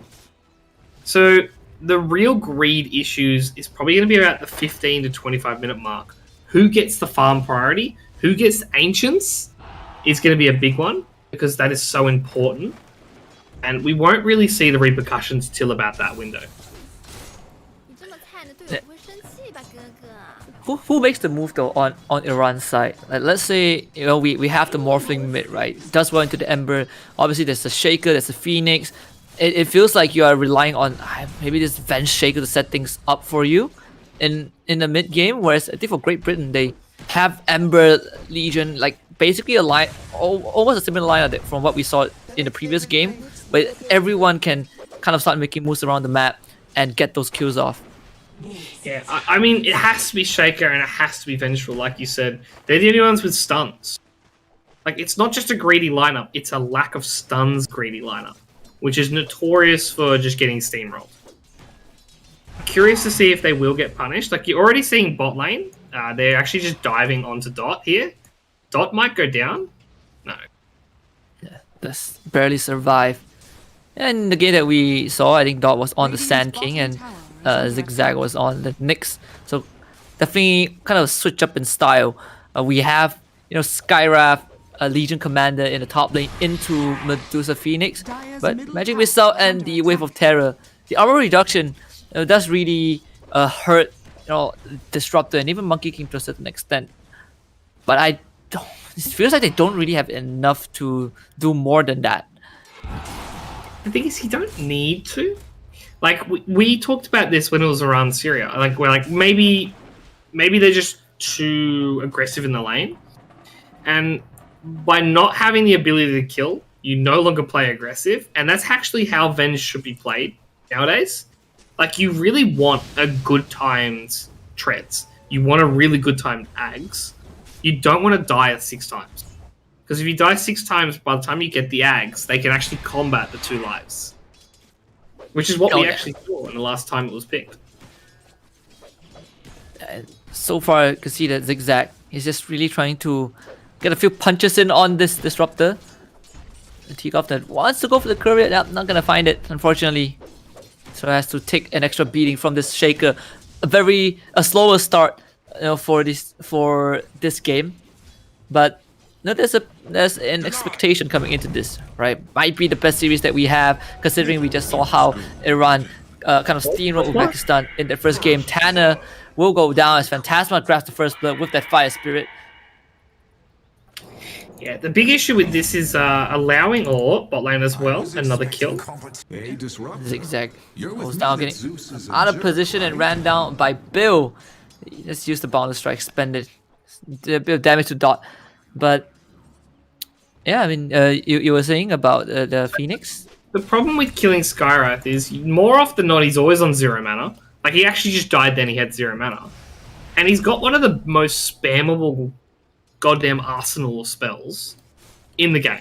Like, every one of his spells is low cooldown, all of them do a lot of damage. So by killing him off, you've actually just set your lane up for more harassment. And like, you can see, Hunter's left the lane. Like, the Skywrath spawned in, literally TP'd through one spell, and all of a sudden, your carry can't fight. We get a bit of a pause from T-Governor himself. Mouse problem, but bigger problem right now is Phantasma. It feels like he has the dive and 10 stick charges and a Fairy Fire, so he should be safe. But what you just said earlier on is exactly what we're seeing right now. Tanner dies, comes back, throws 1,000 more spells, and Phantasma, now he regrets killing off the Skywrath. I mean, you still have to take the kill, but it's one of those kills that always hurts. Like, it comes at a risk, and that risk is obviously getting turned around and obliterated by the Skywrath spells. Yeah. And now with the Medusa going into the jungle this early on, I guess the Phoenix can take the experience for himself, but on the side of Iran, you already are running a lineup that you pointed out early on. Very minimal stuns, needs a lot of resources. So all these early jungles, it feels like there's a lot of weight on the shoulders of the support and that offlaner of Iran to keep these cores afloat. Dire's top tower is under attack. Yeah, I mean, the supports are going to get abused here. And I say that Phantasma might go down, but they're going to turn anyway. Yeah, has enough speed to get away. Now Tanner, he's going to go down. Press the attack on Sim. But thankfully, the damage is not really there to kill off this Medusa. I guess for Iran, they find the Skywrath mage once more. But he's going to come back with another Barrage of spell. So Iran, they're topping themselves up first. Just getting ready for more harassment from the Skywrath mage. Yeah, and bot lane. Oh, they break the tree. Dot saved himself there. Yeah, and thankfully, that's the case. They even get the pull off to make sure that they always keep the wave with them. Yeah, it's really hard. If you play against the Disruptor and the Monkey King and be out of position, that feels like a death sentence. Of course, Bill will try to steal those jungle camps away regardless. It feels like Iran did them a favor, stacking a couple of extra resources as Bill, he's just going to go on a trip on some trees, gets a couple of hits onto Zigzag, drops a Boundless Strike, does dodge the Magic Missile damage with the Mischief, but that's pretty much it. Yeah, nice little dodge. And now Dot might go down here. Wow. T-Governor with the Kinetic Field and the Thunder Strike. And now with the Jingle stack ready, Bill, he is ready for some kills. Zigzag slow down, turns around with the Fissure. Again, dodged by the Mischief. Zigzag trying to get away. The Primal Spring is there from Bill. Zigzag running around in circles. The tier 2 might kill off Bill. T-Governor joins in the fight as well. Gets stunned with the Aftershock. And T-Governor with the death at the tier 2, 6 minutes in. Great Britain biting a bit more, biting a bit more than they can chew. Yeah, I have no idea what that was from Bill. And the worst part of this is he's so low and now he has to dodge the stun. He's actually just getting kicked out of lane and it's a full creep wave here. I mean, could have settled for a jungle camp and a couple of last hits, but no, Great Britain, they want more and didn't pay off that time. In the mid lane, pretty peaceful, I would say. You know, both cores having almost identical farm. Obviously, for the Morphling, for Panda, he has his way more denies compared to the Ember. But it feels the Ember is the one that can kind of make more moves just because of their mobility. So just waiting for Great Britain to make that happen as Sim is going to use the duel onto this Medusa. The slow from Icarus Dive Fire Spirit is not enough, but they get the Morphling in with the TP, turns into the Skyrim Mage, and Tana will die for the 3rd time. Panda wants to go for a bit more, but Sim is already out. Yeah, a nice little play. Getting dual damage this early is tremendously important. Like, Sim in this game is going to have to do a lot of heavy work because he has to be able to get on top of both the Medusa and the Morphling. So he has to pick his targets very well, and he has to be able to kill them. Bot lane as well, another free pick off. Yeah, Dot just can't, there's no running from that. You know, Bill jumps on top of you, and T-Governor just prods you back with the glimpse. This Venge, yeah, you kind of in a weird position. I mean, you have the Shaker, you have Zigzag stacking out these camps. It's gonna be for the Medusa later on. A Hunter, he's already at the middle lane, so now he's gonna probably make his way into the triangle to get some farm. In the meantime, they found Phantasma. Icarus died, but then one last right click from Tana tracks him down to Oblivion. That's death for Phoenix, and that will be Azantic stealing a bit of a camp from the side of Iran. It's only a double at least, but it's a double that neither Medusa or Morphling get to farm. Morphling, by the way, is rushing that E-Blade, so we're going to see him rotate probably with that E-Blade purchase.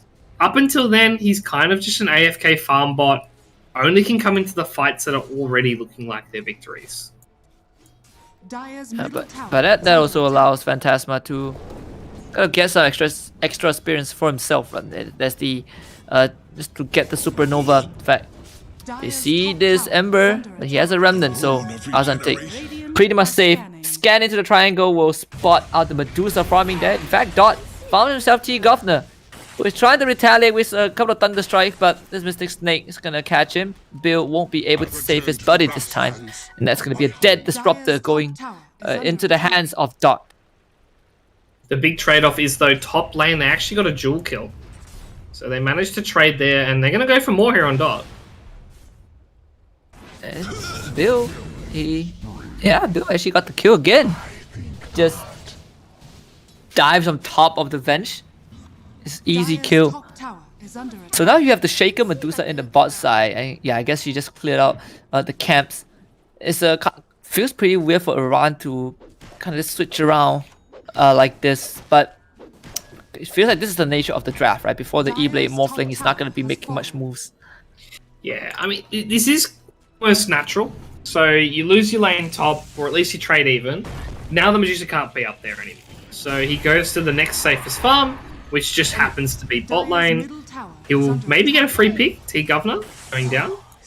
Yeah, he's getting blocked by Zigzag. Of course, Dot there at the right place at the right time. More curiously, I mean, Dot, he is having a horrible lane. Horrible time, in fact. I mean, look at it. 20 last hits and 3 denies. His net worth should be pretty kind of down in the dumps. Yeah, his lowest net worth out of all cores. I mean, the Medusa also not doing too hot. It's gonna take a while until Dot gets even remotely close to that axe, as Bill will queue up the Diffusal Blade. Yeah, it's going to be very awkward. Like, we talked about the farm priority. This Venge is realistically going to become the 4th farm priority because the Blink Dagger on Zigzag is going to be so crucial. At some point, they're going to actually have to slow down the Ags purchase so they can get a Blink. And I don't want to be the one to tell the Venge that when it happens, because that's a sad Venge game inbound. Mid lane. There is a rotation from Tana. He is here and he wants Panda, but Strength Morph just in time.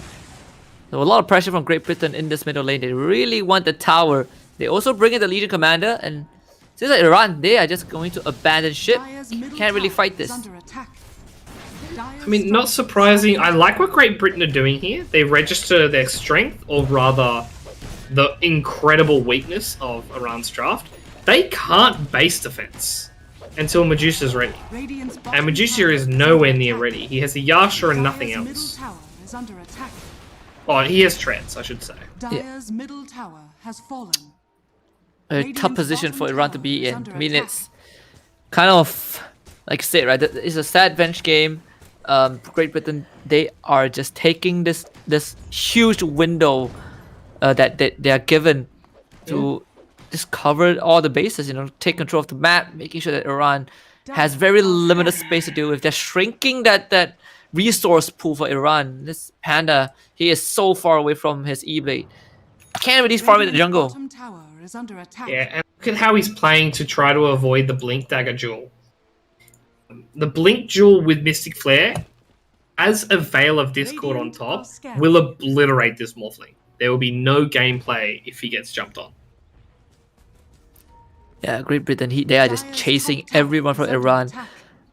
away from the jungle. It seems like the safest place for Iran is Radiant's the bottom is the tower Raiden is jungle, under attack. but even on the map is the Venge dot. He's farming in the bottom side, cutting the wave, but everyone else is sticking together in their own triangle. So I'm not really sure if they can even find a pick-off with Great Britain already setting up shop and having that Radiant's bottom surveillance tower is almost under attack. on at all crucial places of the map. Oh, and that wave from in just gets silenced by the Ancient Seal, but thankfully Panda strength morphed, so he will still be safe. They're delaying this game quite well here. They've managed to stem the bleeding. That was the net worth starting to spiral towards Great Britain. And it's curious to see when they make this rotation, because they're actually starting to pull their resources bot lane to see if they can kill Adzentic. And he's going to walk into it. Stun Mythic, Magic Missile and everything from the kitchen sink. That's a good one. I mean, Panda taking the kill as well definitely contributes to the progression of that E-Blade. We have a smoke from Tanner and Sim. Obviously, whichever target they pick off is going to be a free duel. But seems like they're kind of hesitating, just waiting a bit. They have T-Governor there as well. And there we go, press the attack Veil, and they don't even use the Mystic Flare. No need for that. Now it's going to be Panda coming in, turning into the Ember. Has the Flame Guard, so that will dissuade Great Britain from committing onto him. But nonetheless, it's free dual damage for this Legion Commander, and they have found themselves Hunter. The Medusa is in danger. All the men are getting burned away, and now they get the silence on top of this Morphling. A two-man Boundless Strike Hunter getting glimpsed back, and he's gonna go down. Phantasma does not have mana for the egg, so he can't really help.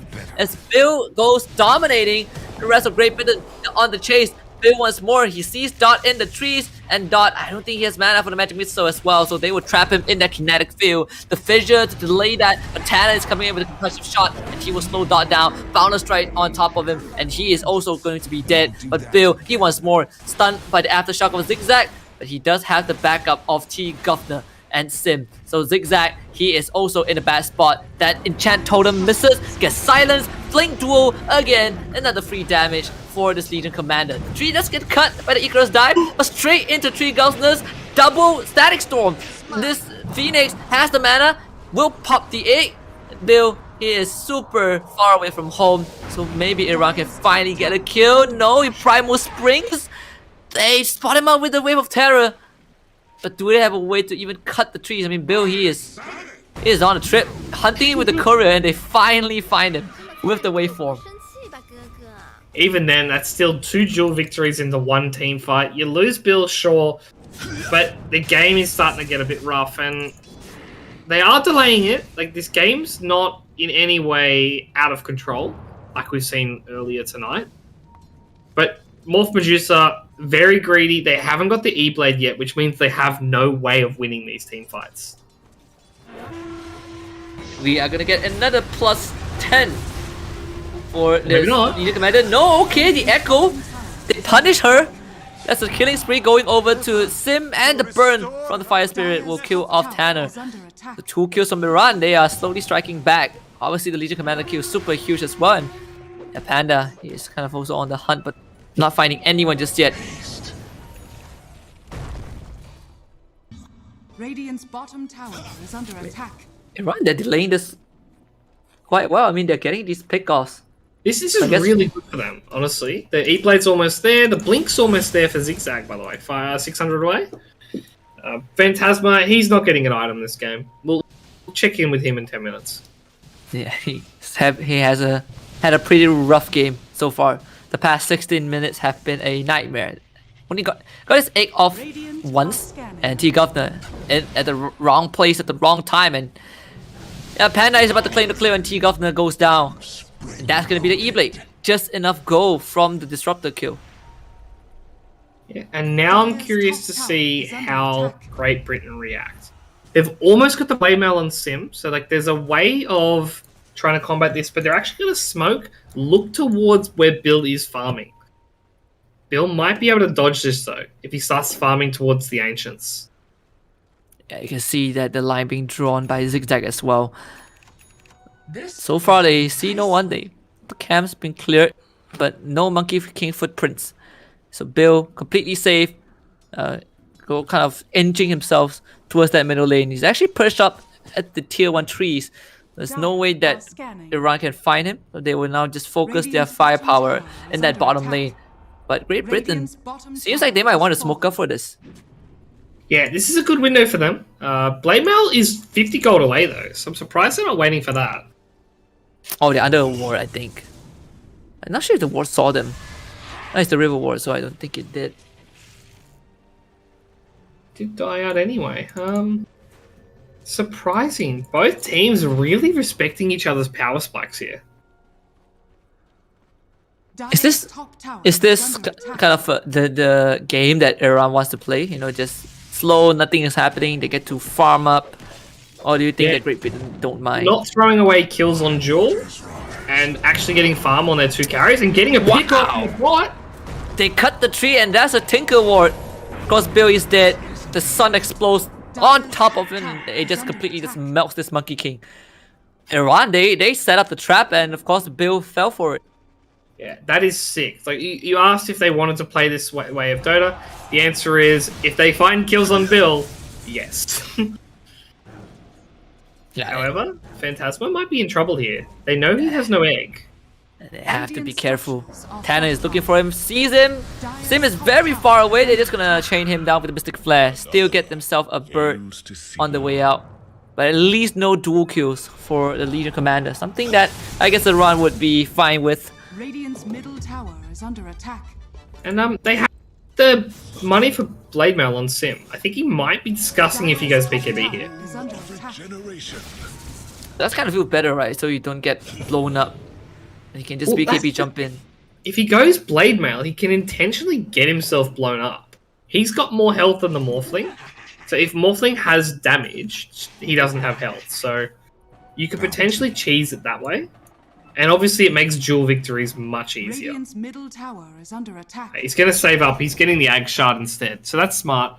The free BKB on Press the Attack is so strong to deal with the Morphling A-Blade combo. Yeah, even, you know, they bump it down by like, what, quarter or half a second is... I mean, the value itself is so great. Another smoke from Iran. They run into the Ember. The Magic Missile follows up with the stun, but he is pretty far away and he should be fine. It's a good dodge from December Spirit. So Iran, they will not find anything. Everyone from Great Britain, they will be able to just safely back off. Yeah, and again though, like it looks bad for Iran here, but they stopped the push. They didn't lose anything. They didn't commit anything heavy. And now their items are coming in. Dot has the Ags. They've got a Crystallis almost built up on the Hunter Medusa. And Panda has the E-Blade plus... What else did he buy? Surely he hasn't made 600 gold in 2 minutes. Apparently he has. You want to go... Like, if... Oh boy. They found Dot. He has the Axe, so he's gonna get the 2 damage away, but he's gonna come back. The Echo into the egg and a double fissure from Iran. The counter engage is perfect. Now they swap Sim back into the egg and let it blow up. Does have the shot. Free magic immunity just for a while, but the magic missile will come through regardless. 3 kills for Iran, and they find the first big fight. Radiant are scared. And they probably take Roche with this. I don't know how you defend it. BKB is... It's up. Oh, that's how they're going to defend it. Bill has his BKB. He's going to jump on the tree and try to get the massive Wukong command out. And it seems like Iran knows that there's a buyback from Sim. And Zigzag, he's going to lose his life. Of course, We have the Vengeful Spirit who just came back to life and goes down once more. The BKB will expire pretty soon though. But T-Governor with the Static Storm, good swap from Dot to keep the Panda alive. And that's just going to be now Hunter standing his high ground with the Stone Gaze, forcing Great Britain back. T-Governor trying to take out that war, and Dot, he's in a very bad spot. They even found Phantasma. So Iran kind of just staying there a bit too long. This Roche started by Iran will be finished off by Great Britain. Yeah, and all of a sudden, all the praise we were heaping on Iran, it's all dropped so hard. Bill's BKB purchase here has actually been game-saving. Like, if he didn't have BKB there, they lose that fight horrendously. And he didn't even need to Wukong's in the end. That's how strong that BKB turnaround was. It feels... I mean, for Iran, when they fight, with the Echo Slam, with the egg, it feels like everything just falls into place. But without those two spells, we just say that Iran can't really take those fights head on. Yeah, it's hard because that's so much of their damage. Like, those two heroes aren't strong. Like, he hasn't gone any levels in Sunray. He's only level 1 Sunray. So his hero right now is the egg. And likewise for Zigzag, his hero is a Blink Stun. And he didn't even get the Blink Stun, unfortunately, then. Oh, I mean, Bill just quick reflexes to stop the stun from Zigzag. Of course, Great Britain trying to take the tier 2 top. Iran actually glyphed that. But there's no defense coming out from their end. So this structure will still go down regardless. As Iran, they still are trying to take that mid tier 1 down so far. To no avail. In fact, they're all walking under that ward placed by Great Britain in their own jungle. So they know exactly where this Phoenix and Earthshaker are. That's why they smoke up, looking for another dual kill. Yeah, and once again, if they find anyone but the Venge, it's a huge win. But the Venge will have swap. Wow, and I mean, the counter smoke from Iran, I think 2 of the smoke broke. Yeah, they broke the Sleight of Fist, surprisingly. Yeah, Here we go. Yeah, Zigzag. Gotta stay behind. Watch out for the duel. Hunter is also starting to slither away. They need to gain as much distance as they can.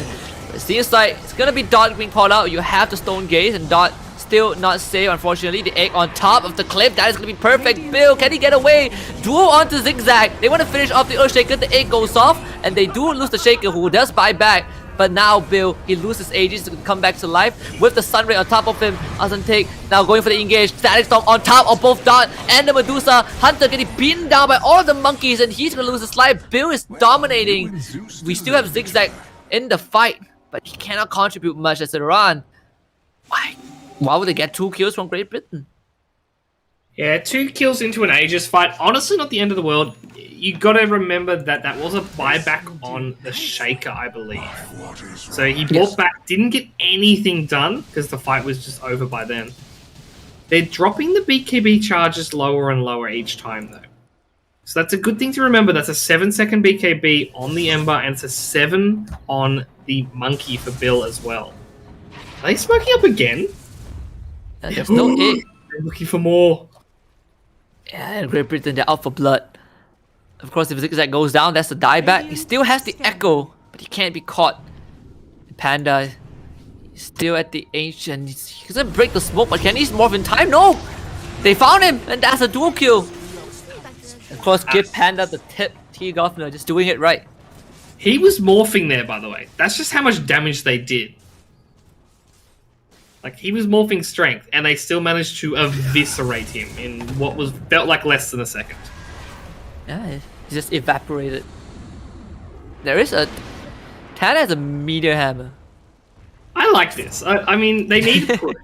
They actually don't have any good tower push, because MK doesn't really want to sit down off trees to auto-attack it. So it provides that little bit of extra oomph to push this tower in the mid lane. I say that he's diving in. Oh boy, Bill. Pulse BKB. 7 seconds, swap back. They have the damage. Zigzag coming in. Mischief dodge, not enough. That's Bill throwing his life away. Iran, can they look for more though? Don't think they can. But getting the Monkey King, I mean, that itself is it's kind of a win for Iran. Yeah, I'm astounded that Bill jumped in there. That's a bit of a wild play because you lose the fight, you use the BKB, so it's down to 6, and you lose all vision. Which is the thing you got to remember whenever you win these team fights. You get the advantage of destroying their vision, and now it's a black map. Like, if you look towards the Radiant vision, they have one ward in the bot lane, which effectively does nothing, and that's it. The rest of their map is pure darkness. Yeah, and this is also going to give Iran the chance again to take down this mid tier 1. And Cortana won't be able to defend it. Not this time. So Iran finally cracking that map open a bit more. And getting themselves more room to take control of at least the vision. They're setting up those... Just kind of setting up, or at least try to take a more territorial advantage in this triangle. But Great Britain, they don't have too big of a lead, but obviously they got off to a good start. So where do they go from here, knowing that Iran, they are starting to get beefed up on those cores? I think they need to be able to take pick-off fights, but as it stands, like you can see, look, Sim knows his objective, it's pick-offs, and he's just sitting on the sidelines waiting for someone to make a mistake. Unfortunately for them, Iran's playing really well. Like, Iran's playing really, really cautious, slow, methodical Dota, and they're about to have an Ags on Panda. And for those that haven't seen the slam dunk combo show that is Earthshaker plus Morphling Ags, they're in for a treat. That's all I have to say. That is gonna be fun, and this effectively just solves the lack of stuns from Iran a bit more. Now you have 2 Shakers kind of doing, just get the job done. Of course, Great Britain, they will again try to take control of this dire triangle, but it doesn't seem like Iran cares too much. Yeah, Iran, they've realized their power. They have to play as a team together. They have the Arcane, the Ags. Everything's ready. This is the window where they want to actually just explode a core. And we'll see if they can find... Azantic is probably the best target for them. Oh boy. Look at Panda. Yeah, he found the best target for sure. As Azantic, he's out. They lose a tier 1. Of course, Great Britain, they want to go for a bit of an exchange on that bottom tier 2 of Iran, but Iran, they are smoked up, looking for some prey. And obviously, Bill is the closest to them, but this monkey, he's tree hopping, so he should be able to avoid this gang squad. Yeah, and all the while, they're slowly peppering down the tier 2 bot. I believe it's going to go down if they commit to it. I think having a black map and having no vision of the enemy team, it's going to make them quite cautious. Oh, but now Hunter's shown top lane, so they definitely can commit for this tower. I think for Iran, it's different. They should be able to take it relatively quick. No more glyph for the Radiant side. I mean, Sim, Great Britain, they finally took down the bot tier 2, also with a bit of help from the Meteor Hammer. So both teams, they trade the tower, but the triangle, Great Britain side, kind of lit up like a Christmas tree, and Tana even gets a Meteor Hammer on the tier 3. Yeah, I quite like what they're doing, like splitting the map like this. I don't know if they're ready to fight. I think they're waiting for another BKB on Sim, and they're waiting for the next Roshan. Like, look at how Iran are posturing. They know how important this is. Even with the Morphling combo, they're waiting for level 18 to make it OP. They even gave him the tome. Panda just took the tome. The 30-minute... Let's make sure that he gets to that kind of permanent uptime for the Morph. But who do you give the shot to, though? Like, if they take the second Roshan, whoop, FLT Governor, press the attack. Keeps him alive, but they're gonna swap him back into his own Static Storm and let him taste the electric himself. Duel on top of the Medusa. Hunter's pretty tanky, though. Can they take him out with the Wukong's command? He's out of mana and he should be dead. So it's a 2-for-1. The egg goes off. Does stun onto both Bill and Azantic, but Dot, he's not gonna be alive. In fact, now they're gonna go on to Panda, who turns back with the E-Blade. They still have the Ancient Seal to silence him, but the Sun Ray, they'll try and burn out Azantic, and Dot already dead. This illusion form is gonna be beaten down by Bill, and Dot is just kind of wasting his time a bit. Great Britain finding some pretty good picks. Yeah, really good, and they get another one on the Morphling, getting Panda there. a bit of icing on the cake there. Unfortunately for them, Roshan a minute. Unfortunately for Iran rather. And now we're starting to see the power of this lineup that Great Britain have. They have the 3 BKBs, they dove in, and it didn't matter that the Morphling had the E-Blade combo, because he couldn't hit anyone with it. Dire's middle tower And has fallen. it's another case where Zigzag has Blink Echo but couldn't really use it as he was gone on. That's tier 3 under siege, and Iran, they used the glyph to protect the tier 2.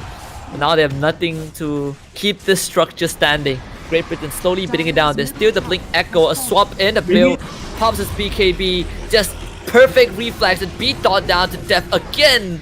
This Venge is not coming back anytime soon, as Hunter, he's not going to walk forward with his Scotty. A couple of Mystic Snakes, but can he kill anyone from Great Britain? Doesn't seem like that's the case, as Great Britain on full retreat mode after taking that tier 3.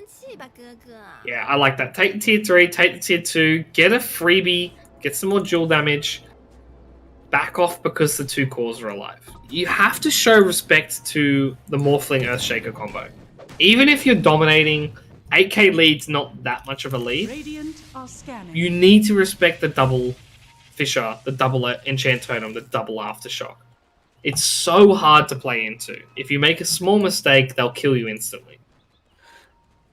It seems that T Governor, he has his priorities set straight. Agony Scepter A gift next. from the tempest of It's want to mute anyone who gets caught in the Static Storm. Flea does kind of shut down this Morphling on Medusa a bit more, but Phantasma clearing out the vision, the blink in from Sim, not in range to get a duo. He's gonna be blocked by the Fissure. Backup is slowly coming in for Iran. You can see Panda posturing for something, but Sim, thankfully, he's already out of there. Yep, and here we go. Agshard Roche it is. Updates on items. Is that going to be a Shadow Blade for the Monkey King? It is going to be a Shadow Blade for the Monkey King. And a Shiva's. Going to be almost completed from Azantic whenever he wants. He's about 4k. Sitting pretty there. Right. It seems like there's no smoke yet from the side of Iran. This Roshan down to 60% health. I mean, Iran should know that this is happening. The bill is invisible. In fact, the rest of Great Britain, they will retreat for now. They did lose vision on that cliff, but you can see them drawing a line. Tanner kind of wanting a bit more control over the map. I believe there is a boost of travel for Azantic, so he's definitely capable of making space whenever he wants. Yeah, not just that, just having the Ags as well. He's almost 25, so keep that in mind. He's going to have that Remnant charge cooldown very soon. Or if he decides to go rogue and get the double Slider Fist charge, he can do so. Mid lane, Phantasma. Fantastic. Getting caught by Bill. Shadow Blade. Doesn't even have to use the BKB, and with the Phoenix out of the picture, surely this is going to be Roshan. Phantasma, he did buy the gem, but I mean, they want to contest this. They kind of need a buyback from this Phoenix. They're going to go for it anyway. Smoked up. And someone has to lead in, and Hunter, he's standing in front.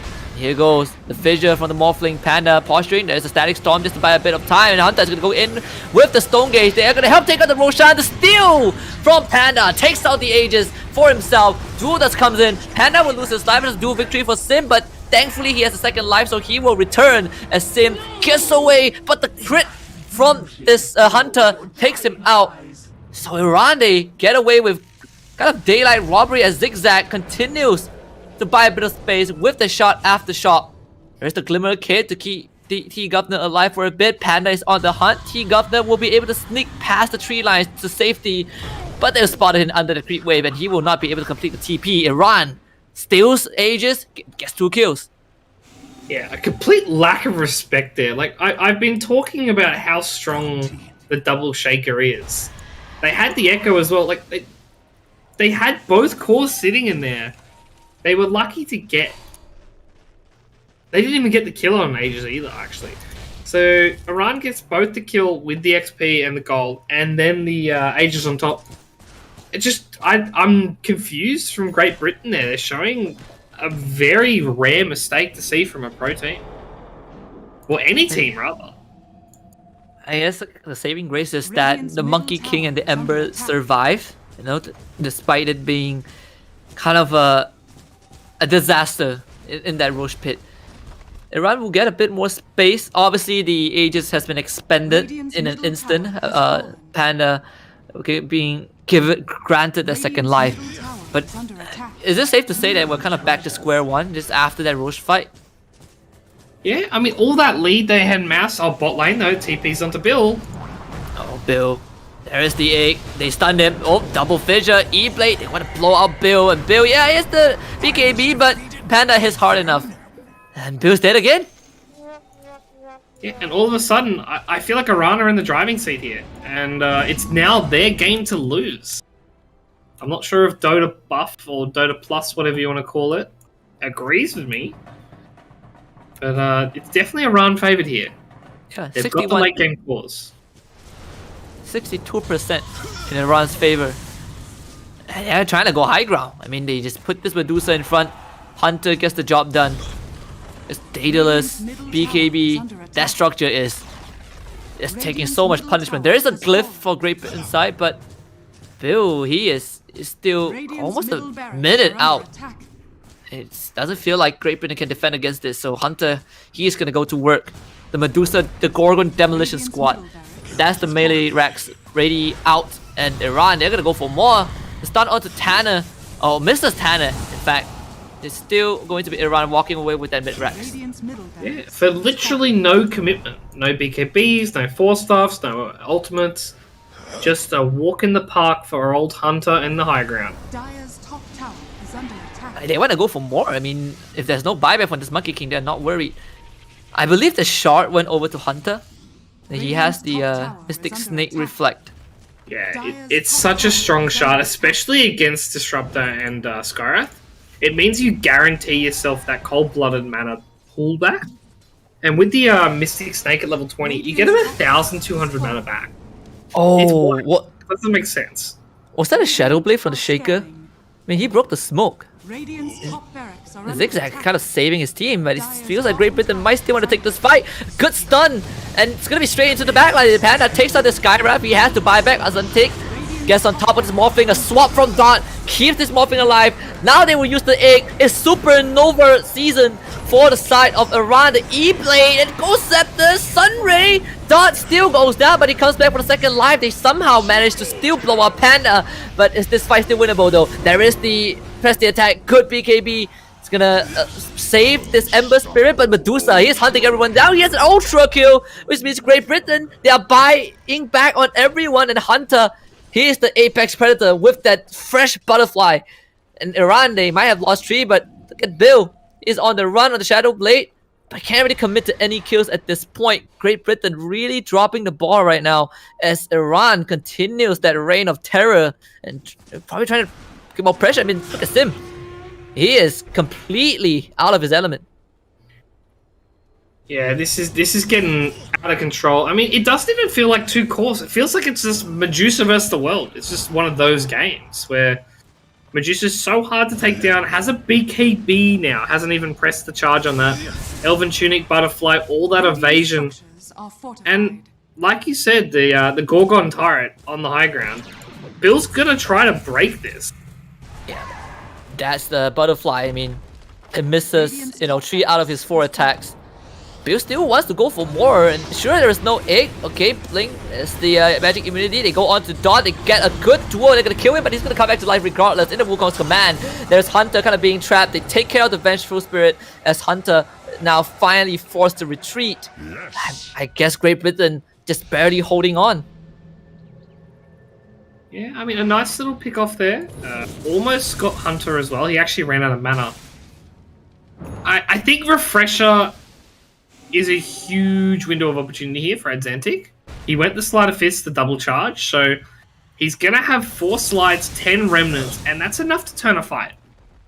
Like, the Refresher Ember Spirit is objectively busted. Like, you throw 10 300 damage remnants on the ground all at once. That's 3,000 damage. It's actually insane.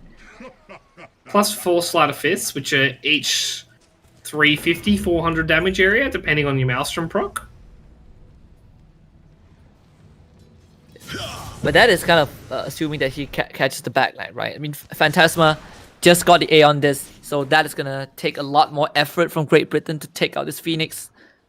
I'm guessing that could be the same item for Zigzag as well, since Great Britain really have a knack of catching these supports off.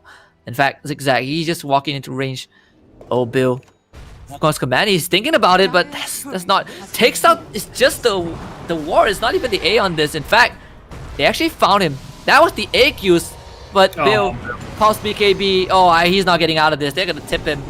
Just go into an invis, but they dust him up, and this Monkey King is dead once more. For 100 seconds, they will not have this Monkey King. Yeah. Just to kill a courier. Radiant's bottom tower is under attack. That's the worst part of it. Like, it wasn't even for a big item either. Like, the Aeon Disc on Phoenix is already there. He doesn't really care about any other item this game. And now you have to do the high ground defense without your main carry. Granted, Xantic right now is so much further ahead, farm-wise. Dire structures are fortified. Yeah, he just pops the BKB.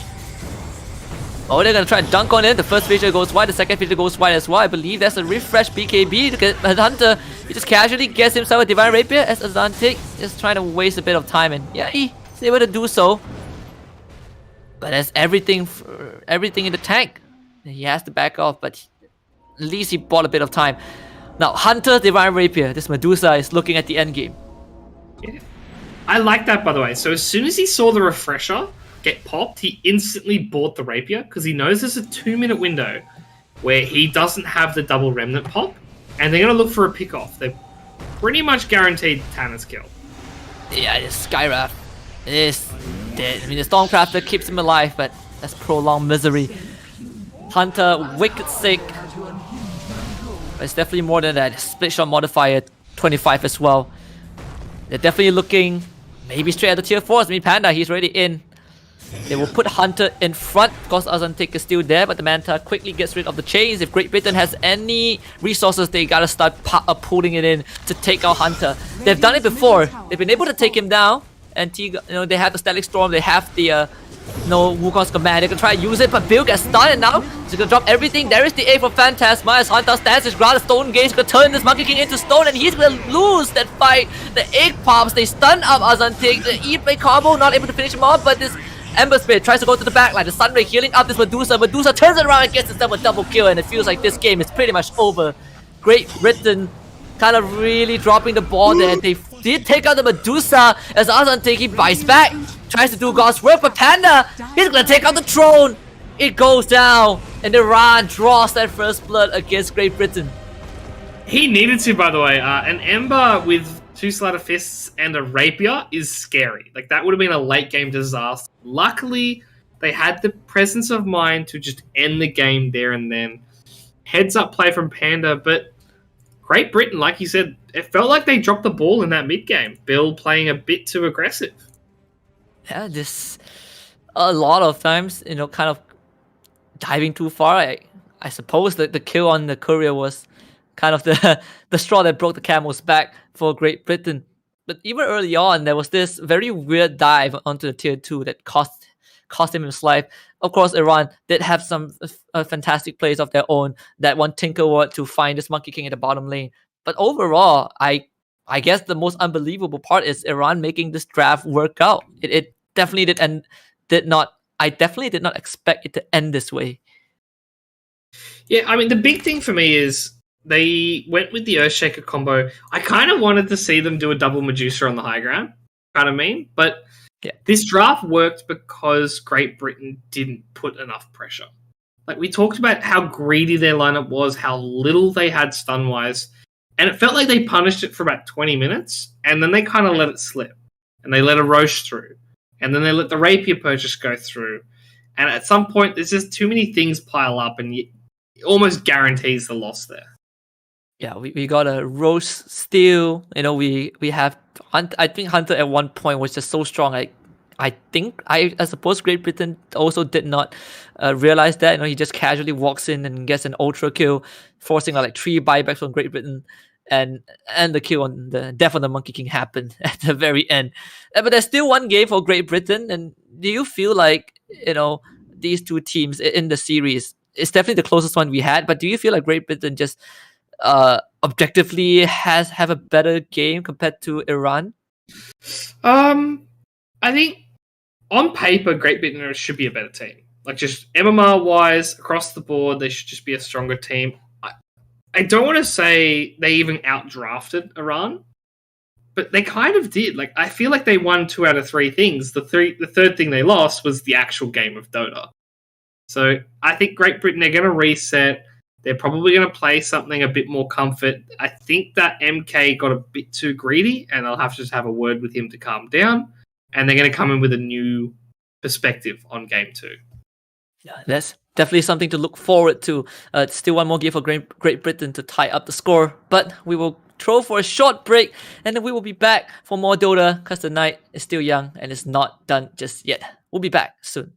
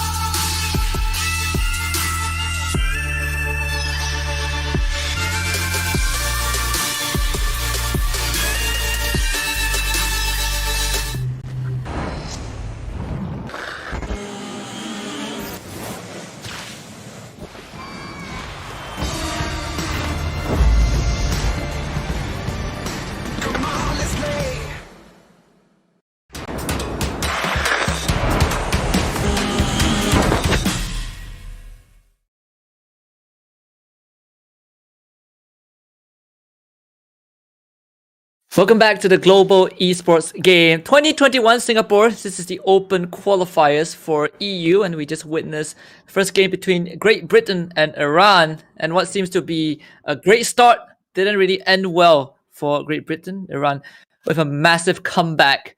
I'm Husky alongside Poglet. It's been a long day, but it's never too long for Dota. How are you feeling, and what are you looking forward to? Well, I'm excited. I'm hoping we get a game 2 shortly.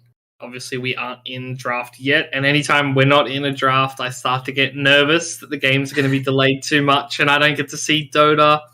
But I'm genuinely curious to see how Great Britain recover, because they showed their early game was very conscious about what they needed to do, what their power spikes were, and how they were going to implement them. Then the mid game came around and it felt like they panicked. And I want to see if they actually recover, reset, and come in with something new, or at least try something more stable, or if they're just going to collapse like a deck of cards and just give the win away like they did in game 1. And it seems like just based off of that, it's more of the mid-game management that didn't go the way that you would have wanted for Great Britain, right? So with what Great Britain is not doing too well, what did Iran do well to kind of bring them back into the game? Because it really felt like, you have this Legion commander just running amok. You have this Monkey King who was so aggressive, he is hunting people down in front of tier 3s. Other than those individual pickoffs, what did Iran did well that brought them back into the game? I mean, you talk about individual pickoffs, but the thing they did very well, just in general, was they picked greedy. We knew that. They obviously knew they picked greedy, and they didn't panic. They showed a level of resolve where they're just like, we got the late game. Doesn't matter how many times we die. We've got the late game. Just don't give away the Roche. That's it. And we saw they actually got a few pickoffs with wards. Very nice place vision. And then they got a huge Roshan fight. And as soon as that Roshan fight happened, it felt like they were in the driver's seat. And it's one of those things where you just bide your time. You bide your time, you wait for the perfect opportunity, and you make sure you execute it well. And Iran did that perfectly. Like, they had no semblance of panic for the first 25 minutes.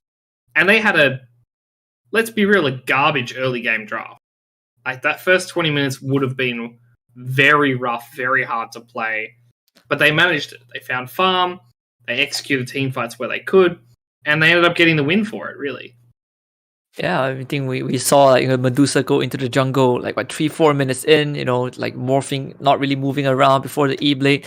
So going into game 2, if we will get it on broadcast, which we are still kind of waiting for updates, but if we look into the future and let's say we go into game 2, are there any specific bans that you will want to focus on both sides, or do you think that we just changed up our draft a little bit? The ban probably doesn't really affect too much, especially in the first phase where Great Britain they picked this Monkey King, but it was it was a hero that was solved by Iran. Yeah, I think it's always a mistake letting through Morphling Earthshaker. Like, even though it wasn't like the be all and end all that game, it created enough of a diversion to allow Hunter just to go hack on the Medusa. And I think anytime you see an Earthshaker first phase pick, one of your 3 carry respect bans has to be Morphling. I honestly, I can't remember what they banned as a change up, but for them to leave in that combo feels a bit questionable. And I'm just trying to double check what they actually banned, and it hasn't updated yet. So perfect for that. Yeah, I don't remember. I think no, actually don't. Can't really look back. No, it hasn't updated. Unlucky, yeah. But yeah, I guess for that one game, it really did felt like the tempo was kind of slowed down by Iran.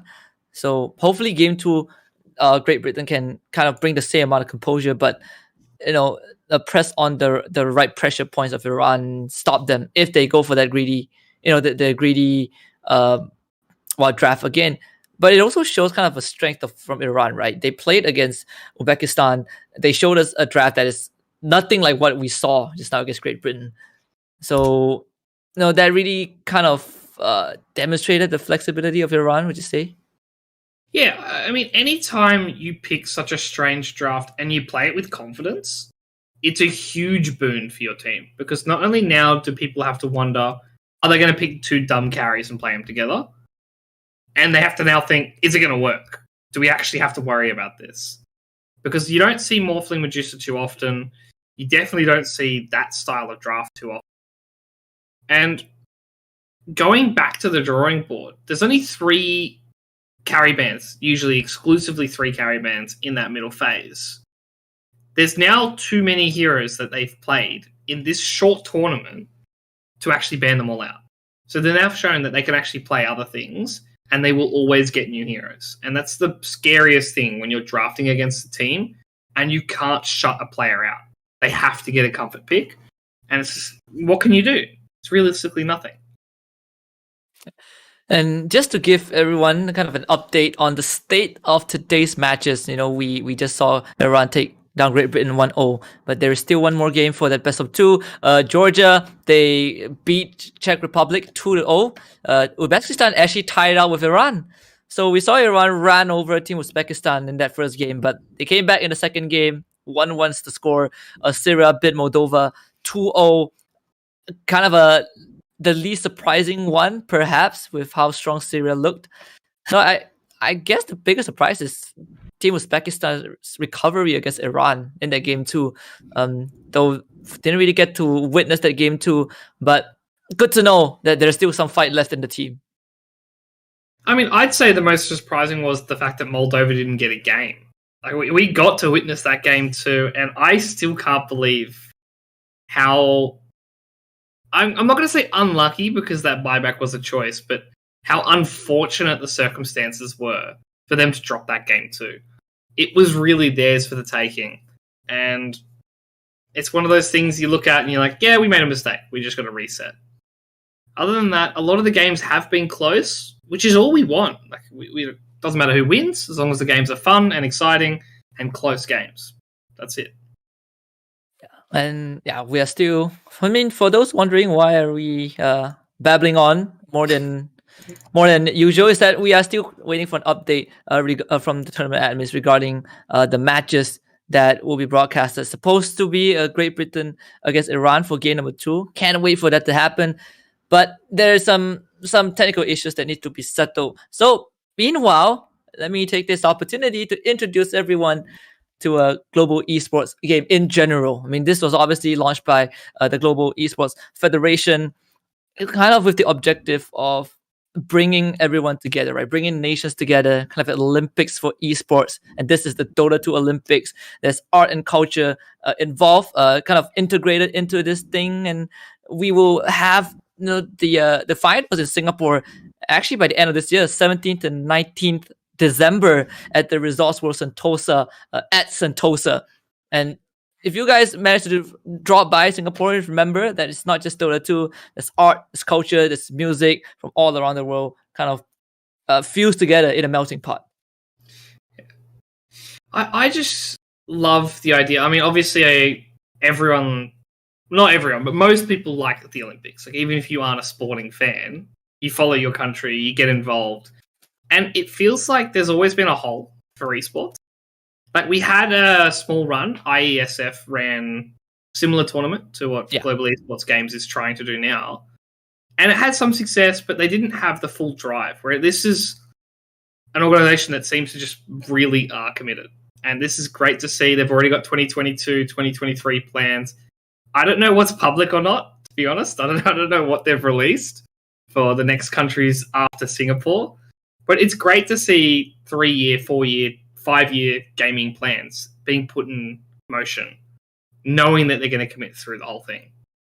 Yeah, it's actually pretty great that I remember I was able to cover IESF last year, and I got to see, the year before, I got to see, the same teams or some of the familiar players play. And it's just great that at least, we have GEG to be here for IESF to, I guess, pass the torch to.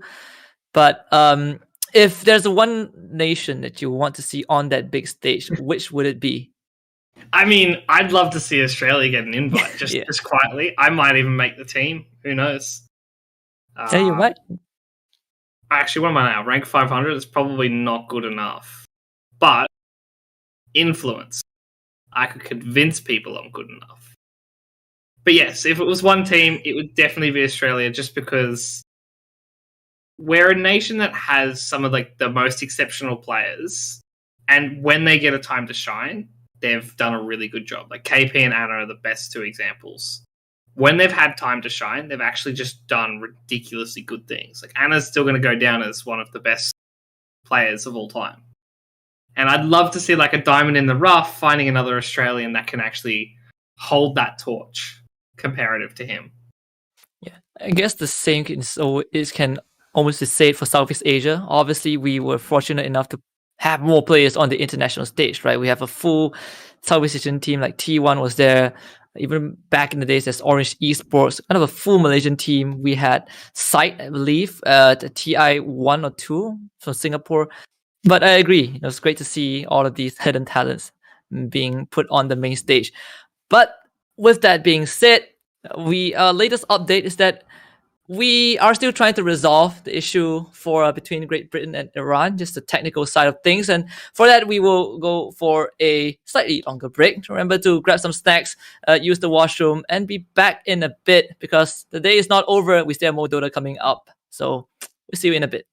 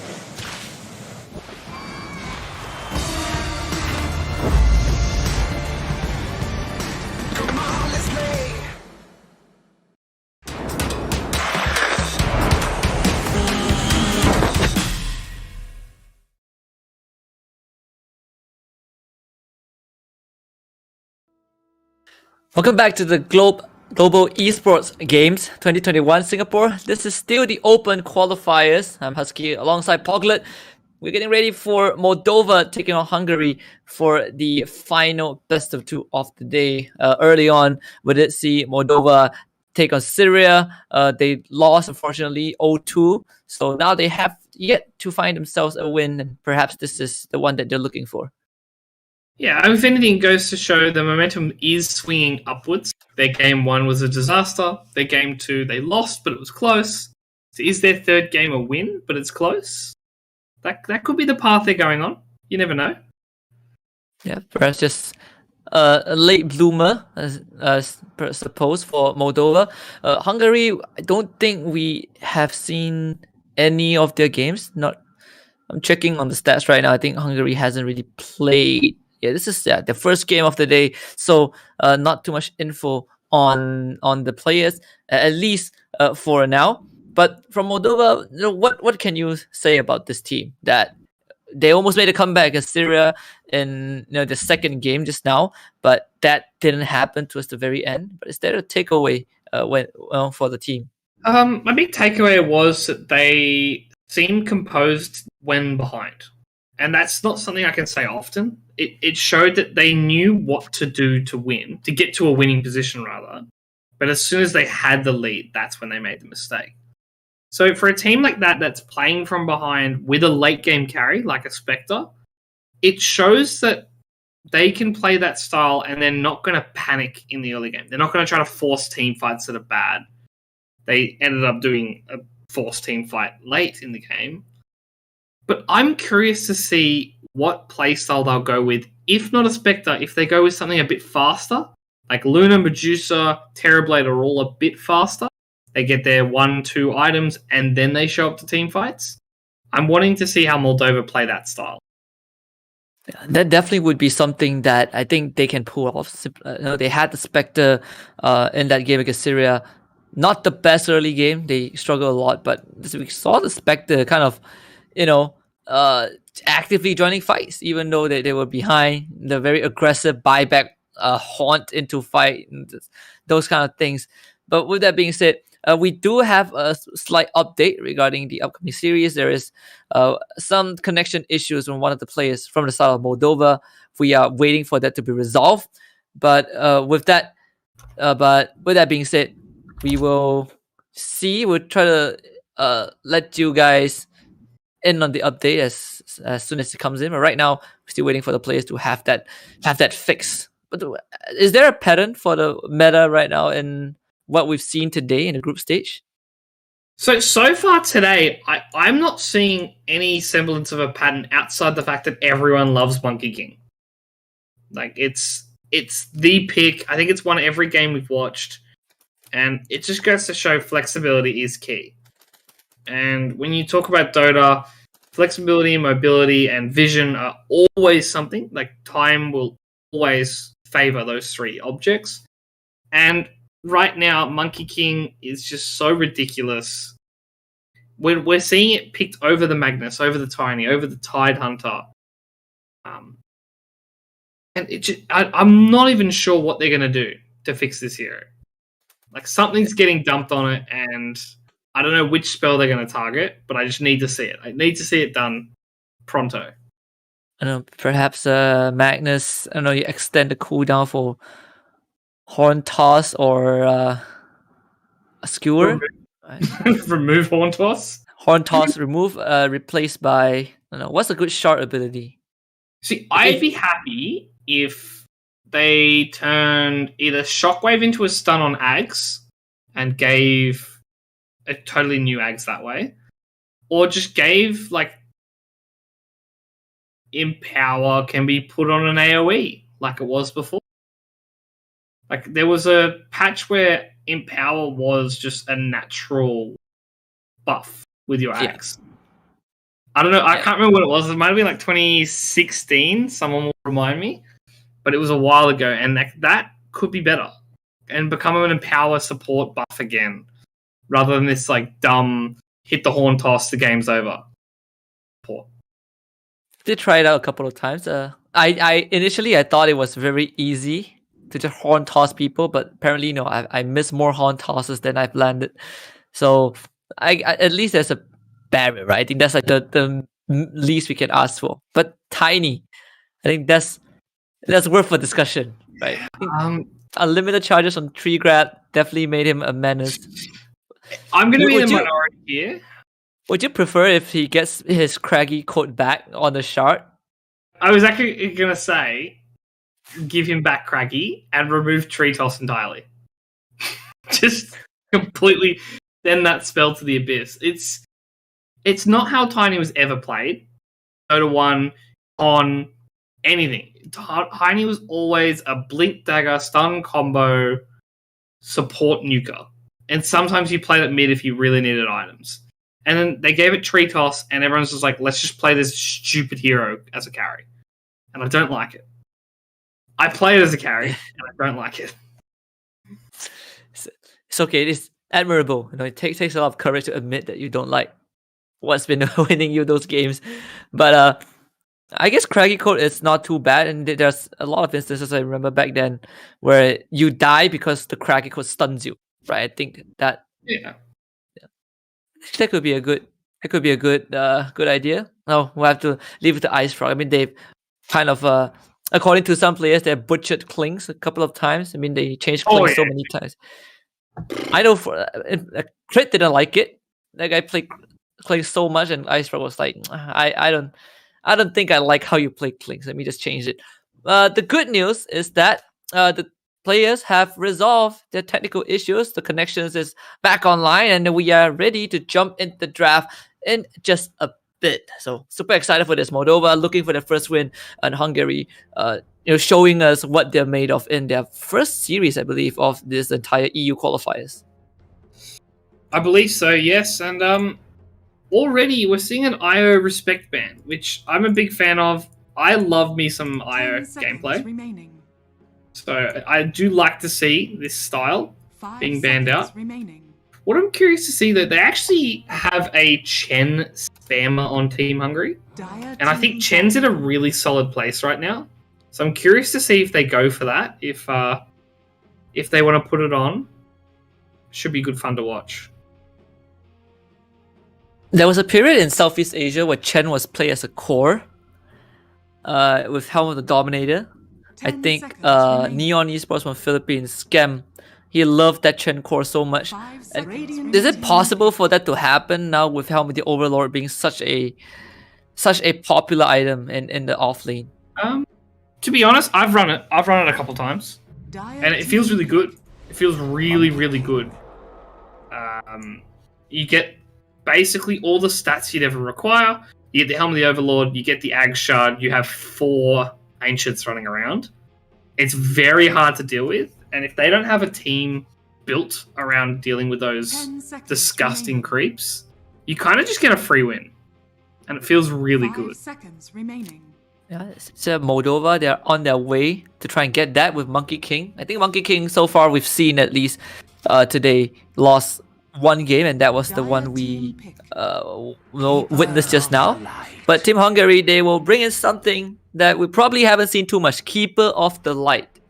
Once a what support, the- once a mid laner, and now back to support. Where does Caudle stand? Dead. I think the hero is dead. There's a reason why he didn't get picked once in TI. Radiant team. And I think Barrow's in a decent place, but no, Coddle as a hero right now, it feels really awkward to play. But if you're going to combo with something, combo it with a Tidehunter, get the Gush slow, hit them with a really hard-hitting Illuminate, and then Gush them again. It's a lot of damage in that lane. Yeah, it seems like a pretty solid opening, at least from the side of Hungary. But for Moldova, pick the Weaver once more. We've seen this before. Weaver on that position 4. Super annoying for supports to deal with. But Keeper of the Light, probably wouldn't enjoy it too much. But I suppose there's ways for Caudle to get rid of the Weaver, or at least keep him at bay as the game goes on. But what do you reckon, Moldova? Which direction are they going to be heading towards, like, with this Monkey King Weaver? They're already showing a negative armor style lineup, so I wouldn't be surprised to see them going with something like Avenge. People love that vengeful spirit offlane. Venge Weaver is a solid lane as well. Radiant Other team than ban. that, their mid lane pool is quite sporadic. Dire team ban. So it's hard to gauge. He plays Lina, he plays Ember, Tiny, Storm, Kunkka are all viable picks. So there's a lot to look at for the mid lane. Banned the Sven and Invoker, Moldova and 10 Hungary. They seconds ban out remaining. Ursa. Yeah, also a pick that I don't think 5 we've seen seconds much today. remaining. This is probably the first Ursa ban that we saw, that we get to see. So that position ones are on the chopping block once more. Primarily for Dire, they kind of want to protect this Tidehunter, right? But banning that Ursa, there is a chance Moldova puts this Monkey King 1, right? There is definitely a chance, especially with the Weaver. And honestly, I think Tidehunter beats Ursa these Radiant days. team ban. I know that's a weird thing to say, but Tidehunter just with the Gush and the big Anchor Smash, if you have another support that does damage, e.g. a Keeper of the Light, you actually win the trade. Like, the Illuminate plus Gush plus Anchor Smash is enough damage that Ursa can't fight it. 10 So I'm seconds surprised to see remaining. that ban. I'm less surprised to see the Lycan ban. I think 5 Lycan right now seconds remaining. is in a decent place as an offlane, and it's a nice flex pick that you can threaten the Wolf Bite on an actual carry, and that actual carry can just ruin the game. Just completely destroy anything in its path. Is Lycan on the same pedestal as a Beastmaster? Or do you think that Lycan right now is just slightly a cut above? I think Lycan's a cut above, and I can't tell you why. Like, on Dire paper, team ban. everything on Beastmaster screams playable, but in practice, he just feels really bad. And I think it's because they removed the ability to move your Hawks. Like, once you send it to a location, it's stuck there. Even with the Ag Shard, it's still stuck there. 10 seconds Yeah. remaining. But they do give the dive bomb, I guess. 5 That's- seconds remaining.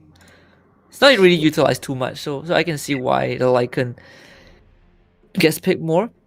But I guess the value from Beastmaster really lies in just how you have the Primal Roar and just extra vision from the Hawk, right? Yeah, I mean, vision is so crucial, but the issue is an unmoving Hawk isn't the greatest thing in the world, because usually where you send it, they have sentries, and you're just giving them free money. We see Faceless Void ban out next from Moldova. Really don't want all these big Dire team control spells as Hungary. They will ban out the Spectre, a hero that Moldova did use against Syria. Almost won the game, didn't happen. Hungary now with Bane. It's the first Bane we see today. Team pick. Been a very popular pick, throughout TI in general. Moldova with the Abaddon as a response. Sick counter. Like, that's probably the best counter in the patch right now. So you can't Fiend's Grip the Abaddon, obviously, and he also can Aphotic Shield the Fiend's Grip off his allies. 10 seconds. Huge pickup. And Moldova instant react to that. So they actually 5 seconds they remaining. had that in mind. If Bane ever gets picked, you pick the Abaddon. And that's good to see a team with confidence. But in terms of laning, with team. Abaddon picked up, this Monkey King is 100% going to, well, almost 100% going to be in the position 1. Now that Night Stalker is also selected for Moldova. Monkey King Abaddon lane, into a Tidehunter. Obviously, with the Jingu, you can kind of push the Tidehunter back a bit.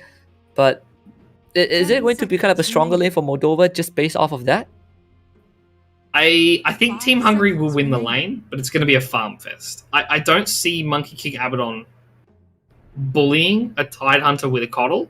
I think just committing to the fight too much will lead to too much damage back onto you. But a farm fest is not a bad thing for an MK. Like, we've seen games where he comes out of lane 0-0-0, Radiant 85 last team hits and ban. stop him. The sack. And Leshrac is the recovery pick for Team Hungary. I really like their team fight so far.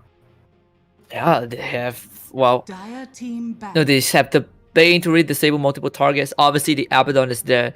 But then you couple that up, Keeper of the Light, you have the Tidehunter, Ravage, and of course, Leshrac with just to amp up the tempo in those tower push. It feels like Team Hungary, they are looking for those early to mid game fights, but Moldova, they don't. It doesn't feel like they have the same properties, right? Maybe the Night Stalker and a Weaver running around with a Spirit Vessel, but overall, it feels like Team Hungary are still the team that can play a bit faster. Yeah, especially with the Coddle giving mana to Leshrac. Leshrac's one problem usually is he runs low on mana in these long extended fights, in these like multiple tower push styles. And on top of that, they can split Earth, give him the extra chakram, and he can split Earth again. And with the Ag Shard, there's going to be like 4 or 5 split Earths on the ground. That's impossible to deal with. Like, you actually can't play into it. Storm. It's going to be the final pick for Moldova. And they did ban the Morph and the TB. So Hungary's still looking for that position 1. What else is left in the pool? What else can they go for? You know, no TB, no Morph, no Spectre. So rogue pick, I would like anti-mage here. If they want to play a bit more normal, the Clinks, Nakes are both still in that. Where does the Slug? Where does the Slug stand in this meta right now? So the problem with Slug is he doesn't really do well against Night Stalker. So that Luna, that's a nice pick. Okay, so they're going to round out their team fight draft with a Luna. Makes a lot of sense.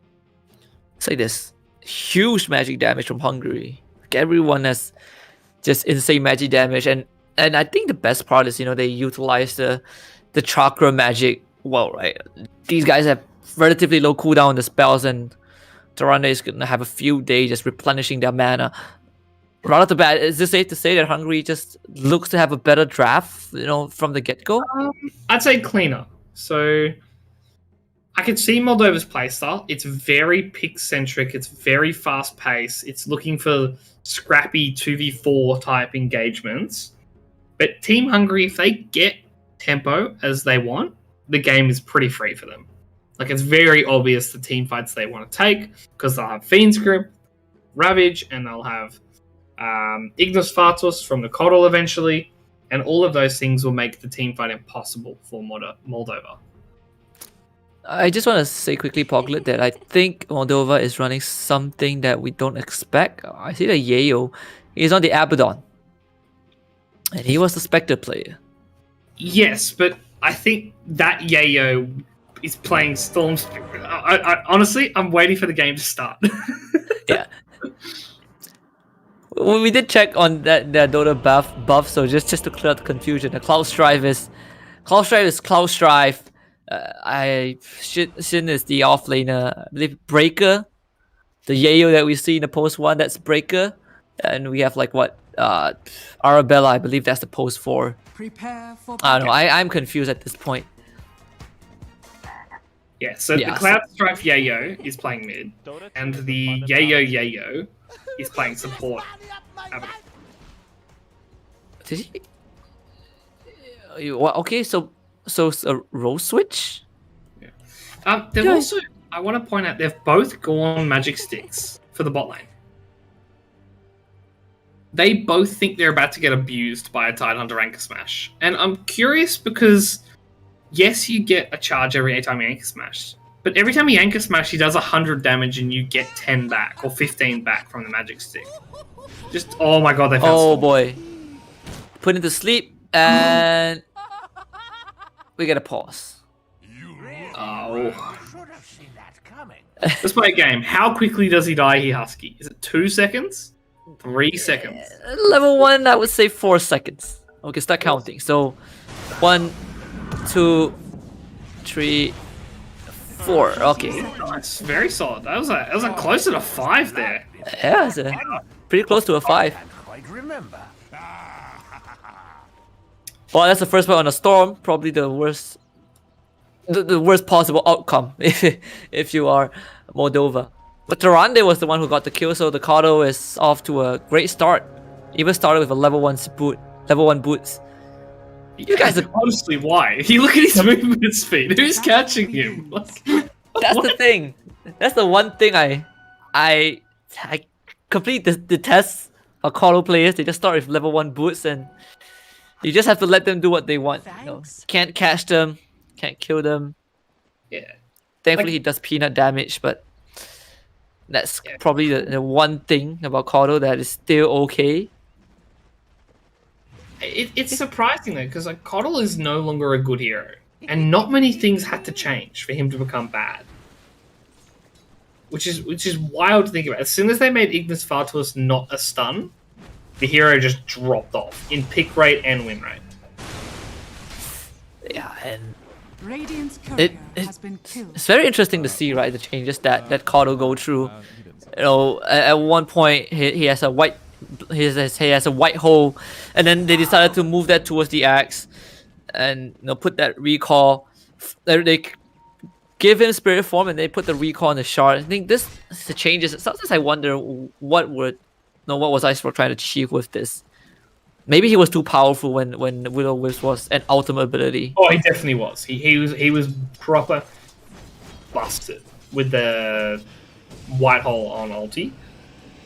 The issue is now his recall was sent back to Chen for a stage there. Like, people forget these two heroes have just interchanged spells. Like, they've just been throwing around garbage spells between each other. And I still, to this day, don't remember who has what, despite the fact I played both the heroes. Recall. This one is you bring your teammates to you, and Chen sends you home. Look at the double stacks of those debuffs, Jingle and Curse of Avernus. Obviously, if you have the Kraken Shell, you can dispel it. The Titan doesn't have it just yet, but the amount of poke from both Yayo and Crinslav is kind of out of this world. And he's already on towards the Side Hunter before the Kraken Shell. Yeah, I mean, this is how you have to play against Tidehunter. If you let him just casually AFK farm, he will win the lane, put simply. Like, he'll get either the Helm of the Dominator Rush or the Radiant's courier health has been components killed. of the Hood of Defiance. Either way, it's not fun for you. They're gonna go on Sketzdro again. And proccing the Curse of Avernus, obviously Crinslav. Can't really get Dire's close, but courier has been killed. Tehran, they killed off another courier once more, and they did lose their Luna's courier as well. So I think we have like what 3-4 courier kills so far. Yeah, I think that's Zextro the is third. 1, 2, 3. Yeah, it's the third already. 3 minutes in. I mean, Bane just annoying the heck out of the Weaver. Just put him to sleep. But middle lane, we see the Storm so far just having more CS than the Lash. But what is kind of the expectations, between when you look at the matchup between Storm and Lash? Is it a heavy favor towards one side? Honestly, I thought it was Lesh favored, so I'm very surprised to see how well this Storm is doing. It is 202 build on Solar so far, so he hasn't got any levels in Edict. He's not really going to be pushing. And all in all, the level 6 window is pretty huge here. Whoever gets 6 first should just dominate the lane instantly. They should be able to get a kill. This TIE Hunter has level 2 Anchor Smash, and of course with the Chakra Magic, he is just bullying both the Abaddon and the Monkey King out of the lane.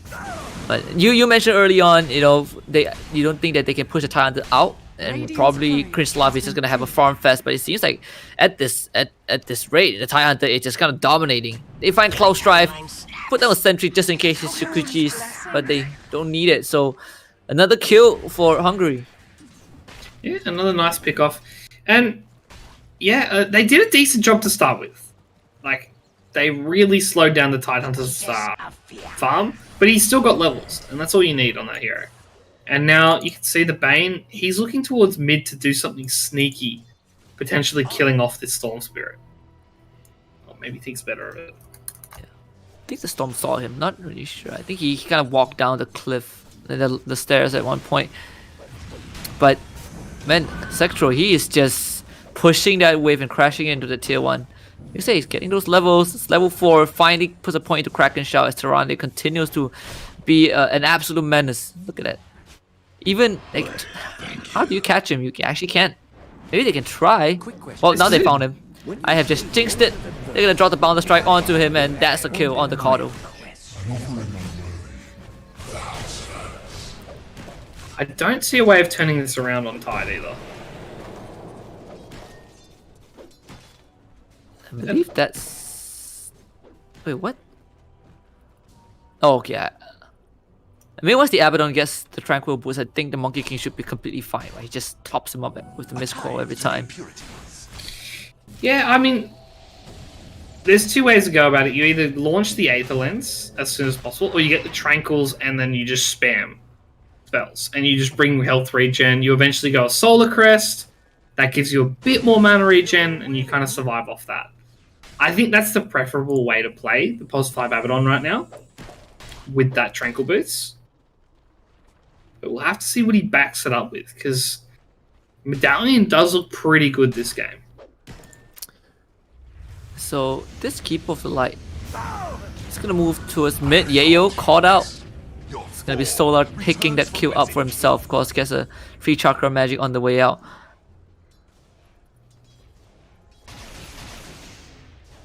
I just wonder how fast does he move. So he has 330 plus 65. That's 395, and the Windlace. He's moving at 450 move speed. Gang on the mid though. Solar does lose his life. It's a good collapse from Cloud Strife with that double damage. Bottom lane, double Boundless Strike. Of course, Krislav almost kills off Sectro. But Tyrande is there to provide some assistance once more. Yeah, and they finally sent him packing out of lane, and surprisingly, the Tidehunter's going first out of mech. Not something you see too often. Usually it is that Helm or it's that Hood of Defiance. But the first side of mech means that they really want to start the Death Ball early. And it looks like Solar's got the memo. He started to level that Diabolic Edict to push those towers down. Yeah, he's also going to get the Arcane Boots soon. Of course, you always have Tyrande to give that extra mana. And it does make sense, right? You have this Luna.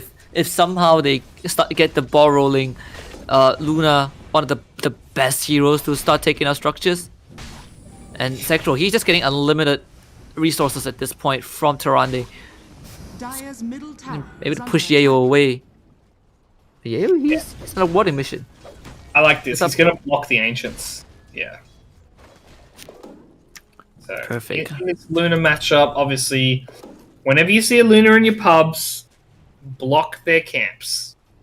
Break their will to play, because most Lunas nowadays don't level loose and being past level 1. So if they're not AFK farming, they really can't contribute to team fights. And you can really abuse that window, where they're basically useless. Yeah, this Monkey King with threads. Some extra stats and attack speed just to push the Tidehunter away. And yeah, they do, Sectro not doing too bad. He's gonna get his Ravish after this wave as well. So all things considered, I think this Tidehunter, he probably isn't really complaining too much about the lane. Top lane, Xin going for a dive with the Dark Ascension does force a TP from Solar. There is also the Storm Spirit and the Weaver there. They brought in the Abaddon as well. They really want Xin. Or at least Xin wants Solar. Cloud Strife, he's just walking through the Diabolic Edict. Not really sure if that's a good idea, because now they will run him down as Cloud Strife, the Storm comes in, just immediately backs off, realizes he can't really fight this. The Glaze are bouncing around, the Aphotic Shield will keep him safe, but Yayo now will be the target as he gets put to sleep, and that's gonna be a horrible nightmare. Low skill just beams him.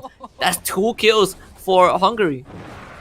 Yeah, a very awkward teamfight engagement. We talked about the AFK farming nature of Luna.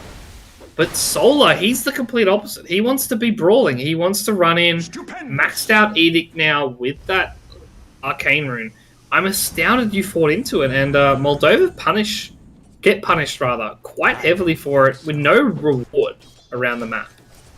Yeah, very weird indeed. I guess they overestimated their ability to get the kills. I mean, we saw the Weaver just Shikuchi through a full barrage of Diabolic Edict and dies. I guess the silver lining is the Storm survive. That's pretty much the good news. Maybe not for long though. They're gonna find Abaddon here. Yeah, Yayo, he's dead again. Cloud Strife is gonna take the camp and back off. Gotta sacrifice Abaddon to the team. And of course, Tyrande, he will always follow his team around. Just give them that mana. Maybe we are starting to see the the start of the death ball being set up by Hungary. They bring the Luna mid. They really want this tier 1. Yeah, and they'll probably get it. There's almost no way of stopping this edict. They don't have fortification for 3 minutes, and not that it matters. It's gonna reset for sure. I mean, if Hungary takes control of the map that fast, is there a way for Moldova to slow down this whole tempo of Hungary, or the ship has such sail and now you just have to watch the snowball, roll towards you? They can definitely slow it down. They've got the Night Stalker and the Storm Spirit, so they've got ways of getting on the backline pretty easily. It's more to the fact that, like, if they're committing on tier 1s like this and bringing their whole team, how much farm can you get around the map? How much can you delay them with their supports? And that's what they're trying to do already. You can see Cringeslav, he's bailed out of the bot lane. He's accepted defeat. That lane's now just Solar's territory. He even gets the fairy trinket, so there's the cherry on top. Some mana cost reduction, some extra spell damage, and has a mana battery following him. Look at that. He never runs out of mana at this point, even as a regen rune. I mean, Gaben has blessed him. Oh my god! Speaking of blessed. There we go. Ravish only lands onto the Monkey King, but that's the target that they want to look for. Silence from the Crippling Fear Ascended. They put the Night Stalker to sleep, and they use the Split Earth on this Monkey King, and they will kill him off. Trying to go for the Night Stalker, but he can fly away with the Dark Ascension, so the next best target might be just Yayo. Let's see what Sectro has in mind. They have the Storm just flying in towards the back line, zipping onto the Bane. They might get the kill, but the Styx is going to keep Driz alive for a bit longer. Now Shin, he has committed a bit too deep. Slowed down by the Solar Bind, but still flies away with the Photic Shield, but nighttime has ended and he is brought back to the ground. His wings have been clipped as Sectro now blocks him. Crippling Fear's gonna get the silence off. Photic Shield once more, keeping it safe, but the rest of Hungary wants to run at Moldova. Klaus Drive taking a lot of damage from the Pulse Nova. Look at Solar, he's just running in. Gets himself a Mega Q. Yayo level 6 doesn't have to borrow time. Monkey King just revives, jumps straight with the Boundless Strike, but gets beamed by Low Skill, who is in the Radiant jungle. And that's lights out for sure. Solar gets a triple kill, and the Monkey King will have to die for another 30 seconds. Yeah, absolutely wild play for Moldova there. I'm surprised that they stayed around so long. They seemed like they got away, but Solar's damage is so insane right now. It's only level 11, by the way. Like, he doesn't have 2 levels in the ultimate. That's an extra 50% damage there. He doesn't have the Kyle, Bloodstone, Eternal Shroud that we see so often on this hero. I don't even know if the Yules was finished. I don't think it was, that fight.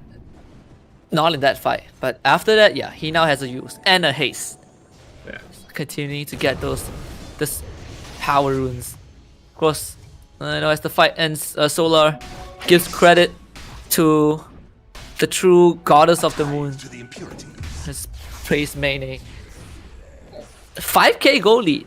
I mean, the kills might not be too much, but we are looking at a 5,000 gold advantage for Hungary against Moldova at this point of time. Obviously, Orchid is being worked on by the Storm, but they lose Klaus Drive again. I'll get a pick off for this, though. The Coddle looks pretty dead to me. Yeah, with the trade on the Tyrande at least. But it seems like Hungary, they are just continuing to take control of this jungle regardless, right? You give the Coddle away, but you get more vision, and it feels like there's no way that Moldova can stop them if they start pushing a lane. Yeah, the issue is obviously pushing onto a tier 2 is much harder than pushing onto a tier 1. So they are showing a bit of restraint, a bit of respect. But now there's a DD rune. Do they give it to Solar as well and he can just run amok? Yep, they do. And see the Low Skill, he's just marking the map. I mean, they do have a ward at the cliff in the Radiant jungle, so they will see Solar and his gang coming towards the bot lane. But team fight wise, you kind of need this Night Stalker to go in. And maybe the Storm, but that's pretty much it. Yeah, and this is why I don't always like this Echo Saber build on Night Stalker. He can't frontline without a BKB blink. So he's built this Echo to like brawl a bit more. But unfortunately, he can't brawl because they do so much damage. And it's left him kind of stuck in the little middle ground where he can't farm because he wants to fight. He built this fighting item, but he's not strong enough to actually fight. Oh, it seems like they still want to fight though. Dark is nighttime. They still have Dark Ascension, but yeah, the Spirit Form used by Tyrande.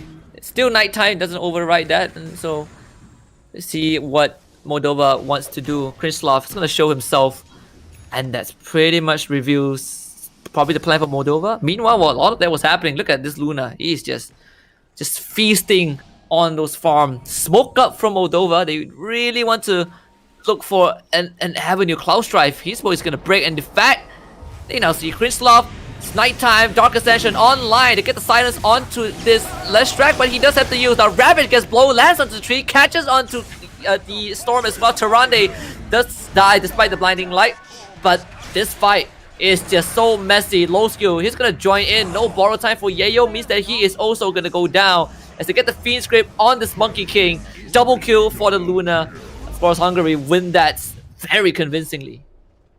And I love this itemization. So low skill has a BKB already. Like we talked about the potential Death Ball. They went mech, they went BKB, and now Solar has a Yules, and I believe he's got the Kaya coming as well. So he's prepped and ready to fight. Hell, even the Bane, he's starting to build towards the Aether as soon as possible here. Oh, they wait for the Leshrac to TP out, and they now will pounce.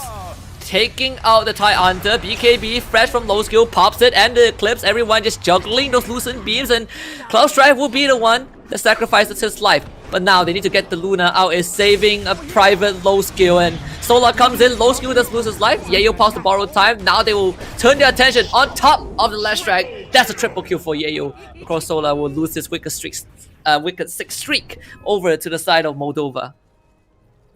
Yeah, you TP in vision, you get punished. That's just the moral of the story there. It's a common mistake people make. The core gets a bit greedy, TPs away, and leaves their supports to die. This time they actually just left everyone, including the carry, to die. A bit of an awkward play there, but props from Moldova for realizing that, going for the kills, and having just that pure aggression that this lineup needs. Illusion?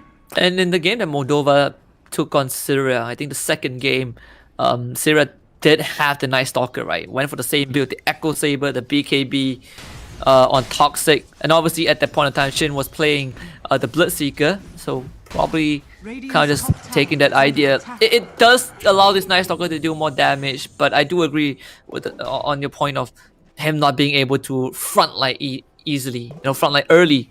You look at the TIE Hunter, has a cloak going for the blink next. I mean, the team fight for Hungary is just going to keep accelerating towards critical mass. Yeah, and the next item for Luna is obviously going to be that Chrysalis. I think the Daedalus purchase does make sense this round. I actually kind of want to see him build a Silver Edge, though. I think that extra bit of mobility would do wonders for the team fights. I think you also break the Jingu Mastery, right? So against the Monkey King, it does make him significantly weaker. That is true, but I think if you are engaging into a Monkey King like that, you want to blow him up either way. It's none of this like, oh, maybe he gets Jingu off. It's like, I want to kill him. I will not let him get Jingu off. And just kill him as soon as possible. Hungary will take the outpost, and of course just objective gaming all the way. Roshan probably will be the next course on the list. Smoke gets broken, and of course it's by the Monkey King hiding in the trees. Well, they do see him jump, they cut the tree, but he leaps away in time. I mean, Losio almost catching this first one just running around. But we see Moldova cutting the wave again, putting a lot of pressure on that top lane. In fact, with the Weaver, it's the rest of Hungary, they are just sticking together, like glue. They do see Yayo, so this Abaddon, they're not gonna chase him down. Maybe they will. I'm trying to cut him off, I guess, under this tier 1. He's just in the way, right? They want this tier 1. They might actually find Cloud Strife instead. Hey, everyone for Hungary just sticking together.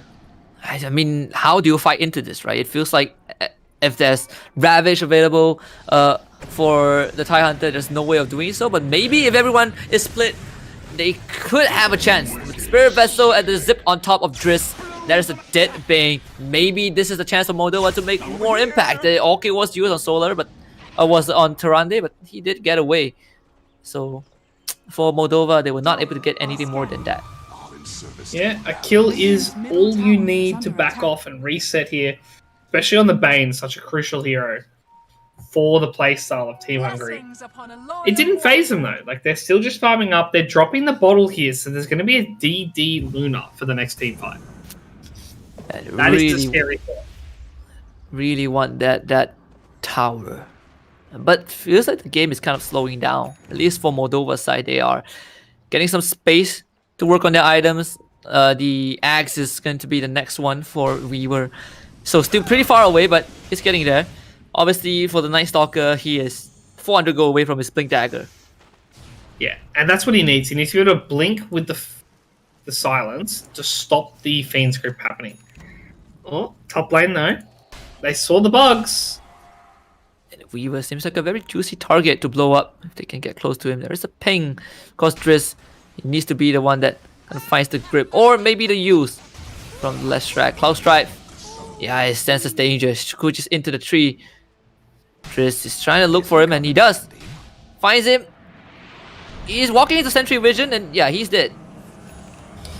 Yeah, it's a matter of who gets the kill. And Tarande does.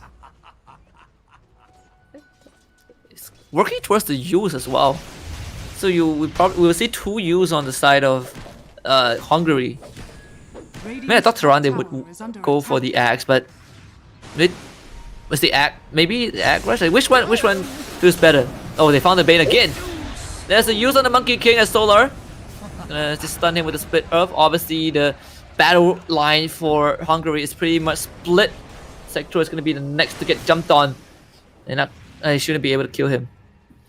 Yeah, and you were asking about the Ags. Honestly, the most comfortable build that I like is going Rush Lotus on Coddle.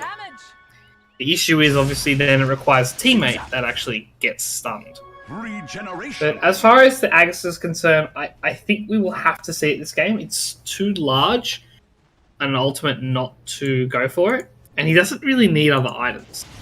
Hex is good, E-Blade's good, the Yules is solid, but the Ags is just really just an absolute necessity at some point in this game. Is that they're grouping up again and cross spirit form use? They want to look for some target. Yayo. Yeah, he's gonna be the sacrificial lamb. They pause the borrow time, but they just put it to sleep, and of course they're not gonna even wait for it to end. Oh, this is overwhelming damage from the DD. Now with the Abaddon kill, it seems like for Hungary, they are considering Roshan. Kind of a catch onto the Bane. Blink in, the Ravage, completely mitigated by the BKB. As this Storm still wants to get a kill, just try to zip away. Now he runs out of mana as they also caught Cloud Strife. I mean, the Weaver. And that's a monster kill streak going the way of Sectro. Yeah, it's sick BKB play, but unfortunately for the Storm, he doesn't have the Kaya, he doesn't have the Soul Ring that we've become accustomed to. So he just didn't have the mana pool to take that fight.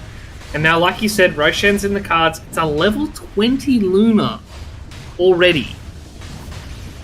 Where did this man find so much XP? What is happening? I mean, the post one of Moldova is only level 15. Storm is 17. Yeah. And he's building a Skadi. So he's built the Chrysalis to farm. He's going to turn it back around for the Skadi. He's realized that with that Skadi, he's probably unkillable. He can definitely take team fights up against that Monkey King with ease.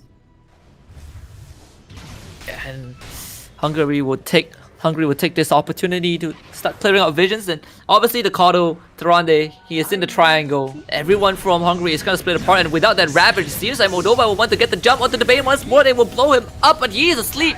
So it buys a bit of time. BKB pop by Jin, running onto Solar. The Boundless Strike is gonna keep him in place. They will find a Slash Track, maybe just a bit more. He uses out the NDS, Solar, Essence Ring, still alive. Here comes Low Skill with the Eclipse. Critchlaw will pop his BKB. The Master Madness pop by Low Skill, but he can't really fight in the Wukong's command ring. Now gets pulled back. That's the Aegis being expended from the side of the Luna. Solar trying to stay alive, but goes down to Spirit Vessel as Jin will keep this Kato at bay. But Low Skill pops his BKB, runs at Critchlaw. The ring runs out. Of course, the crit for the Chrysalis will finish him off. One last Lucent Beam will do the job. And Low Skill, he is just killing everyone. I mean, now he pops the Master Madness, goes onto this Storm, who does have just enough mana to zip over the cliff, but low skill is looking for him, has the shot as well. Those glaives are bouncing, and of course the low cooldown on the Lucent Beam gives him a triple kill. Is under attack.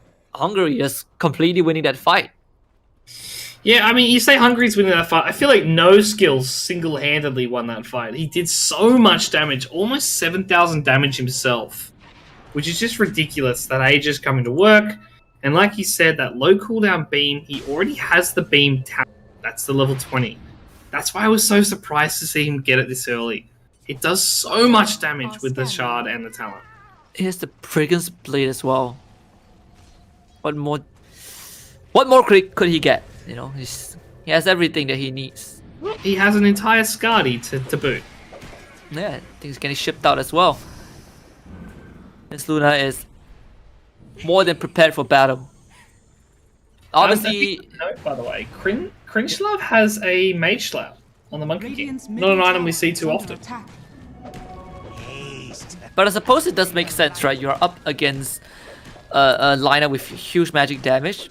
Then the question becomes, do you have enough to deal with the Luna late game? They did kill him once with the Aegis, so I suppose that's possible. They catch Cloud Strife, that's a Weaver. Still,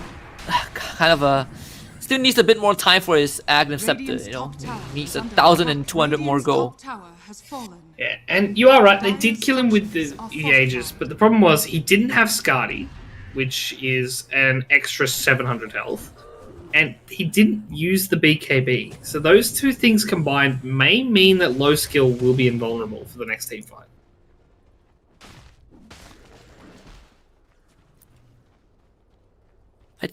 That Shin is going back for the Echo Saber. In fact, he completely skipped the Blink Dagger. Went for BKB, looking for Echo Saber next, as Yayo will buy the Solar Crest. Radiant's middle tower has fallen. Yeah, Feels that's like a- curious, because I don't think he brawls into low skill, nor does he brawl into Solar, who actually has built a halberd. Dire's bottom tower is under attack. It feels like Moldova are racing against time at this point. Yes. How much longer can they drag on this game? Rough. The issue is obviously there's still a lot of progression on the heroes, so it's not like the game's over if Team Hungary start to push. But Luna up against MK, it feels like a pretty rough matchup right now. Even with the Mage Slayer, he was getting absolutely chunked by the Lucent Beams. We'll turn this tide to our advantage. And May the light wouldn't you know, Tyrant. Toronto is building a Lotus Orb. Ah, he heard what you mentioned. Well, he did have the use completed, so that's again they have use on Tyrande, use on Solar, 4 staff coming out soon for Skectro. Maybe just to get away from the crippling fear, you know, this Night Stalker. I really don't want him to stick onto any of these members in team fight. Maybe other than low skill when he has the BKB. Yeah. How far away from Daedalus as well? Oh my god, he's almost got a Daedalus as well. That low skill BKB is going to hurt every time he uses it. He's 1,000 gold away from the BKB, from the Daedalus. That is insane. I wonder how much is his GPM. Ooh, is there a way to check? Yes, there is. I Should have be. removed the hotkey. 746. Oh wait, there is a way. Hold on. Yeah, hold on, 746.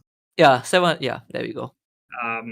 Yes, so for those at home, I've got QWER is network KDA last hits and buyback status, and I removed every other hotkey because I never needed them. And to this day, I never have. I can just click it, just slowly. Primary one I have are called last hits deny, net worth, and buyback status. Yeah. Let me have a pause. I think, yep, the game went back into the game. So 746 GPM. That's basically. Like, I'm really bad with math. I was trying to calculate how long it's gonna take on average for a Daedalus. 5 minutes, 6 minutes Oh, for the whole Daedalus. for the whole Daedalus. Oh yeah, he started with a Chrysalis, right? So Yeah, so I mean, it would have taken him 6 minutes to build the Daedalus at 800 GPM, which is just wild to think about. Because Dire's top keep in tower mind, is under by the attack. way, he's It's going back for the Satanic. GPM might be 750 right now, but the last 10 minutes it's probably been about 850. Just because the early game is so slow and now he's ramping up. So that the GPM can be a bit misleading as a stat, just because of how fast he is now doing it. He's going for the Satanic Tower next. is under attack. It's can I like disassemble that, the actually. Mass of Madness as well, so it's like lesser gold needed. Oh no, he's actually buying the Morbid Mass again? No way, right? Wait. Nah, I think he just bought the Reaver, right? Yeah, he bought the Reaver. Yeah. That's the best thing about Mask of Madness. You can split it, build a butterfly, and you can build, obviously, that Satanic with 2 items. So all efficiency. It just feels so good for a core. Oh boy. They found Shin. Used into the air, of course. Sectro is there. Radiant's bottom They're just tower gonna is blow under up this Light Stalker. You merge with the impurities. I do like that he didn't use his BKB out of panic. Because if he uses his BKB there and still dies, then that's quite a hassle. But Yayo in the mid lane, he's They're getting just beat. they're gonna heal him up and they will bring him down. That's gonna be a high ground push. That's where the buyback status.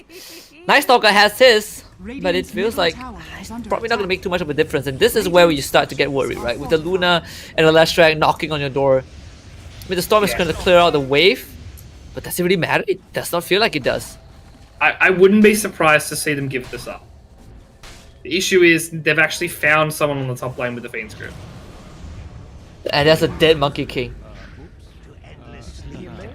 Yeah, it's a nice pick off, and that's just going to delay his buyback quite a bit more. And I think he was building an MKB in preparation for the potential butterfly on Luna. But Luna's just going to build a Satanic Daedalus. They're not going to even build the butterfly on low skill. Yeah, once he realizes that, yeah, exactly, right. It feels like this Monkey King, I don't know. It's in a weird position right now. Satanic completed on this Luna. This guy is almost 6 stacked at 30 minutes in, if we count the boots. How do you kill this guy? He's actually unkillable. 3.5k health with a Satanic and a Radiant's BKB. top tower is under attack. Yeah, and the Lucent mini stun talent is so much fun. Because once they get low, he beams them and 2-shots them. And there's nothing you can do about it. Radiant's top tower has fallen. How do you even get Dire's close to bottom Luna? tower I think is under that's attack. now the biggest question of the game. I do like what they're doing though. Like they're delaying the fight. They're trying to avoid it till they get their items and trying to make it happen on the high ground. Unfortunately for them, Team Hungry are just waiting for Roshan. That second Rosh, the Ag Shard. I mean, I think you just give it to Solar and he gets the triple split Earth.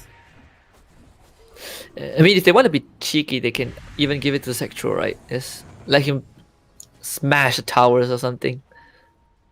The issue is he ever getting to a tower, or is low skill just going to sit on the high ground and pepper it? Like, I would love to see it as well, but he's gone Blink, he's gone Force Staff, he's going Refresher. I feel like he's committed a bit too heavily on the old, I want to Ravage and that's it. It's probably not gonna be standing in front. It's all low skill. I mean, Roshan is up and yeah, Hungry, they will smoke up. Of course, you can see the arrow. They are drawing it right on top of Moldova. Yeah, they just cleared the wave on the Storm Spirit, so they do know, and wouldn't you know boy. it, just an extra little bit of oomph, an illusion rune for the Luna. And it feels like they might run headfirst into each other. They said the illusion uphill, obviously. If they if they notice the movement block. Oh, the Centaur stun! When the smoke breaks, they're gonna jump into Roshan pit. They find the Bane. Now it's gonna be Ravage time, hitting onto all the core members. The borrow time doesn't really matter. I mean, Prince-La pops his BKB Shin as well. They run in and they realize that they have to run out. Cloud Strike doesn't even get the time lapse. 2 quick kills for Hungary. Just 30 seconds before Roshan spawns. Yeah, they don't know that at least, so maybe they look towards a high ground rather than going for Roche, but the problem with that is you've used all your BKBs, you've used your Wukong's command, what are you actually defending this base with? They're going to break the wave. That's their base defense. Radiant's They're just middle breaking tower is waves. under attack. Toronto is looking for Crinslav. Doesn't see him just yet. Crinslav tries to go for the challenge, but I don't think that's a good idea. There is a Bane around. Blinding Light sends him back. Solar Bind slows him down. And Driss is gonna put him to sleep. They're just gonna torture this monkey. Poor guy.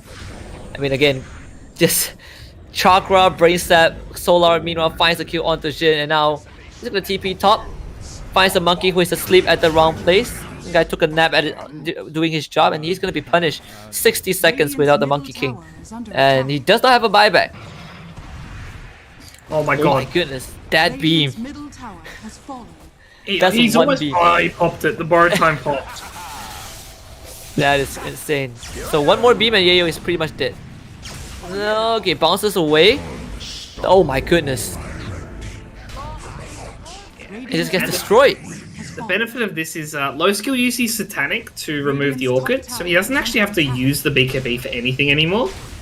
There's no fear of holding this BKB. He can just keep it all the way up until Xin gets on top of him. And even then, I don't even know if he needs the BKB. There's gonna be mega creeps for sure. Top wave is also pushing in. Hungary just having their way with Moldova at this point. Shiva's guard online for Solar. But Hungary, they have better priorities, and it's the second Roshan of the game. Yeah, give me split Earth. Give me split Earth. I just love to see like the triple split Earth on the ground with the Coddle, Chakra Magic, and then them trying to fight on top of it. It's disgusting. You just can't walk into it, right? Every 5 seconds you get stunned. Yeah. The worst part is when you have the triple, it's a 1 second delay between stuns. So you get stunned, you have like about a second, and then you get stunned again, and then you get stunned again, and then you get stunned again. There is a smoke, I believe, from Moldova. In fact, Hungary, they're giving a lot of respect to this. They leave the Roshan at 20% health. Oh boy, smoke is gonna be broken, and they found Yayo. Borrow time is popped, but it's not that it matters too much. They also found a monkey with the Lucent Beam. Look at low skill. Here comes the Ravage. A good time lapse to keep Jin alive. Just a clutch run for close drive, and he might just get out. But even if he dies, he has done his job. But the problem is they don't have the damage to take on anyone from the side of Hungary.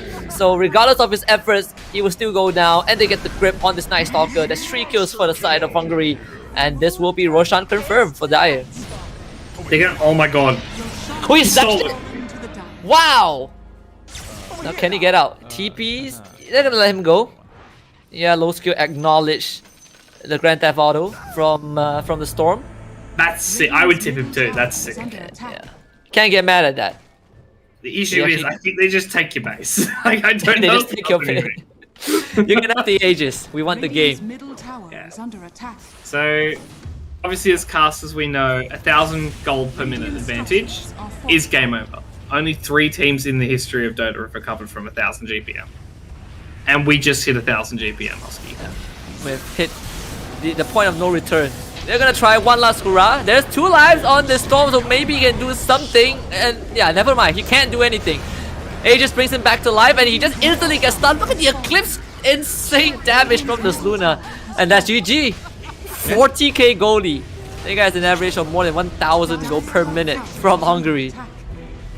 And honestly, wire to wire, just a well executed game plan from Team Hungary. They picked this Luna up to be this one true carry. And honestly, for the longest time, it felt like they didn't need him. They was playing so well with Solar, playing so well with Sextro and the supports on Tyrande and Drixt.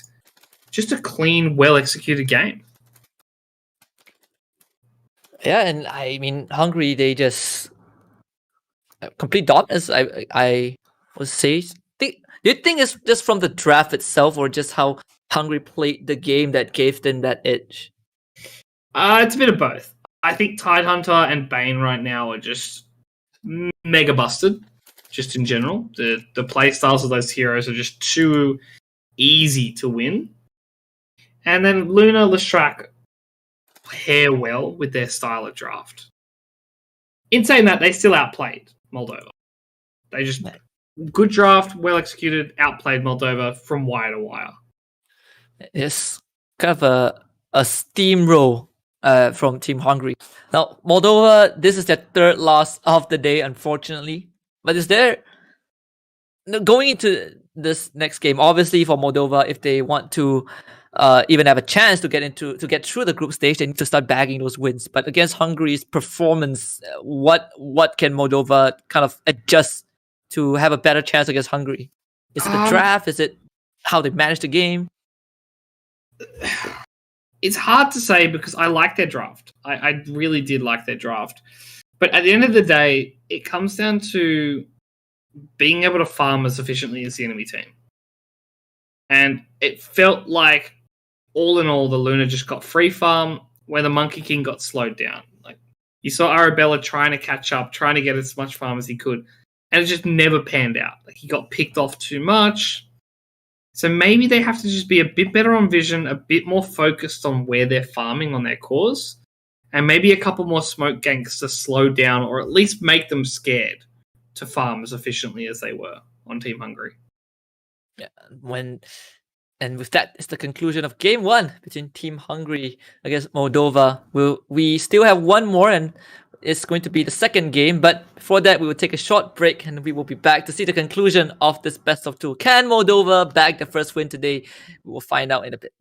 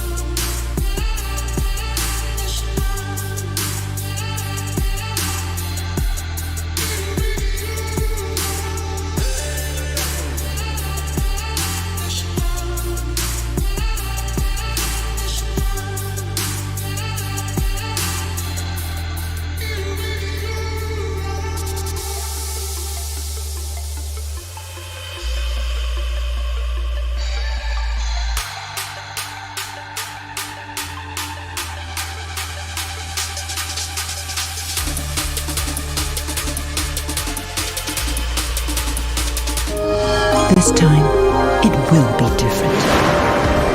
This time, I'll say yes to everything.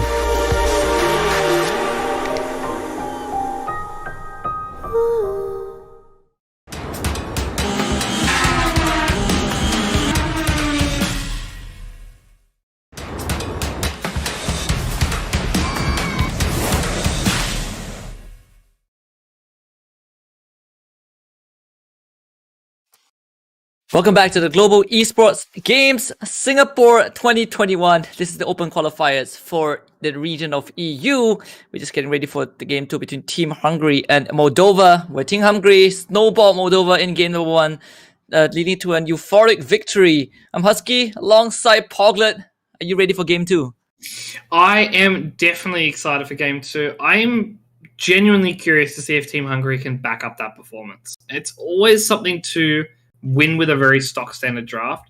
It's something else to game 2, have those heroes banned and back up that performance. So we'll have to see if Moldova have some tricks up their sleeve. Their game 2 performance last time was much stronger as well. So we'll have to see what they do here.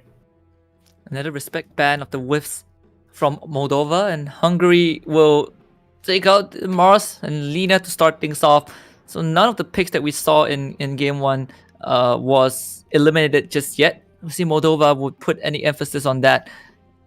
Perhaps the Bane must go.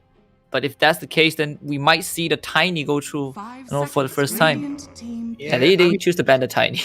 Yeah, and would I be surprised to see a Monkey King first pick? No, I would not.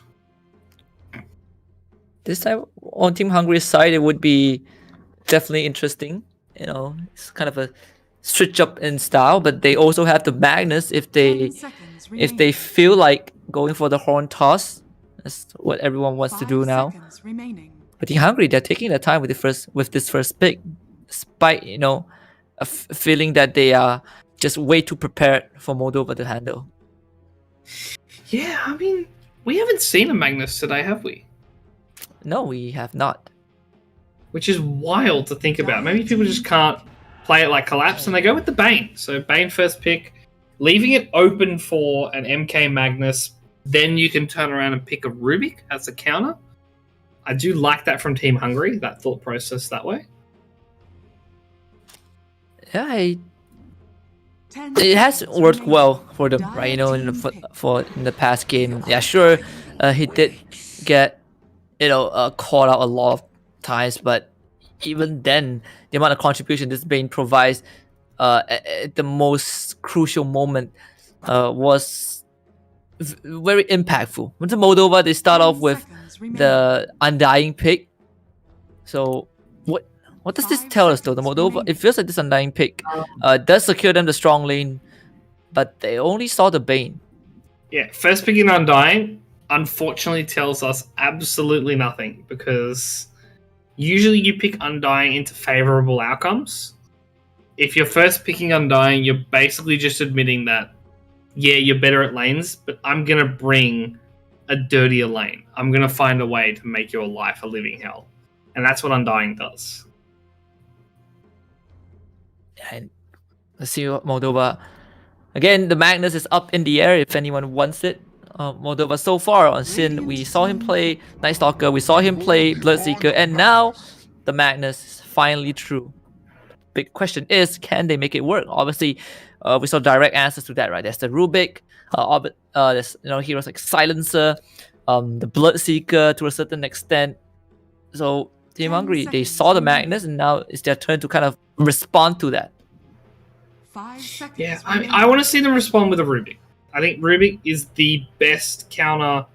It's a good counter to Undying because the Tomb Steel is huge, and it's a massive counter to Magnus. But they actually go back for the Leshrac. Okay, showing a lot of confidence in their mid Leshrac prowess.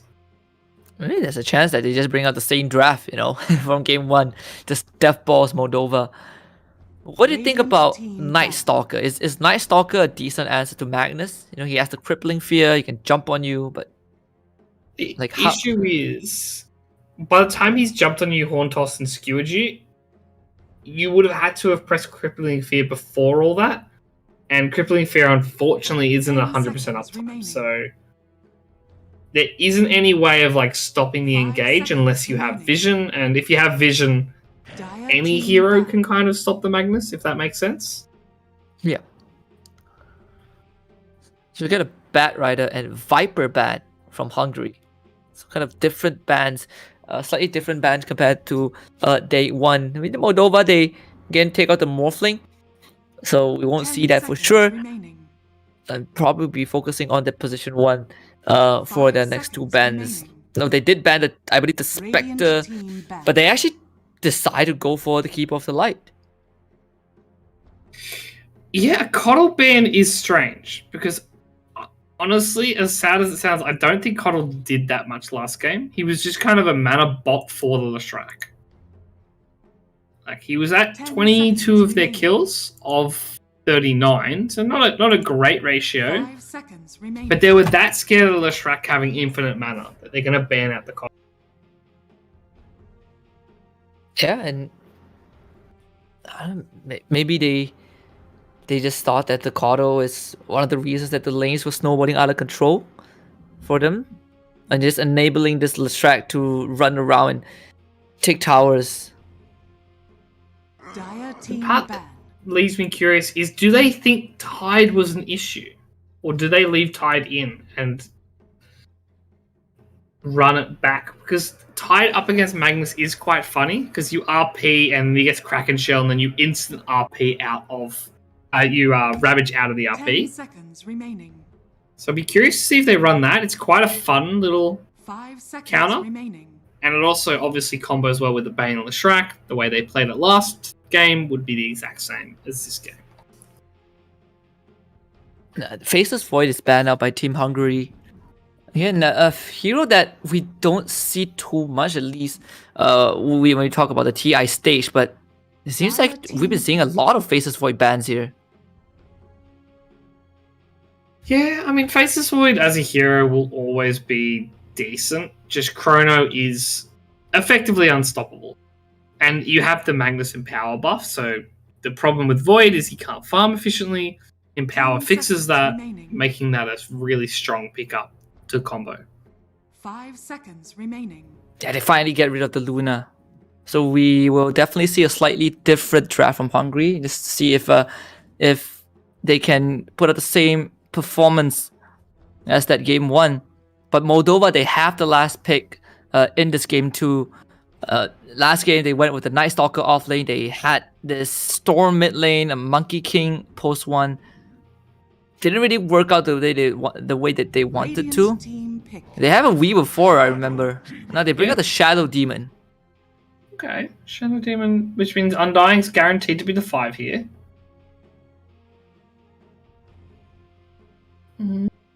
Shadow I Demon suppose is a it's- decent counter to the Bane Leshrac.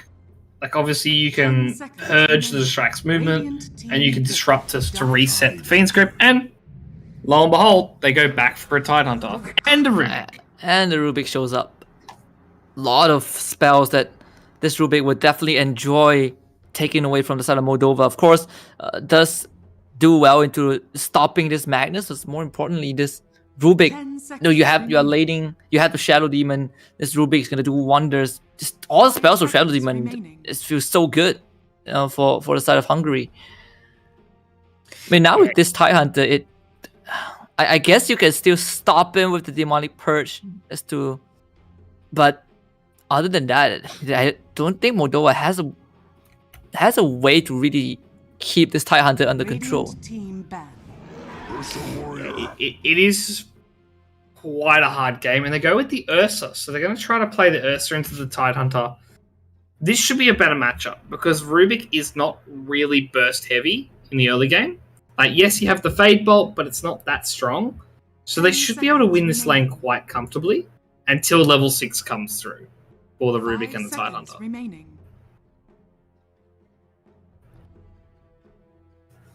So both teams are looking. Well, Hungary is looking for their post one, and Moldova, they still have that mid laner, not selected just yet. But now you see the Leshrac, right? For Moldova, seems Spirit Brothers is the Storm a good pick in this game? Can they try that again?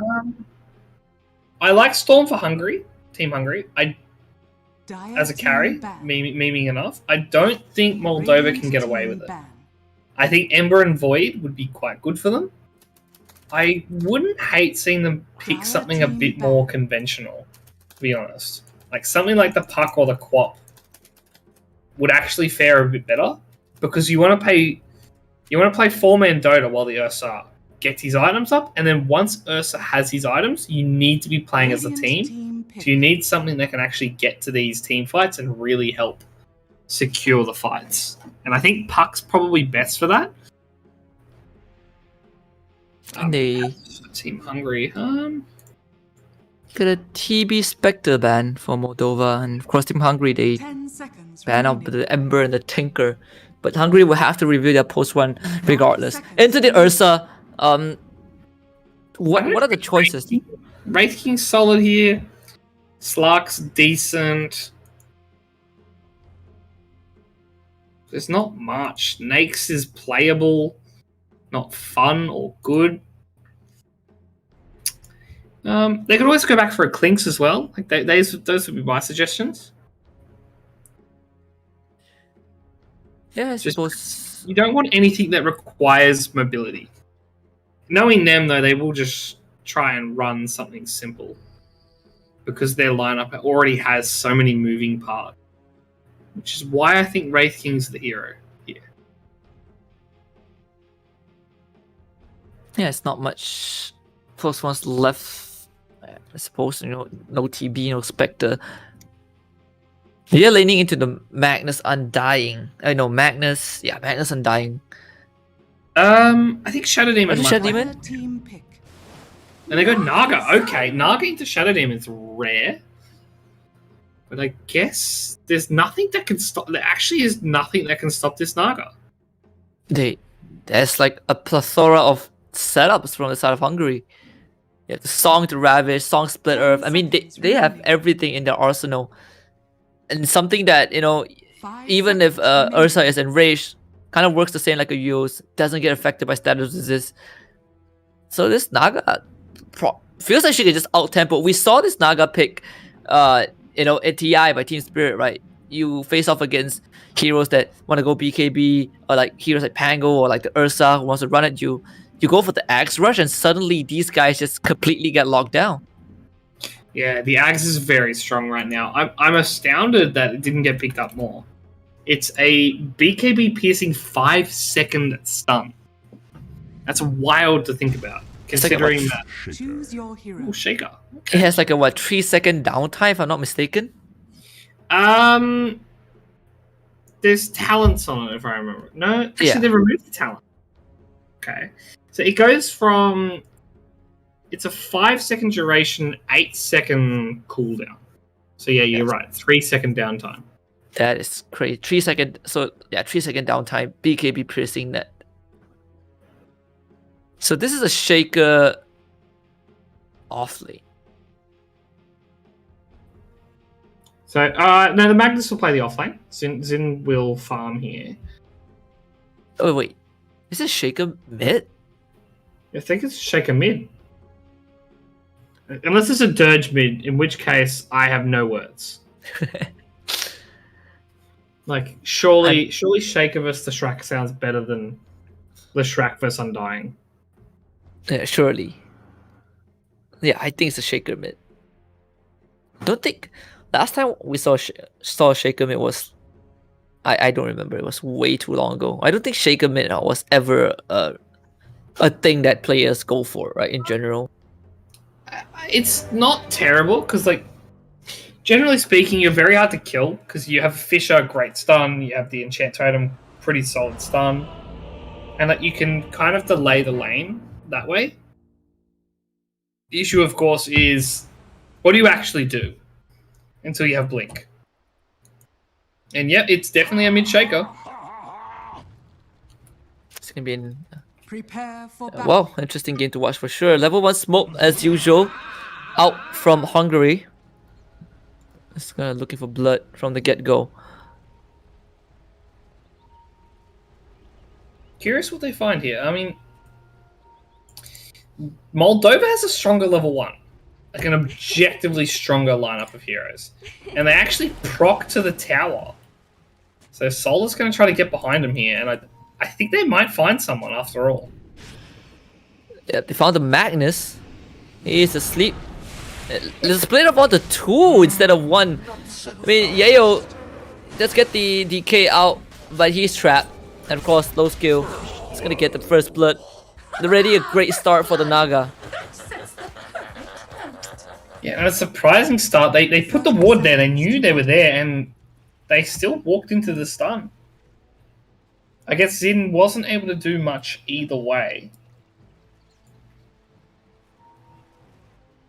Yeah, just got caught in a really bad position, but yeah, losing the Undying is probably objectively better than losing the Magnus.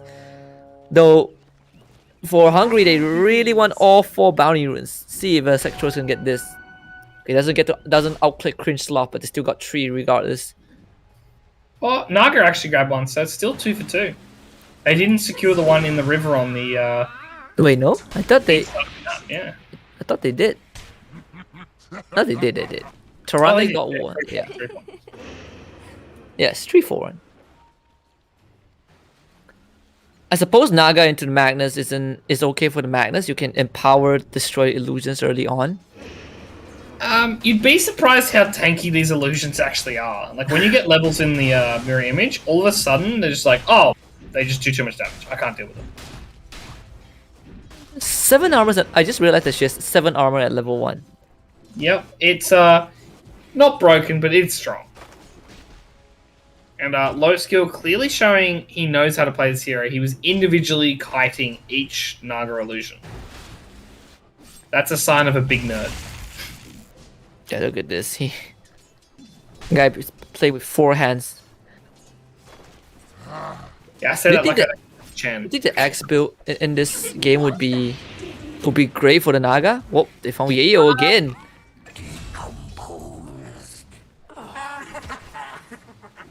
Free courier. So actually, it's a nice little pick off. I think Driz dies for it. Has been killed. Oh no, he doesn't even die. The reason I think Ags isn't good here is because Enrage will lower the efficiency of it, and he's the only one that really will move around. Like I don't suspect there's going to be a quick Ags purchase on the Earthshaker. I think like a Butterfly or a Heart or a Skadi would do more, and they're only about 1,000 more than the Ags.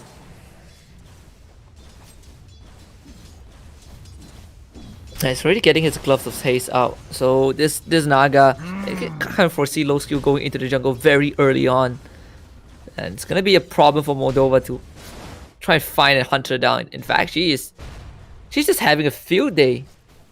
It's having just like 12 lasts, 3 denies. It's kind of pulling ahead of this Magnus more and more. Yeah, it's insane to think that early game Naga is still winning. And here comes the disruption, the free illusions both ways. I guess you can use her against herself. But oh my goodness, look at that. There's a level 1 mirror image with level 1 Riptide. And he's forcing Cloud Strive far away from his laner, from the Magnus. Of course, Xin is the Magnus. He's able to withstand some punishment, but still, low skill is getting so much space, and Drizzt will drag this wave away from this, from in this top lane as well. Yeah, all the while, Yayo on the Undying actually stole the rune. So they stole the bounty rune off that mid Leshrac. Solar not able to complete his rune endeavors. And it's starting to affect the lane, actually. Yeah, the Shaker is doing so much better. You can easily deny with the enchant totem. Like it feels like you can never secure a range creep at this point. Yeah, you need to start using spells, but unfortunately, he has no mana. So that's why that rune stealing was so strong. Being able to slow down Solar's farm ability. I'm surprised he could Fisher here to break the clarity in the mid lane. Decides to not go for it. Meanwhile, low skill is already got her threats. But this Naga is doing swimmingly well. In fact, gets a stack out, blocks the camp, does not let Moldova get a pull. Oh, the Shadow Poison almost cancels the salve as well. Definitely a slower start for both teams, but I think Hungary, if you are on this Naga, you probably don't mind the game slowing down. Yeah, I mean, the slowness of this game is so good for Team Hungary. Like Moldova, they want to play fast pace as soon as they get levels. So I'd be curious to see how quickly they look towards Roche. Cringeslav, obviously, first item Morbid Mask, leads me to the assumption that he wants to go a bit early. Soul Rip and Decay just makes this TIE Hunter less tanky in these fights, but of course, we saw the amount of damage that Sectro can throw out with the Gushed Anchor Smash. So in the end, I think Ursa, without the help of the Undying, probably would just die in that engage.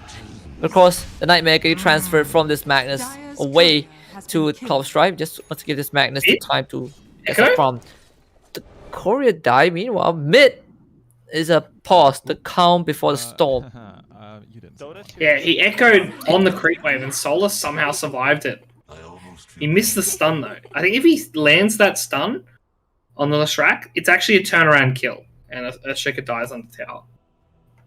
Yeah, Shaker has no fissure, so can't really stop Solar, I think.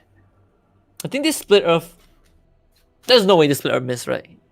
No, it did. So like that's actually about to run out. I don't know why the animation looks like it's fresh, but it's definitely missed. I watched it hit the ground and not the Earthshaker. Oh, this is interesting. We'll find out. It's a quick little unpause as well, so let's quickly send it through. Our admin's having a field day over there. Well, that is odd. So he didn't miss that split Earth. Well, I guess the good news for Hungary is that now there's no echo for the next 2 minutes. Yeah, and it's going to be quite a fast blink from the mid lane. So there's a decent chance the next echo will be used on the blink. They'll probably won't get a chance. Oh, big skill bot lane. Yeah, the bottom lane pretty dangerous right now. It's gonna be the Bane getting chased down. Tarande wants to get away. 3 stacks of Shadow Poison. The Shockwave actually misses. Doesn't really matter though. They still get the kill with the Shadow Poison regardless. Yeah. And Undying, potentially in danger here. Getting chased down. Doesn't have the mana for another decay, so he's gonna lose his life. Is the Verifier, pops the stick charges, still dies regardless to Sectro. Oh, they're gonna look for mid lane here. They're gonna go for the Nightmare combo. Solar just taking his time, getting the mana back up, split Earth. They don't really have enough mana for the damage though, so just a bit of a love tap on this Shaker. Low skill, he's already in the jungle. He is about to farm up a storm. See how much GPM can he break this time. What was the highest? 1,000? I don't know if you can ever crack 1,000 on Naga Siren. I think the game ends too quickly. Like, Naga's not a hero you want a 6 slot. You actually want to get 3 items and then base race. Like, once you get that 3rd item, it's the Manta, you get either the Diffusal Blade, and then you get a health-based item, like a Skadi, a Butterfly, or a Heart, and then you just run it. Top lane again, Undying. Yayo is tanking so much damage. Has a Tombstone out, another decay. Of course, Driz is gonna claim that free Tombstone. They will let Yayo walk away. It's kind of the price that Yayo has to pay. You give them 100 gold, they let you live. Prince Love is gonna show up, level 6, gets put to sleep, and they're gonna turn their attention onto Yayo, who gets a double multi-target DK off. Still dies regardless, as Cringeslav turns his attention onto Driz. This Rubik does have to live, tries to throw him on the cliff, and Cringeslav not happy about that. It will get a kill onto the Rubik, and of course Tarande will be turned on as well. Puts the Shaker to sleep, but Cringeslav is still alive. All while this TIE Hunter doesn't even care, you know, he's like, yes, of course they can go down. Cuts the wave. Here. Yeah, now he's in danger. Fissure, Earth Shot. Yeah, Sectro is is dead. Anchor around my neck. 4 level Aftershock, 2 levels Enchant Totem. This man hits hard if he's on top of you.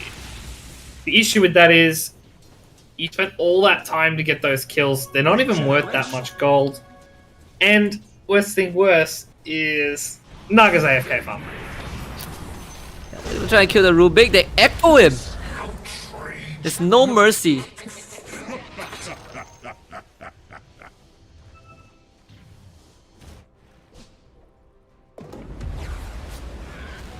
Surprising there. I mean, why not, right? Like, what's it going to be used otherwise? I'm a big fan of you take a quad stack with your Echo. I'm a big fan of that. I'm not even joking. Like, if you have a quad stack hard camp, I would Echo it. Dire's middle tower is under attack. I mean, it's quick goal.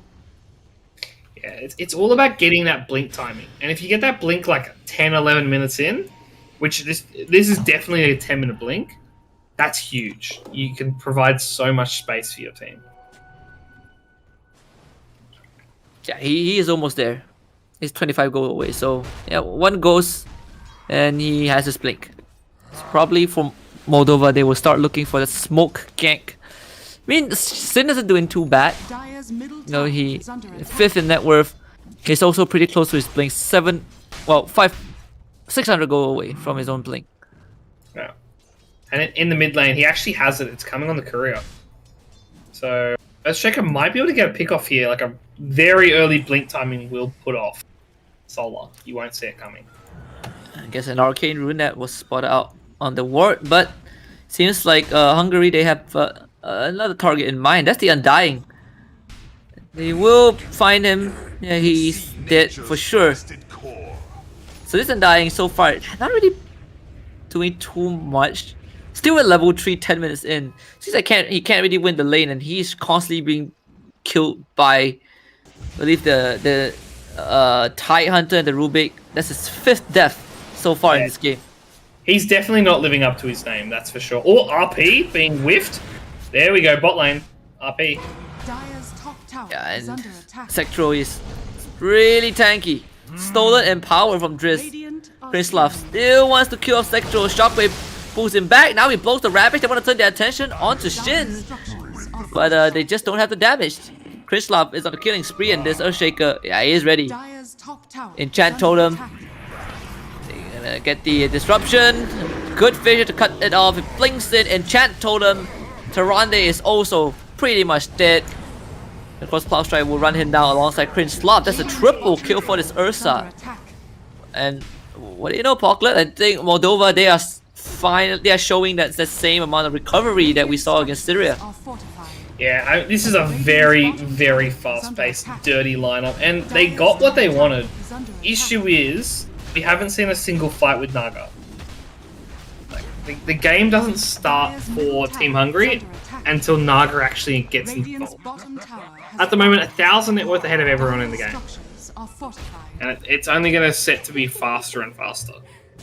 Of course, you have the empowered Shaker and the empowered Ursa. I guess that does do okay into the illusions as they tank up. Both of these heroes feel like they are pretty beefy and they can take a beating. But even then, because the Naga got 1k ahead of, is 1,000 ahead of Ursa and everyone else essentially. So Hungary still have the network, but Moldova, they can still keep pushing. They have the Echo Slam back online. Yeah, and they've got the Empower Enchant Totem combo. Radiant's bottom oh. tower is under attack. Yeah, that's a trial. Gotta make sure it's working. Stolen Fissure though, that is gonna be huge. I have to see how he just use it because he's relatively underfarmed, as that pulls for. I say that he's 1,000 net worth ahead of the really underfarmed Cloud Strife. Yeah, it definitely is. Like that's the net worth lead, by the way. Like those two supports being so poor, that's the entire net worth lead there. Oh, they found a kill. Yayo again. 6 death. And they're We looking had- for low Dire's skill. top tower is under Wow. attack. Oh, what? Yeah, he's just trying to get out. I wonder if they even gave Yayo the bulk. Yayo is level 4. Oh my god, they definitely didn't. Surely not.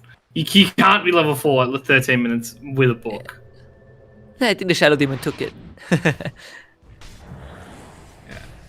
It makes sense, right? Like, what is Undying really doing this game? Like, if he gets more levels, he's just leveling Tombstone. And they're not even using Tombstone for the damage. They're kind of just using it for the making the fight chaotic. It's not really like a Tombstone hitter. Maybe the Naga would do well, but other than that, I think it's Moldova. They do have a decent Tombstone game. In fact, they're trying to hunt for Naga again. Low skill. He has no Song of the Siren, so if they can find him, this is going to be huge. He has no TP as well. Scanning. It's in the tree lines, and I don't think Moldova find him. In fact, mass TP for Hungary. They really want to keep this Naga alive. RP. Oh, cancel. Stolen RP. They get a fissure out. Now everyone jumps onto the Naga, but you have a Ravage landing onto 4. The Echo Slam goes absolutely wide. They found Yayo. Demonic Purse, lift up, Krislav, RP onto Driz. They want to keep Naga safe, but Naga eventually goes down. That's every single spell from the arsenal of both teams. The grip from Tyrande onto Ursa. 2 for 2 so far. Both post ones, they lose their life, but Cloud Strife would be surrendered over to Solar. Tyrande with a double kill. Welcome to my night. And that's kind of a better exchange. A better exchange for Moldova because they got the Naga. The issue is you lost so much, you used everything, and now they can keep the fight going. Like, Solar has, and oh my god, how did you get another pick off? Oh, that war in the jungle. I mean, there's nothing much that the Shaker can do. And they found Yayo again. Yeah, he's gonna pick pull himself to safety. Yeah, I was gonna say, with the Arcane Rune, you can get a bit more done, and they instantly find another kill, and that's the mid-Earth Shaker. So it's surprising to see him stay around and farm so greedily. They use this Ursa into the air. While all of that is happening, take a low skill. He's cutting the wave with his illusions. This guy, he's doing 10 things at once. Cause Sectoral blinks in. This Yayo he's not doing fine at all. Level 5, not even close to level 6. And the fresh ward from Hungary just to scout out the members of Moldova. They're getting so much control on this map. Oh, Shockwave, Skewer onto the low ground. Yeah, Tyrande is gonna die. Yeah, they give up a Pulse 5 to allow the rest of the team to keep farming. Even Drizzt is getting involved. He's down bot lane whacking creeps on this Rubik. Yeah, he's pushing out the wave. So this guy is just farming up a storm on this Rubik. Radiant's middle tower is under attack. He's going for the Blink Dagger next. I quite like this. He's got the Aether already. His job is to stop the Magnus. So you want to blink, as soon as you hear the Horn Toss go off, you want to blink, lift him up, and stop him from doing the combo. And obviously the Aether Blink will enable him to just do it from anywhere he wants. We kind of saw, Dire's bottom tower is we under kind of saw, you know, whoops. Yeah, Yayo die again. But we are seeing this Magnus going for the Frost Staff, but do you think it's a better idea if he just go for the BKB? Do I see it? Oh, it's the wrong GG. What? Oh. Yeah. Yeah. Yeah, he just casually throws out a GG. Yeah. Panic misclick. He just panic, screamed misclick. Yeah, would a BKB be better for the Magnus so that you can't get lifted? Can't get lifted. I would love that. I think Lincoln's is not terrible either, for the same reason. The issue is you'd have to BKB every time you're looking for it, which is like a lot of BKB usage. Dire's structure. Yeah, this is kind of what we saw between. Obviously, this. Oh, they found can't. Oh boy. Yeah, I mean, if he misclick a GG, I wouldn't be surprised if he calls it for real. I mean, we saw this kind of the closest reference was TI10 finals, right? Like against the Skywrath. Obviously, there's the BKB first item for the Magnus. Rubik definitely not directly comparable to the Skywrath, but I'd say he is. It's just an insta-click way of stopping. Oh my god, that's a big Ravage. Wow, they skewer him in. He gets a 3-man Ravage, but they can still finish him off. Now Demonic Purse used onto Solar. Cloud Strife still goes down. They make illusion of Krislav, the echo on top of the Solar, but yeah, low skill. It's gonna make them take a nap, and everyone TP's out.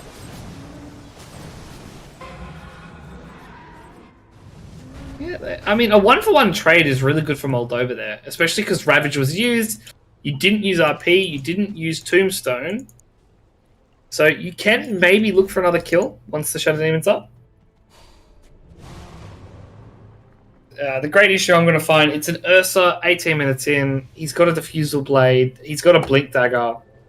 They really need to get a fight won, and they really need to get inside this Roshan pit. And now there's no Song, there's no Ravage. It seems like for Moldova, they're going to look exactly for that fight. And of course, Naga Legion's in the pit. The smoke break from Tyrande puts Shadow Demon to sleep. Tombstone is still going to be plopped down on the high ground regardless, as they were able to at least infiltrate the triangle, but unfortunately they couldn't get anything more than that. Get a stolen disruption. Oh, the blink in. Yeah, stolen disruption from Driz. Yeah, it doesn't matter. Cringelove completely destroys this Rubik. Yeah, I really like that from Cringelove. He used the Enrage as he was getting disrupted to make sure it didn't last as long. And then that way they were able to secure the kill. He found the Shaker, the RP, good one. Solar dragged back to the tier 2 fissure to boot. Sectro getting jumped on by this Ursa with the Diffusal. The Shin might lose his life, but Cringelove, if he can clean this up, it's going to be great. As he's running as Sectro, of course the Earth Shot's going to kill off this Tide Hunter. Now they want to go for Solar, good one. Enchant Totem to slow him down. The Earth Shot, Earth Splitter, split onto the boat too, but Yale, for once he stays alive. Now they get to ensnare. Keep this Shaker in place. There is a sleep. Transfer away. Looking for low skill, and low skill has the Song this time. Of course, Yayo does lose his life. Feeds Grave on top of Cloud Strike. Cloud Strike goes down. Tyrande puts this Ursa to sleep, and now they're gonna turn their attention on the Cloud Strike, who does get the fissure off. Echoes the illusion. He just wants to live.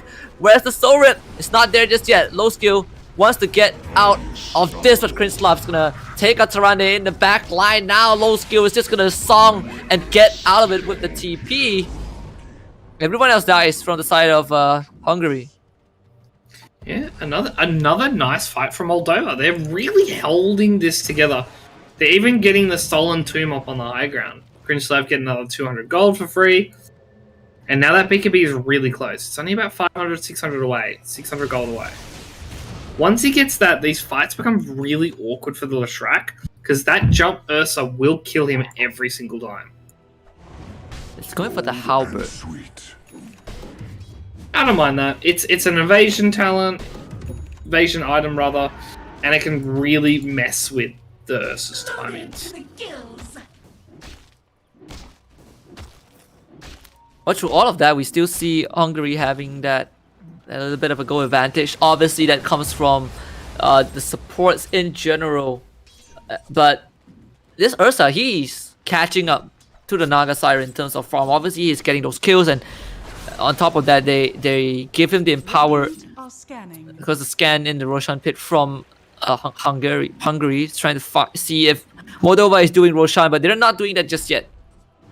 It doesn't look like they have any plans to do it at all. Like, I'm not seeing any vision around it. I'm not seeing any commitment to the team fights. Like, they've got everything bar Echo, and no Fiend's Creep was up. There's no Naga Song. Like, that was the window to do it, and they just had no plan.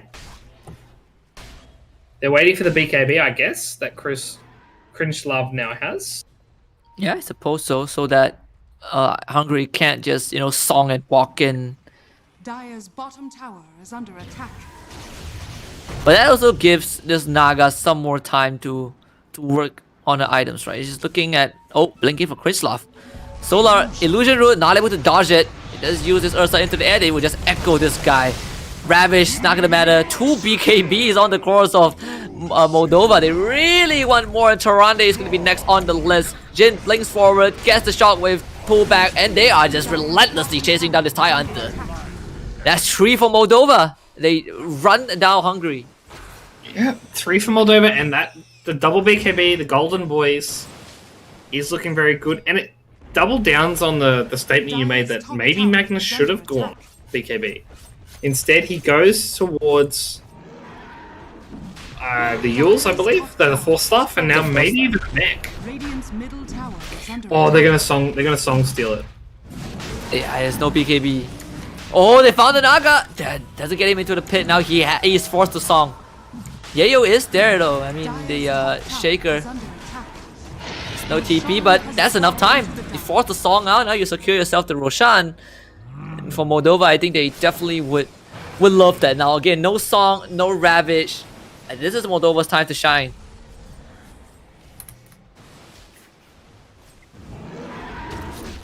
Radiant's middle tower is under attack.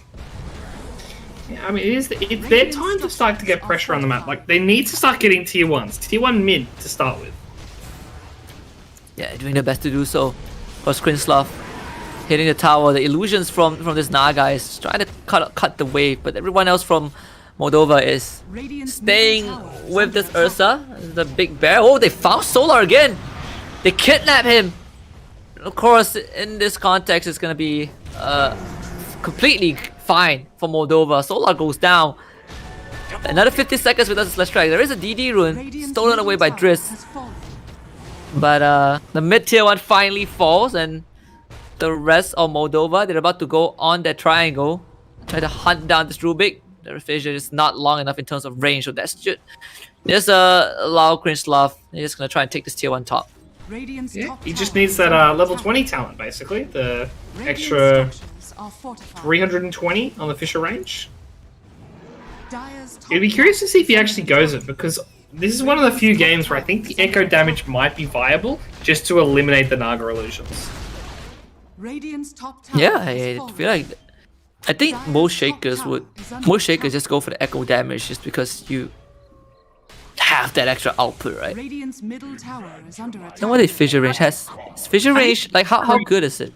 I think Fissure range is now the better talent, because it just allows you to stun from A, smoke, and B, out of vision. That's how long the range is. You can stun and they actually can't see your hero. And like the hero itself, as strong as Echo Slam is, your job at the end of the day is to stun. So as long as you're getting those stuns off, it's pretty good. Dire's top tower is under attack. Oh, Dire are scanning. those skills, he is constantly just split pushing on this Naga. Again, another kidnap abduction onto Sectro. It's gonna be a lift on this Ursa. They want to take down this TIE Hunter. Skewer, just barely missing it. I mean, the timing was a bit off, but I think the base is in danger. Someone needs to go home. This Naga is having too much room to work on those on that top lane. Look at that. He's already made it to the tier 3s. Yeah, I'm a bit nervous thinking this game might just be a rat fest. I mean, they're gonna find Tarande. Yeah, I mean, Krinslav, he is having a great game. 15-1 on this Ursa. But it still feels like, even though they're getting those pickoffs, they are winning the recent fights. The movements from at least this Naga Siren has kind of overshadowed, what Moldova has achieved. Yeah, I'm still wondering when the actual fights are gonna happen between Low Skill and Krinslav, because they're just avoiding each other, right? Not intentionally. I think Krinslav would love to take a fight with the Naga, but level 20 Ursa is quite strong. He has that Fury swipe damage, and we talked about it. He actually has a level 20 status resistance talent, by the way. I just forgot it's in Rage. Status resistance. That's gonna bring it up to 60%. I mean, 50% isn't too bad. So right now, it just kind of needs to. I think the first sort of damage is the more popular one, especially when you have that empower. And this guy is hitting for like a 280 per attack without Fury swipes. Yeah, and Fury swipes is an extra 50 Dire's top per tower hit. is under attack. And look at the way Team Hungary are positioned right now. They're all hiding up on this high ground, in the trees, pretty much slow pushing, waiting for the Naga to do all the pushing. I'm surprised anyone else is here. I don't think they're going to get much done. Dire's middle tower is under attack. Yeah, but they're really, getting a lot of work done on this tier 3. It's kind of a slow grind. It's like dripping water on rocks, right? You are slowly just grinding through that tier 3. I think eventually, if that tier 3 falls, Hungary is just gonna start abusing that room to force Moldova to make moves that they essentially don't want to. Outpost will be reclaimed for Hungary in this bottom lane. They're gonna smoke up. Yeah, I mean, they're looking for a fight. No Aegis. The Satanic is huge, but overall, there's still a very, very decent chance they win this fight. 3,500 health on these Naga Illusions. Oh, Krislav caught 3-man Ravage. They want to blow him up. There is a stolen vision. The RP is there. Krislav pops BKB. Satanic. Now he goes to the fight. The stolen RP from this Rubik completely obliterates everyone. But the Echo might be good enough. And yes, it is. The constant explosion around this fight. The Vision kind of blocks out Cloud's drive. Oh, the song just in time. The BKB runs out on this Earthshaker. Low skill. Who is he looking for? Looking for Cloud Strife, looking for the Shadow Demon, but he gets caught in the disruption. Now throws out the instead, he lets his illusion do the work. It's gonna slice this Shadow Demon into ribbons. There was a buyback from both Solar and Driz, but that's pretty much it. The fight is over, as the Earthshaker will now buy himself a brand new Aghanim Scepter. Yeah, and I'm a bit confused there because they had the ability to kill the Ursa, and they actually went greedy, and they Fiend's Grip, not the Ursa. They Fiend's Grip the Magnus there to stop the RP, I believe. Or maybe even the Undying. And Ursa then turned around with that Satanic and reset the team fight. That could have been a completely different story. He hadn't got buyback at that stage. In the end, obviously, low skill doesn't die, so he's going to buy a Butterfly now and become even harder to deal with. Well, if you're Moldova, are you happy with that fight then? I think you live with it. You got your entire team ravaged and you didn't lose. Like, that's a pretty big thing. And they got RP as well. Yeah, if you get 5-man ravaged and you somehow don't lose your entire team, it's pretty solid. Yeah, we saw the power of the Rubik in that fight. It was I believe like a counter RP onto like 3 members, and it really bought them enough time for the BKB to wear off. I think if like a 1 second later, that BKB would have been sufficient to get a kill on like one extra target. In that case, it was the Bane. Yeah, and the thing with that is obviously, oh my god, top lane. Oh boy, it just destroys him. Yeah. Oh boy, the enchant totem. I mean, fresh axe, empowered Shaker. I mean, you just have to deal with it. Krislux just casually shows up, knows that there's a butterfly on this Naga. It seems like they found Solar. They banish him. Here comes the song. It's just to retreat. BKB from the Shaker. Oh, they want the Leshrac, but the blinking from the Magnus puts him to sleep. And now they go into low skill. He is completely alone. This is a very spread out fight. But low skill with the BKB should be able to just casually retreat. Yayo, he is in the wrong neighborhood. Okay, RP, they bring low skill onto the high ground.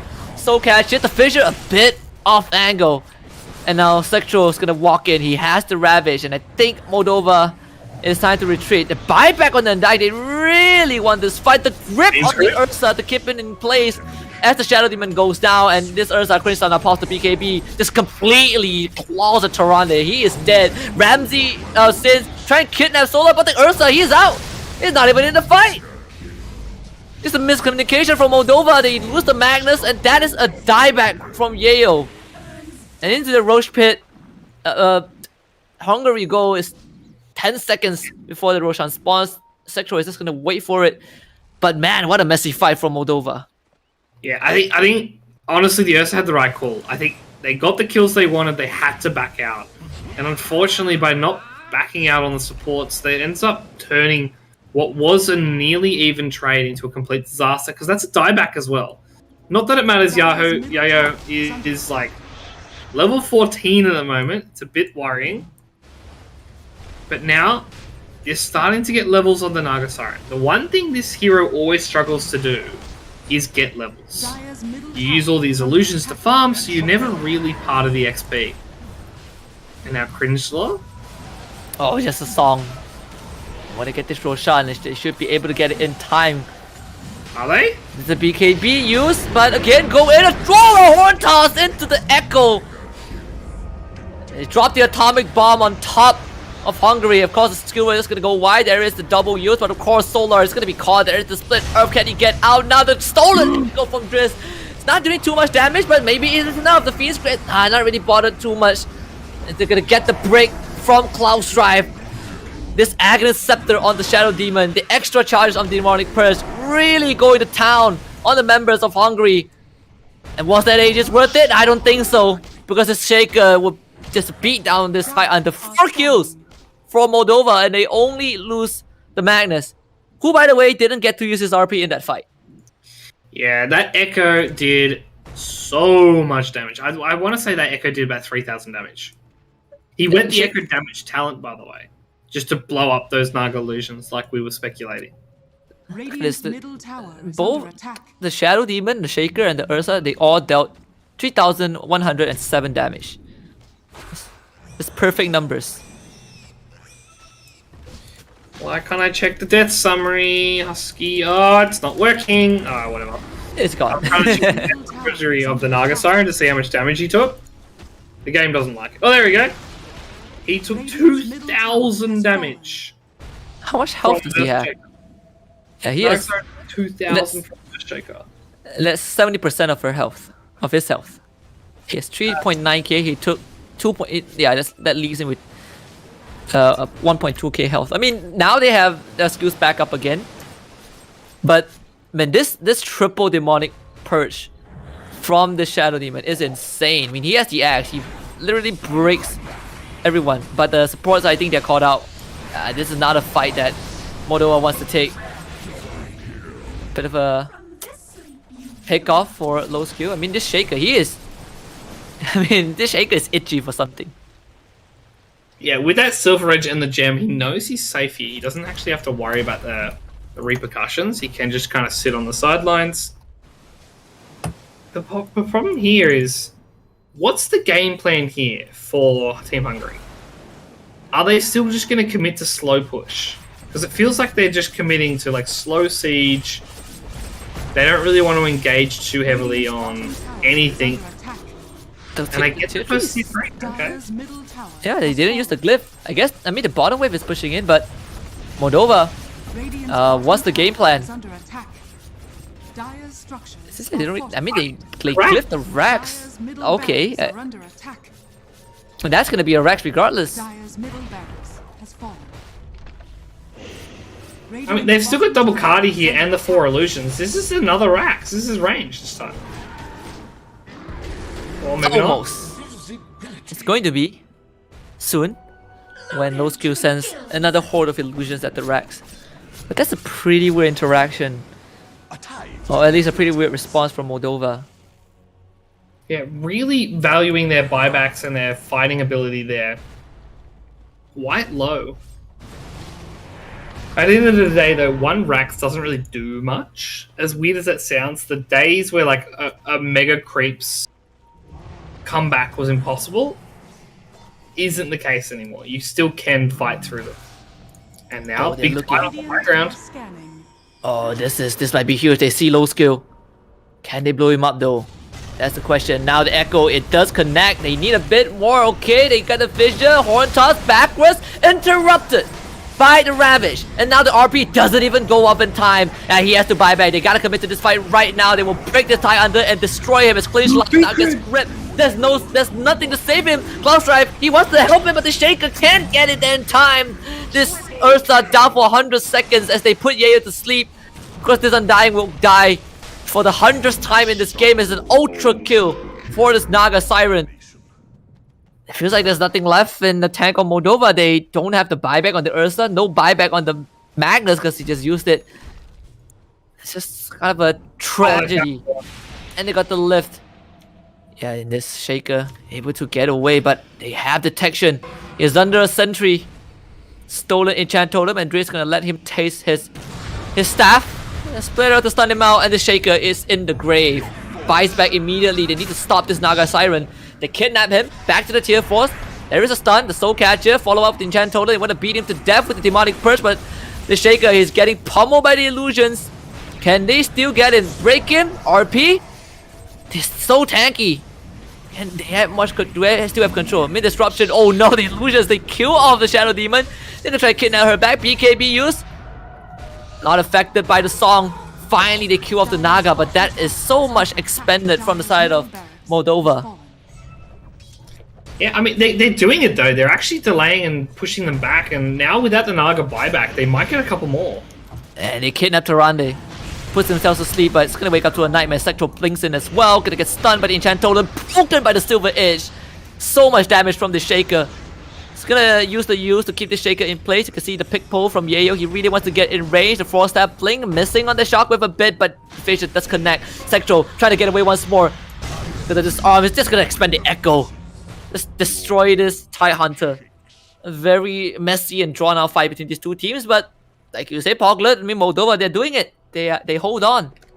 Death tax. Yeah, and once again, these team fights, they need a way to deal with the Naga, and apparently the way to deal was to just skewer him 5 times until he gives up.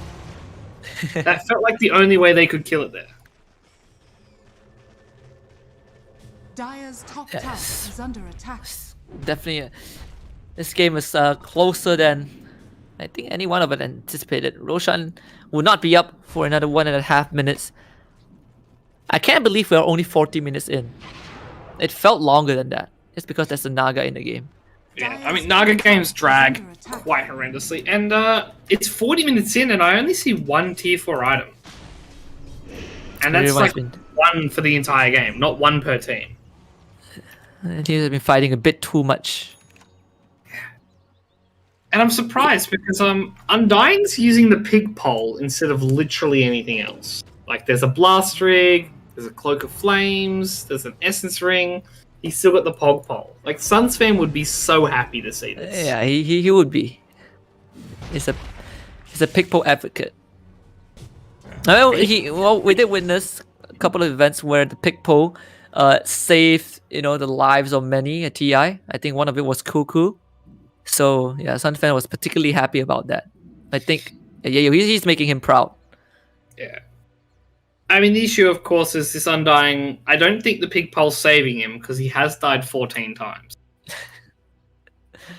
Yeah, the blast rate would definitely be slightly better for this Undying. He's going for he finally has his Holy Locket. There's something to celebrate, considering the fact that he has had. He finally made progression for his item. 40 minutes in. Like after this game, I want to look at the graph just to see how long it took for him to get from one item to the other. Yeah, I think he bought this Glimmer like 20 minutes ago. He has a Holy Locket. He's losing money. Like he's. Yeah, to be fair, he bought back a couple of times, so it really slowed down this Holy Locket.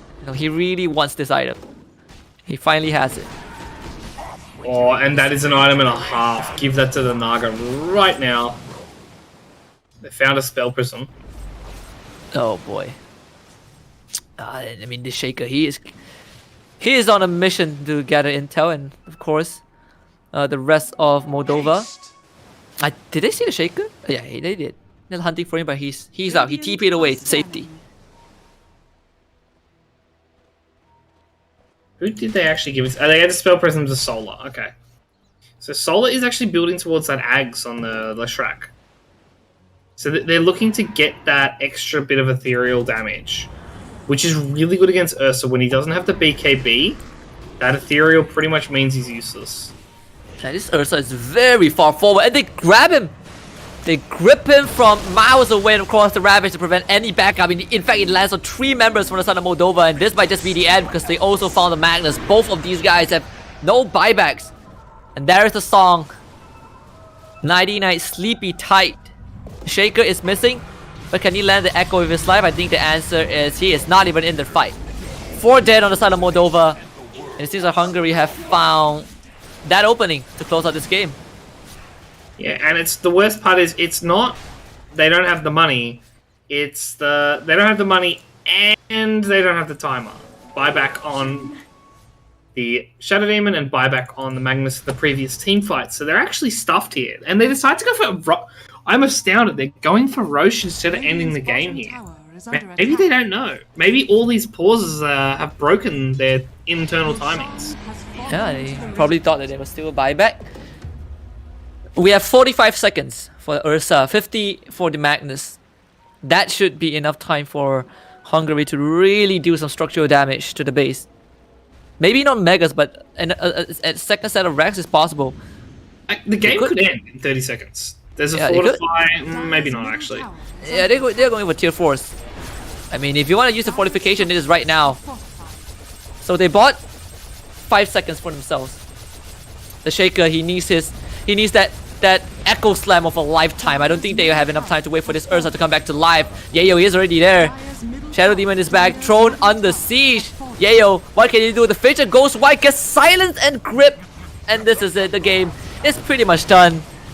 Hungary, they have done it. The Echo Slam follows through by the Shaker, but it doesn't matter. Naga just goes for the jugular. And Hungary, they end today with a 2-0 over Moldova. Yeah, I can't say I'm happy watching a Naga win like that. But again, it was well played. Team Hungary, they knew their flaws, they knew their issues, and they put their entire team in the backpack of low skill. And he just had to carry them all through the finish line. Now the moment of truth. How long did it take for the Holy Locket to be purchased? No, don't do it. Okay, so he purchased Glimmer at 26 minutes. He purchased Locket at 41. Oh, that's a 15-minute window to buy a 2,000 gold item. He has... didn't have the best game. I think he was like a 1-16 by the end of the game. 1-15. He bought a gem. He bought a gem in the middle. So He it's bought a like gem. Okay, in 15 minutes. Yeah, he bought a gem. He bought back a couple of times in the fights. So yeah, that's okay, I guess. But it seems like what Moldova wanted to achieve with just having a strong lane didn't really... I wouldn't say it didn't work out. I mean, it did okay. They had a strong mid game. I mean, by the end of it, this Ursa only died 3 times, despite them losing. He has 20 kills out of the 36 Moldova has collectively. I think the big issue with this lineup is they didn't really have a support. Like, that Undying didn't have a game to play. And it didn't feel like they had a mid. Like, the Echo Slam was great in some of these team fights, but there was no follow-up.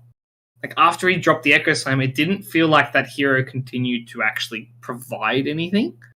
And Ursa couldn't solo up against the Naga with that many illusions running around. Those illusions were killing the supports, and Ursa just kind of had to watch and wait until he got Fiend Script, basically. Yeah, and the Butterfly also kind of messed up Moldova, right? They can't really hit that Naga, with pinpoint accuracy unless they have the enchant totem, but that's only one hit.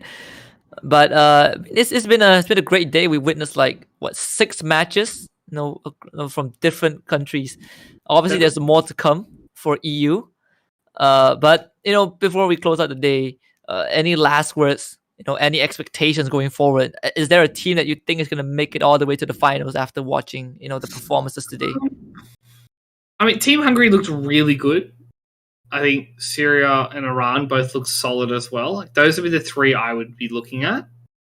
I'm a bit disappointed in Great Britain. I don't know how their second game went. I don't know if their second game actually went in general.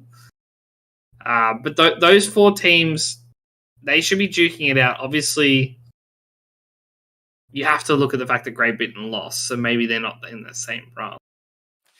Yeah, I'm curious, to be honest. I don't know how it's going to go. I think these teams are so close. Well, you would be delighted to know that Great Britain tied up the series against Iran, so it's a 1-1. Okay. Yeah, they tied up the series. Okay, not too bad. Yeah, I mean, they kind of needed to have any chance of continuing in this tournament. They needed to tie that series up. And well, that's definitely good news for Great Britain. I'm looking at Dota buff. It says that they are now fighting Saudi Arabia in a best of 3. So we wish them luck. I suppose they're in game 1 right now, but we'll see. Great Britain, at least they still have a lifeline, and they have a chance to compete farther into the stage. But with that being said, there is a lot more to come for the EU qualifiers. In fact, tomorrow, I believe, we do have Great Britain taking on Uzbekistan in the very first best of two. That's something to look forward to. But with that being said, that's the end of this first day for the EU Open qualifiers. I'm Husky. Here's Poglet. We will be back same time tomorrow, 6 p.m. GMT plus 8 for more Dota 2 action. What is it? Global Esports Game 2021 Singapore Open qualifiers. We'll see you tomorrow, and we'll bid you goodbye and good night.